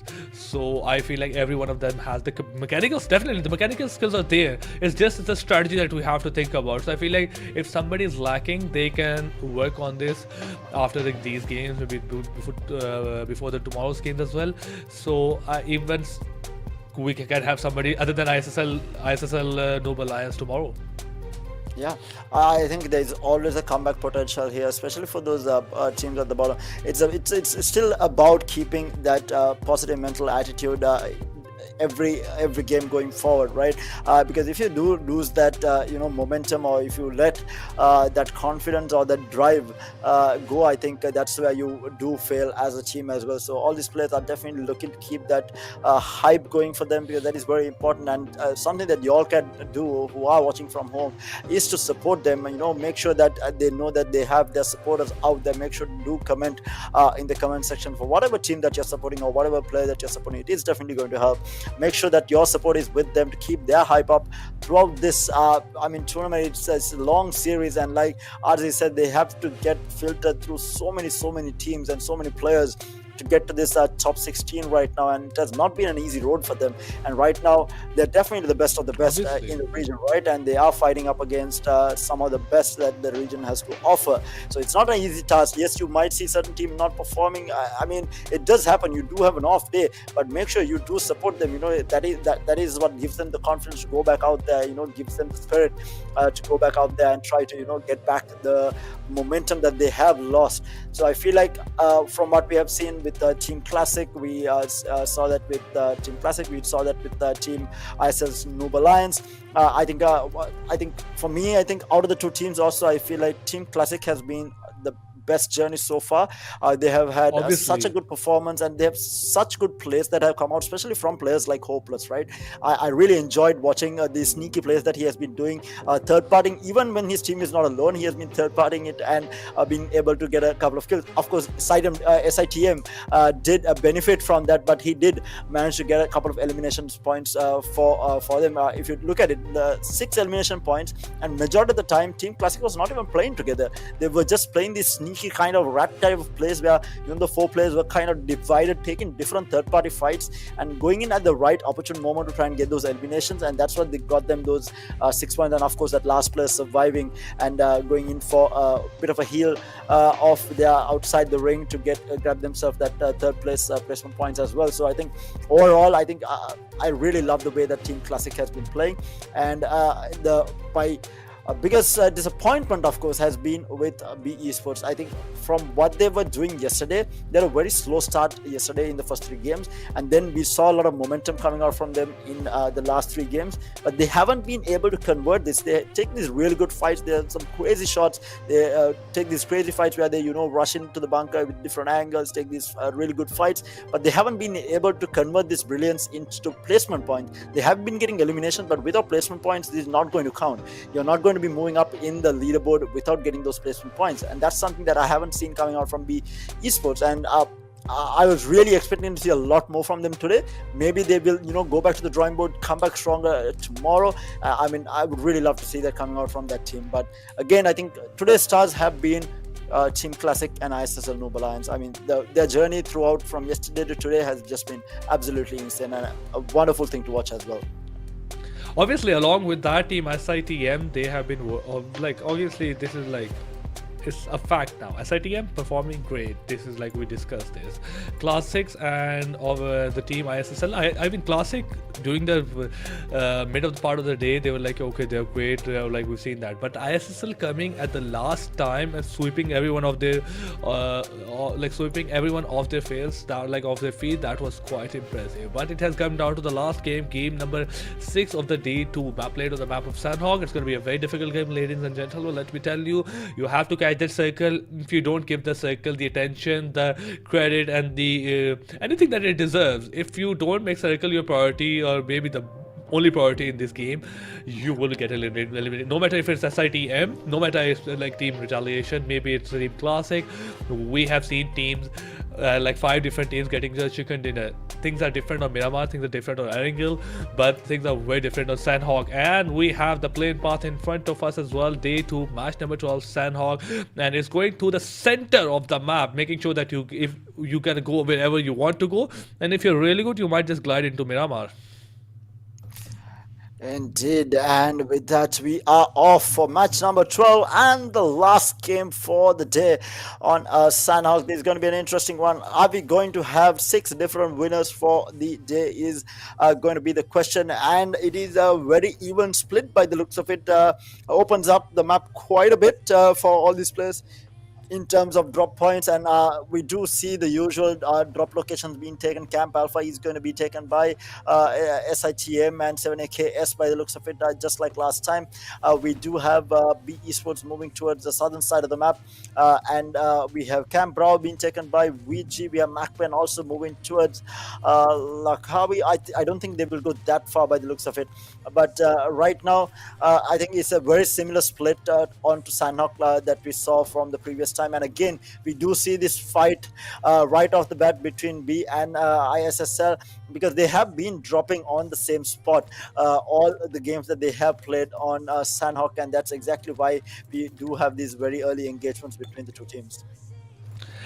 Exactly, but looking at that first circle, It's gonna get more interesting now. It's gonna get very interesting. The only circle that like fourth or fifth circle that will have the part of the map is gonna be towards Gap Alpha side, Hathin side, and the rest of the map is not gonna be accessible at all. While the major cluster still there's no major cluster right now, but I'm sorry, it might just cause teams to rotate early a bit, but it's gonna be very difficult. There's no points of entry into the circle. Every point is still occupied by some team. They see SC on one side, Bait on the other side, ISSL on the other side, Team Call towards the east side.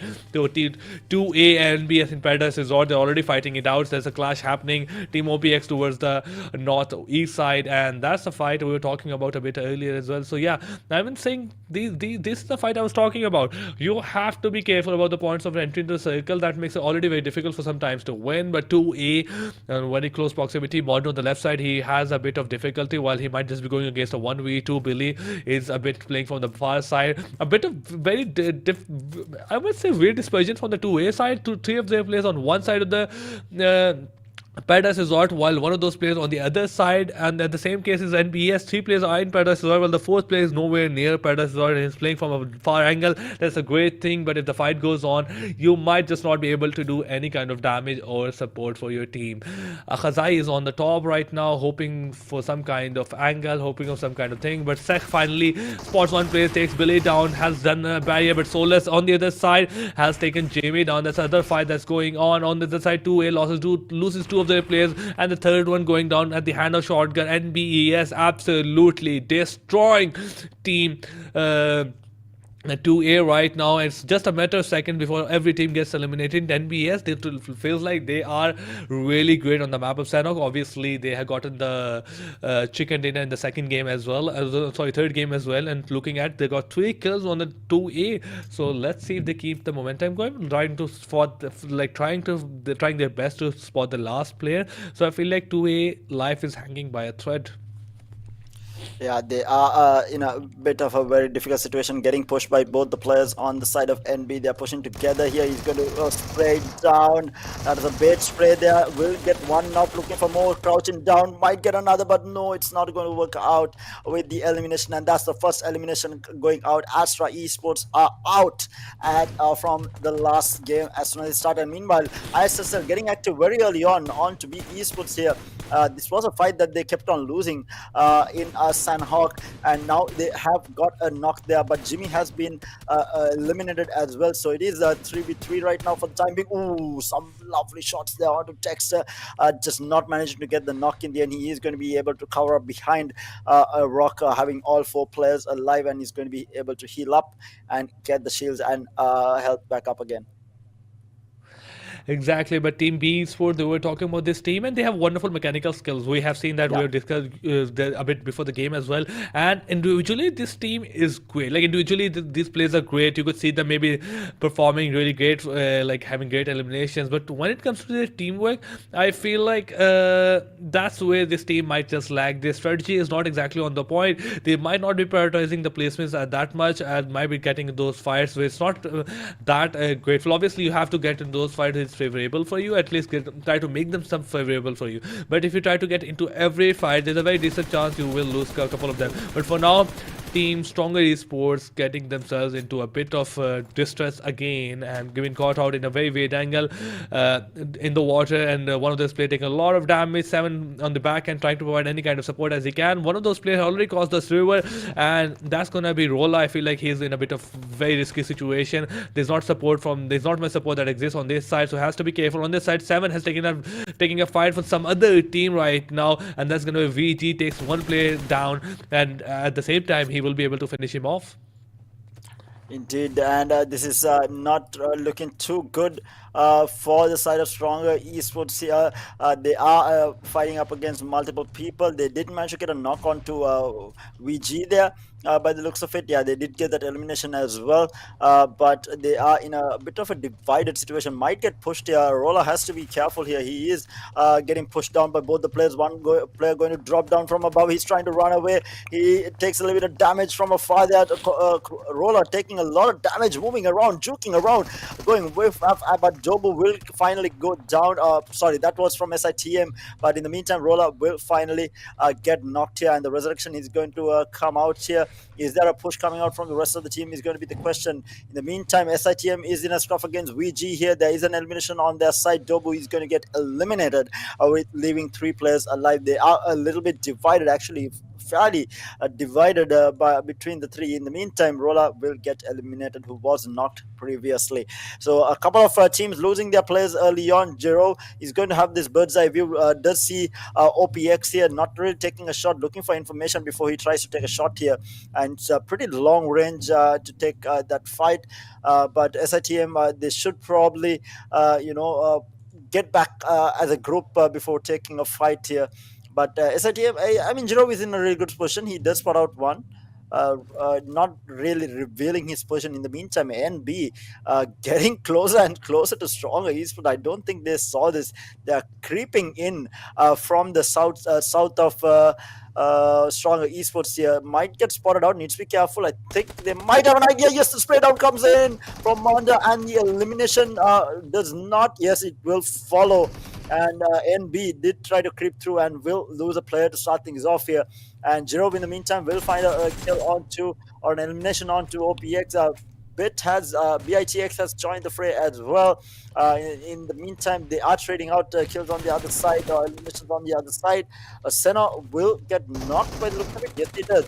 And NB looking to go in for the elimination, not really finding it. SITM in the meantime finding another knock as well. Fights across the map right now. SITM finds a knock onto Inertia Esports player as well. NB in a bit of a sticky situation here right now. They are out in the open and will get straight down, and it's going to be NB.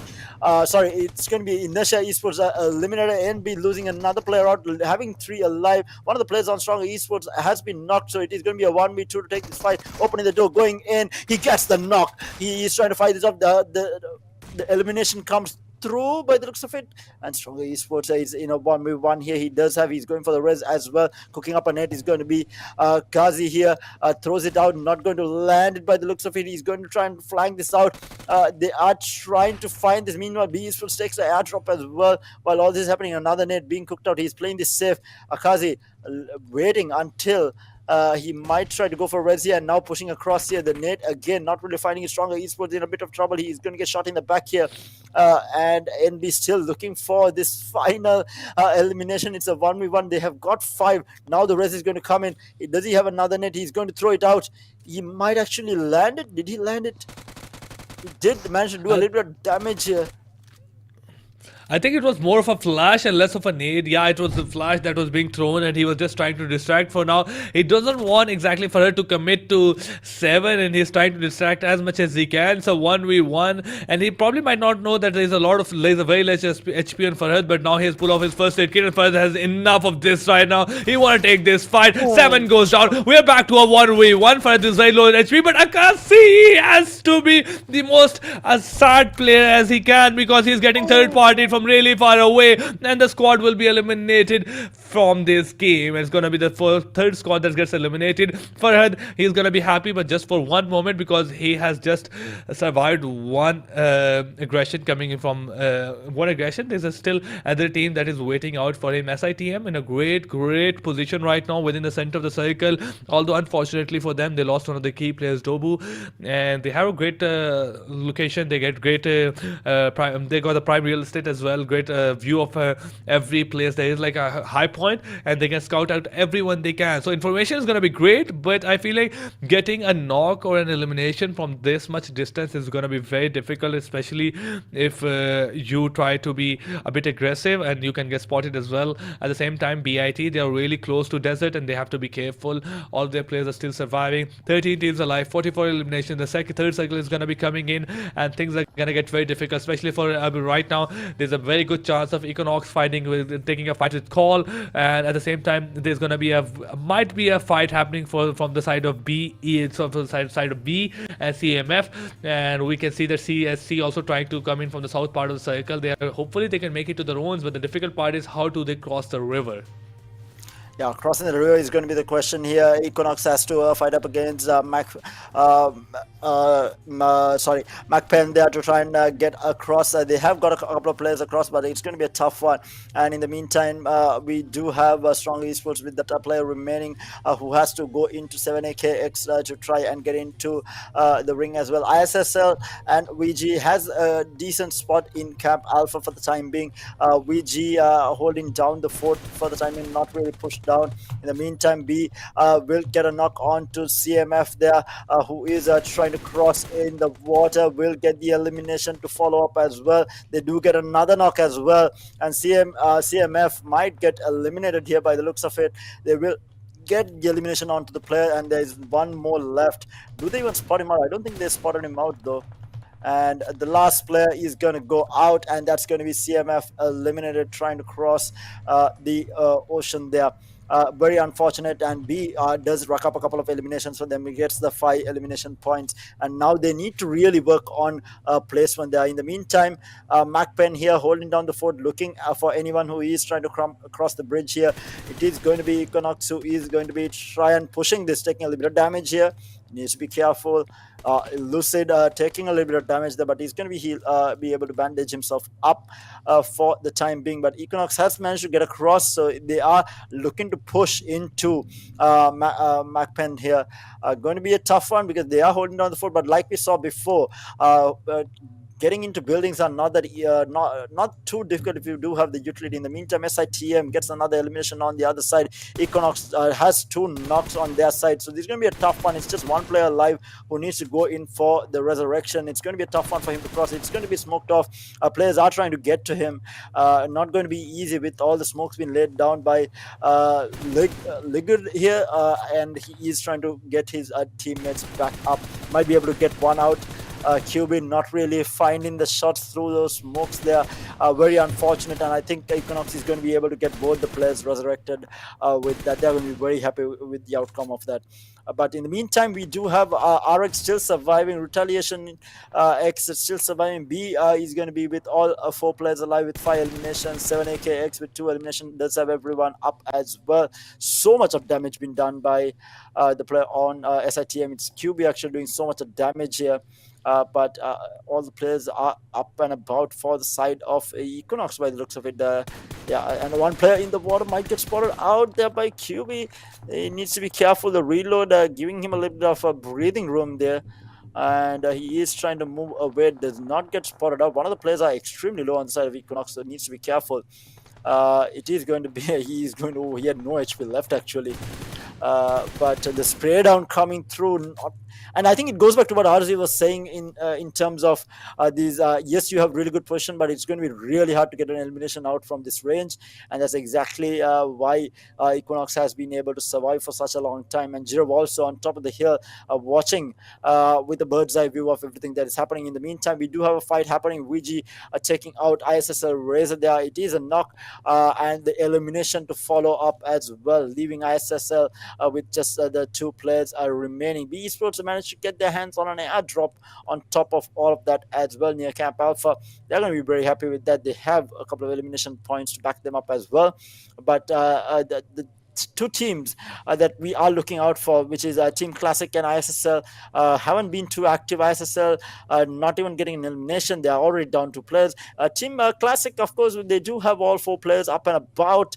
They are still looking to get those placement points before they take any of these engagements or doing anything risky, because they are moving from the south side from the south side of the map. And we do have Equinox having gone back to boot camp. They haven't been able to get across because of MAKPEN holding the fort down. In the meantime, we do have a fight on the western side where Mamata is getting run down by the looks of it by OPX, and I think they have only 1 player remaining on the side of ISSL, if I'm not mistaken, and that's going to be a tough one for them after having 2 really good games back to back. They're in a very difficult situation unless Mamata can write it out and get those placement points that they do really need to hold on to that number 8 position that they do have. Obviously, I mean, they have to make sure that don't let go of those one. At the same time, OPX the squad is moving into trying to moving to the circle. The four of them players are alive. They have to be careful. Team VG, they are camping that northwest side of the circle, and they are hoping that if anybody tries to come in from the Camp Alpha side, they could get their hands on some easy elimination points. And Team OPX, they are not making it such an easy task. They have realized that somebody probably is holding that area of the circle and probably isn't like camping those areas. So I feel like that's a great thing. SITM on the other side, they are still on the top of those hills on the like between the Camp Alpha and the other islands. So something needs to be done about those. SITM, they're a great spot, but obviously if the circle moves away from those hills, that's going to be the end of them. So they're really hopeful that the circle takes a shift towards the Camp Alpha side. VG, that's not a very easy position for them to be. SSL Mamata, I don't know what he's doing, but he needs to get out of that. Probably he's gonna go for those first aid case, probably for a heal battle. If I like, but I feel like he can still go into the circle, try to go for those heal battle, maybe into the fourth or fifth circle where he sees like clearly empty. But I feel like there's a lot of distance that is between him and a dangerous part right now. So going for a heal battle is a bit. I feel like it's still an early thing to do so. So you can just wait for it. And the other side, teams are just waiting for the fourth circle to be gonna be closing in, and I feel like this is where gonna be the action's gonna start. The first part of the map is done. We got 11 teams left, 36 players. Half of the players are gone, and almost half of the players, not exactly, but when the circle takes a shift, and it has taken a shift, we're gonna see some big engagements gonna happening really soon. Indeed, and of course, this is the final game of the day. It is match 12 on Sanhok, and Mamata is right now in a bit of a really tough situation, trying to grab as many heals as possible before he does come into the zone here. In the meantime, we do have a couple of other players in a bit of a stuff here, and I feel like MAKPEN is in a really good position to stop RX as well as CS coming into, or other Team Classic coming in. Meanwhile, B is in a bit of a stuff here with BIT. They do get a knock on to one of the players on the side of BIT, and he is going to be able to heal up as well. It is looking to be like a 3v4 by the looks of it, or 2v4, and Team B might have an idea, or B Esports will have an idea that this is the case, and they are trying to push forward. BIT trying to get out here, manages to get into a vehicle, might get sprayed down here, blah blah blah, trying to push it down, though not going to have an angle, and he is going to be able to run away for free, taking a little bit of damage though. He is quite low on HP, but he is going to be able to get out. QB in the meantime with that bird's eye vision, laying in some chip damage onto VG, who is going to be moving away from the bunker down portion that they were holding before, right? Going to be running into the hands of BIT, a player who was knocked previously by the looks of it. And meanwhile, VG was on. Oh my good God, BIT Mehedi will. He was actually up and about and will eliminate VG. 1v2, he jumps out from the corner and goes for the 1v2 fight and gets 2 eliminations to boot. What a play coming out from him, getting the team altogether 6 elimination. And like we were talking about before, BIT has been very consistent and proving why so as well. And in the meantime, across the board, we do have MAKPEN getting another knock onto RX. They will get the elimination as well. RX will get a trade onto CSC. They are fighting. There's 3 teams fighting there. Equinox as well. Ryuk will get another knock on as well. Equinox will find a knock on to CSC. And the elimination to follow through as well. There is so many teams fighting here, trying to get into the zone. RX is there. RX is there. Sorry, CSC. Team Classic here will go out in 10th place. A disappointing last game for them after the performance they have had today, and it is Obviously. tough one for them. And ISSL Noob Alliance also going out now, leaving 8 teams. They had 2 really good back-to-back games, but now a disappointment to follow up. Obviously, I mean, but at the same time, for now, looking at the circle, ISSL, they were generally looking to like end the day on a good note, but unfortunately for them, they should be really happy with the outcome. On the other side, the circle has taken a shift. It moves away from Giro, but team 7 AKS and team SITM is going to be in the center of the circle. They're still holding that position. The major cluster going to be coming from the south side. Team Meganox is just a moment like before they get eliminated. OPX, they're also just hanging by a sweat. Team B trying to move in. They're 4 players surviving. Team Call, that's the two more teams that are going to be looking to enter the circle from the south side. Obviously, they're going to clash with each other. First, that's the first thing, and might just clash with Team SITM 7KS as they are holding that part of the circle. So obviously, that's the next two teams that we'll be looking at, and there's a clash that's going to be happening for the next 4 to 5 seconds, maybe 20 seconds. As soon as the circle starts to move in, SITM they got their hands on one another elimination, but this is the moment where the elimination might just to start to increase. Obviously, the circle is going to be closing on them, and the distance between them and the other team is going to be closing start really soon. Call, it's not going to be easy for them to push in. At the same time, Team 7 AKS they are holding that part of the circle, and Ryuku is right in front of the Team Call. On the side of the map, Scores gets eliminated in the name of Team OPX and Bad Intention. Only these two teams had only one player left behind, and unfortunately, not a single one of them have been left behind. So 5 teams alive, 16 players, very few teams with 4 players alive. Yeah, and the interesting thing here is that 7AKS is alive among these 5 teams. They are finally getting themselves into those placement points that were desperately looking for. They just need the elimination to follow through as well. But as I say, that QB will find a knock as well as 7AKX will find an elimination and another knock to follow up, and 2 eliminations coming through for them. 4 eliminations altogether coming through for them. In the meantime, SITM Desert will find the elimination on to be in a really bad spot. Might be in a whole world of trouble. In the meantime, MAKPEN are looking to find the elimination on to one of the players on 7AKX who did take a lot of damage. QB yet again with ultimate high ground here, looking down on absolutely everyone. They did lose Dobu at the start.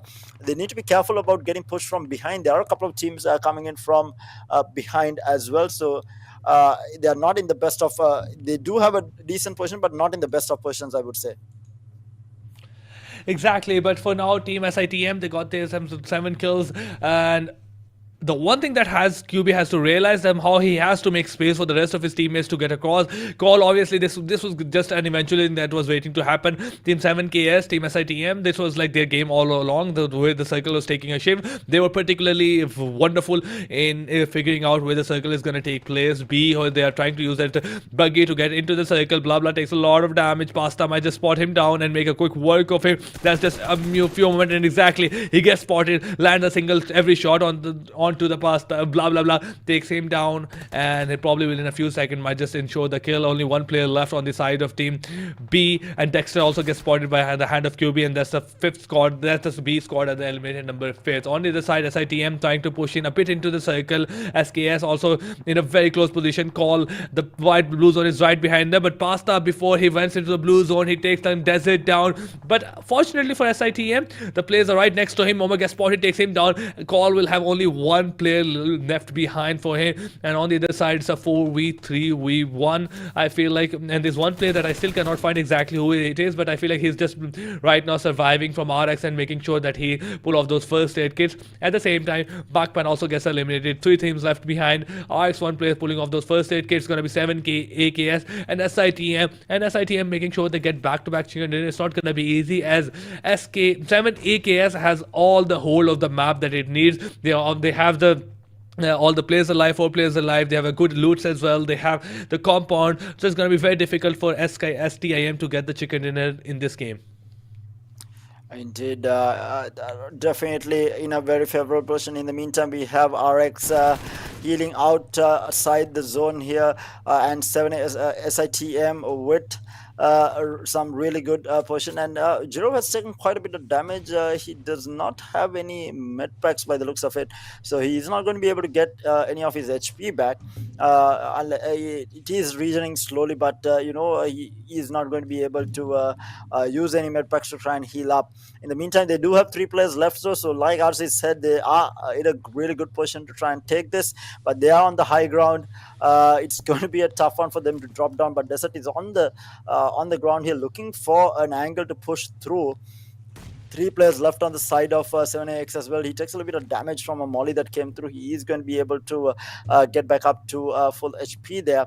But Cube is still looking with a bird's eye view. Needs to be very careful about falling to the ground. And now the spray down goes in. And needs to be careful. Cyax are taking a little bit of damage. Actually, no damage at all. And Desert is going to get run down by the squad of 7AX. And now Cube is falling down with a grenade to fall as well. And he will get immediately busted down. SITM is going to be in trouble. Two players completely wiped, and now Jirov left in a 1v3 technically, because they are going to be able to get the resurrection out as well. Not going to be an easy one for Jirov to try and clutch. um, a tough one. I don't see how he does it. Exactly, it's going to be very difficult for him to get a clutch, and if the circle has taken a shift away from him, he has to come off that high ground. But for now, it's just going to be a waiting game. Circle pushing it from both angles, one player on the top of the hill, and this is a circle that if it gets 7 AKS before, then that's going to be difficult for him. Especially this cycle won't give you much of the time to revive as well. I feel like those not first aid kits on the both side. There's being thrown on the side of Geo, takes a lot of damage. He doesn't have any kind of utility, so if there's a bit of utility on the side of 7 AKS, one or two more nades, they might seal the deal. But Geo is just trying to stay behind, trying to avoid any kind of fight as he can. He's trying to hopefully survive, but I really want to know exactly which one of these players will the circle punish first, because right now it's gonna come to that. 7 AKS might just not spot Jiro. Jiro is still trying to get a bit ahead, trying to use a third party view spot, trying exporting a player, but it's gonna be very difficult, and they are just waiting for now. Geo, if he has to come down, he's gonna go down, but if 7 AKS, the circle comes in from the other angle, which is a bit unlikely. I feel like it might just go on the side of SITM, but SITM Giro tries to get a bit ahead, gets into a bit of a risky situation, but I feel like he's just looking for those elimination points. Not going to be easy, especially with the amount of he takes a jump, and that is just it. I feel like he didn't realize that he was going down, probably made a mistake, but this was like 7 AKS, his waiting game exactly paid off, and I feel like one of those players actually shot Giro while he was in the air. Indeed, and 7AK's Axe finally making their mark here, getting the winner chicken dinner here. They were a team that promised a lot of performance coming in from the quarterfinals. They were the second seed from the quarterfinals as well. They haven't had the performance that was required up until now. It took them some time, but they're back at it. They do get that win with some really good elimination. SITM yet again in those second place stats as well. Well, let's take a look at the match statistics here. They did get quite a number of eliminations. They did get 8 eliminations to boot as well, with their placement points, with 451 damage from Raikou. We have XOXO getting 513. We have Cinex getting 274, and as well as Meheraz with 280 damage overall. So decent performance, a very even performance coming out from the 4 players on the side of 7AK's Axe, and I think they are going to be very happy that they were able to finally get into those very important placement points that they desperately required to stay alive, because they were dropping down little by little, and with this is going to give them that boost to put them over. I think they should be at least 8th or 7th place in the overall standings. We'll have a look later on before we do end the stream as to where they do stand. Let's have a look at the overall match statistics here. We do have a QB with the highest eliminations coming in with 7, the highest damage coming in from him as well with 1072, and we have blah blah blah with the highest assist with 3. We have a player from RX here with a healing of 3013. That's holy moly, that's a lot of healing. And then QB with the most number of knockouts as well. So QB being shown here in 3 different aspects as well. And let's have a look at who is going to be the MVP for this particular game. And it's as expected, it is going to be QB here with 1072 damage, a survival time of 24:46, 7 elimination, and 184 meter kill. That's a massive long range kill, and with 2 headshots to boot as well. And what a performance coming out from this man. Exactly, and I mean the way he was holding that high point, that was particularly very impressive from his side as well.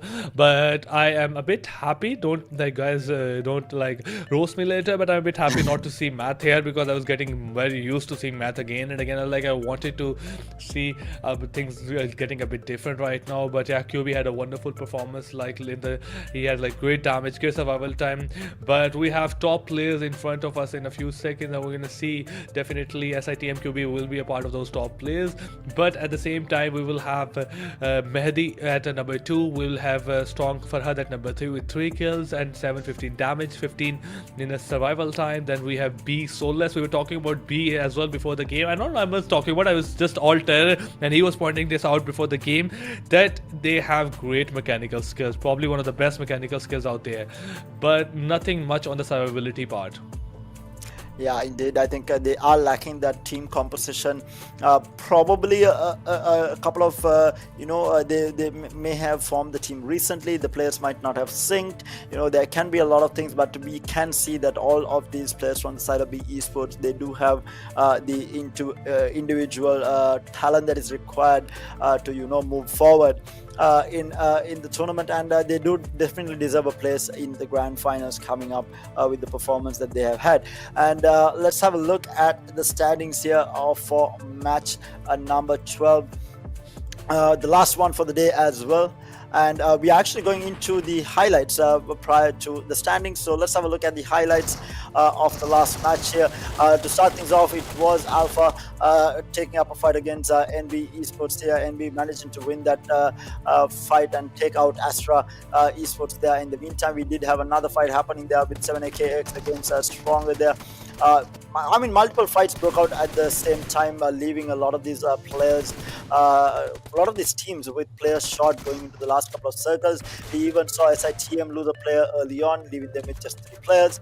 A map like Sanhok, these are things that can happen.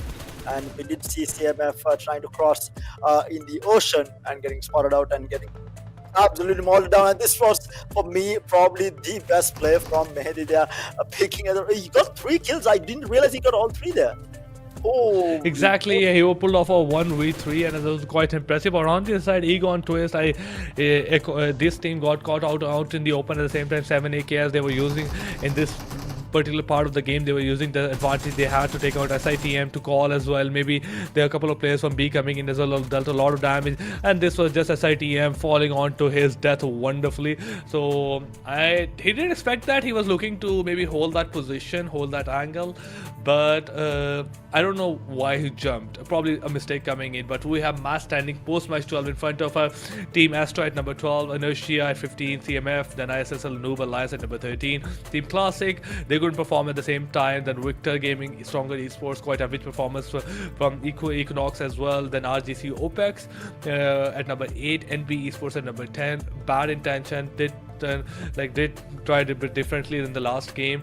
Then we have MAKPEN and Retaliation. This is something that is quite unusual. We didn't exactly see Retaliation at high up on the match standing. There's somebody who is actually on the very low of the ranking, on the overall ranking as well.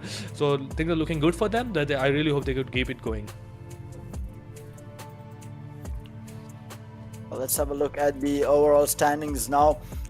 With the end of day 2 here, we are looking at the bottom 8 here. We have Retaliation X with 42 points at the end, and we have CMF with 48 at 15th place. We have Astra Esports with 61. We have MAKPEN, who were 5th place, I think, at the end of day yesterday, has dropped down to 13 with 63 points. We have B Esports still rolling around that 10, 11, 12th place, but right now at 12th with 74. Inertia Esports dropping down at the end of day 2 to 11th place with 81 points, and 7AKX with 83 at 10th place, and Stronger Esports with 84 at 9th place. So they have dropped a couple of places as well. Yeah, let's take a look at the top 8 here with ISSL Noble Lions still managed to hold on to that 8th place with 86 points. Victor Gaming with 89 points at 7th place, so they have been moving up little by little. RGC OPEX at 6th place with 96. We have Equinox with 111 at 5th. NB Esports with 112 at 4th place, and Bad Intentions X with 114 at 3rd place, and Team Classic at 2nd place with 116. So SITM just building on that lead. Now that's a massive lead. That's over a 50-point lead that they have. It's a 52-point lead that they have over Team Classic, and SITM yet again by end of day 2 has built up that lead that they had at the end of day 1. I think what a performance coming out from them. Obviously, the top performance in front of us with the Bad Intention into Math as number 1, 31 elimination, 11 matches. Then we have Desert at number 2 with 24 points. Then we have a Twist with 24 elimination in the 11 matches. Then we have VG Gone with 22 elimination. Giro did get 1 or 2 kills in the last game, and he has got 19 eliminations. But I feel like we are missing a match here. But in generally, I feel the bit Math is gonna be probably on the top of this top performance after at the end of the day, and let's hopefully he can keep this momentum going, because out of everything, SITM performing, Equinox performing as well, especially Twist, it was them performing and their team performing. Bitmath was getting MVPs in a game that we couldn't have found Bad Intention nowhere. Probably at the bottom 4 or bottom 5, there was a Bad Intention standing. Then there was Math in front of them, coming up and getting MVP. What? Why? Where is this coming from? So that was quite impressive from Math side. It did, and Matt definitely is a player to watch out for in this entire tournament. He has had an absolutely great performance across day number 2, and definitely going to be one of these players to watch out for tomorrow as well. But as the day ended, I think there is a lot of things that happened. We had teams that were in the bottom 6 coming forward, and then teams in the top 8 that kind of fell to the bottom line as well. So I think there were a lot of changes in the overall scoreboard, and I think this is just going to keep on developing as the tournament goes on, as tomorrow comes for the 3rd day of the semi-finals as well. And again, there is a lot of these players who are going to improve as well, because we are actually playing the same map over and over, technically the same 3 maps which is going in rotation. So these players are going to be improving and coming up with newer strategies and better strategies as well to come into basically try and get as many points as possible. And with that, we do have the schedule that we had today. We had Erangel, Miramar, Sanhok, Erangel, Miramar, Sanhok, and we had 6 different winners across the board. A little bit different from what happened yesterday. We had Equinox win match number 1 on Erangel. We had Team Classic take Miramar. We had NB Esports taking Sanhok, the first Sanhok match of the day. Then Erangel was taken by ISSL Noble Lions, and then we had Miramar being taken by SITM. They made their mark for the day as well. And then the last Sanhok map was taken by 7AKS, a team that was quiet the entire day yesterday, but finally today making their mark. But even with that chicken dinner, they only managed to get to 10th place in the overall stand. Just goes to show how close the competition is. When we even saw the points, I think other than the first place, everyone else is so close to each other, especially those top 6 to 7 places. And then again in the bottom 6, I feel like the fight is really tight between these players. Obviously, I feel like and we have seen the rise of ISSL Noble Lions. ISSL Noble Alliance coming up and climbing up those ranks, and we have seen a lot of Team Hope classics to do that as well. And I'm really hopeful if these teams can do that. Obviously, the other teams can do that, and it's not obviously it takes a lot of struggle.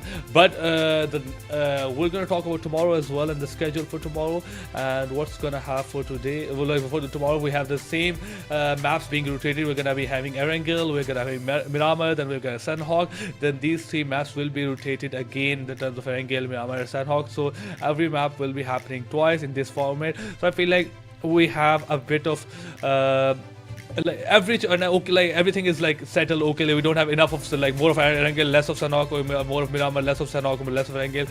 We have everything equally happening here. Indeed, and I think everyone should be getting excited for tomorrow as well. Obviously, these teams are going to be prepping throughout the night and getting prepared for tomorrow. But exciting day overall, RZ. I think everyone should be very happy with the performance that they put up. Certain teams not so much. They're obviously looking to come back stronger next time around. Obviously, I feel like this is it from our side. It has been a wonderful to cast with you guys and to hope sure that to make this show entertaining for you guys. And we hope we've done a good job. Obviously, a bit tired after casting this game. Like, okay, like, guys, get me out. I'm already done. But again, this was it from our side. We hope to see you guys tomorrow as well. Okay, so I feel like tune in to it tomorrow as well, and you could see some great action coming up. Obviously, we're gonna see the SITM perform. At the same time, one thing that we shouldn't be getting a bit biased, but I want to see some new team come up and some new team perform. On that note, I think we shall head out. Make sure to join in and tune in tomorrow for the rest of the matches. But until we do see you all again, it's going to be me, Tara, and RZ both signing out. Thank you guys so much.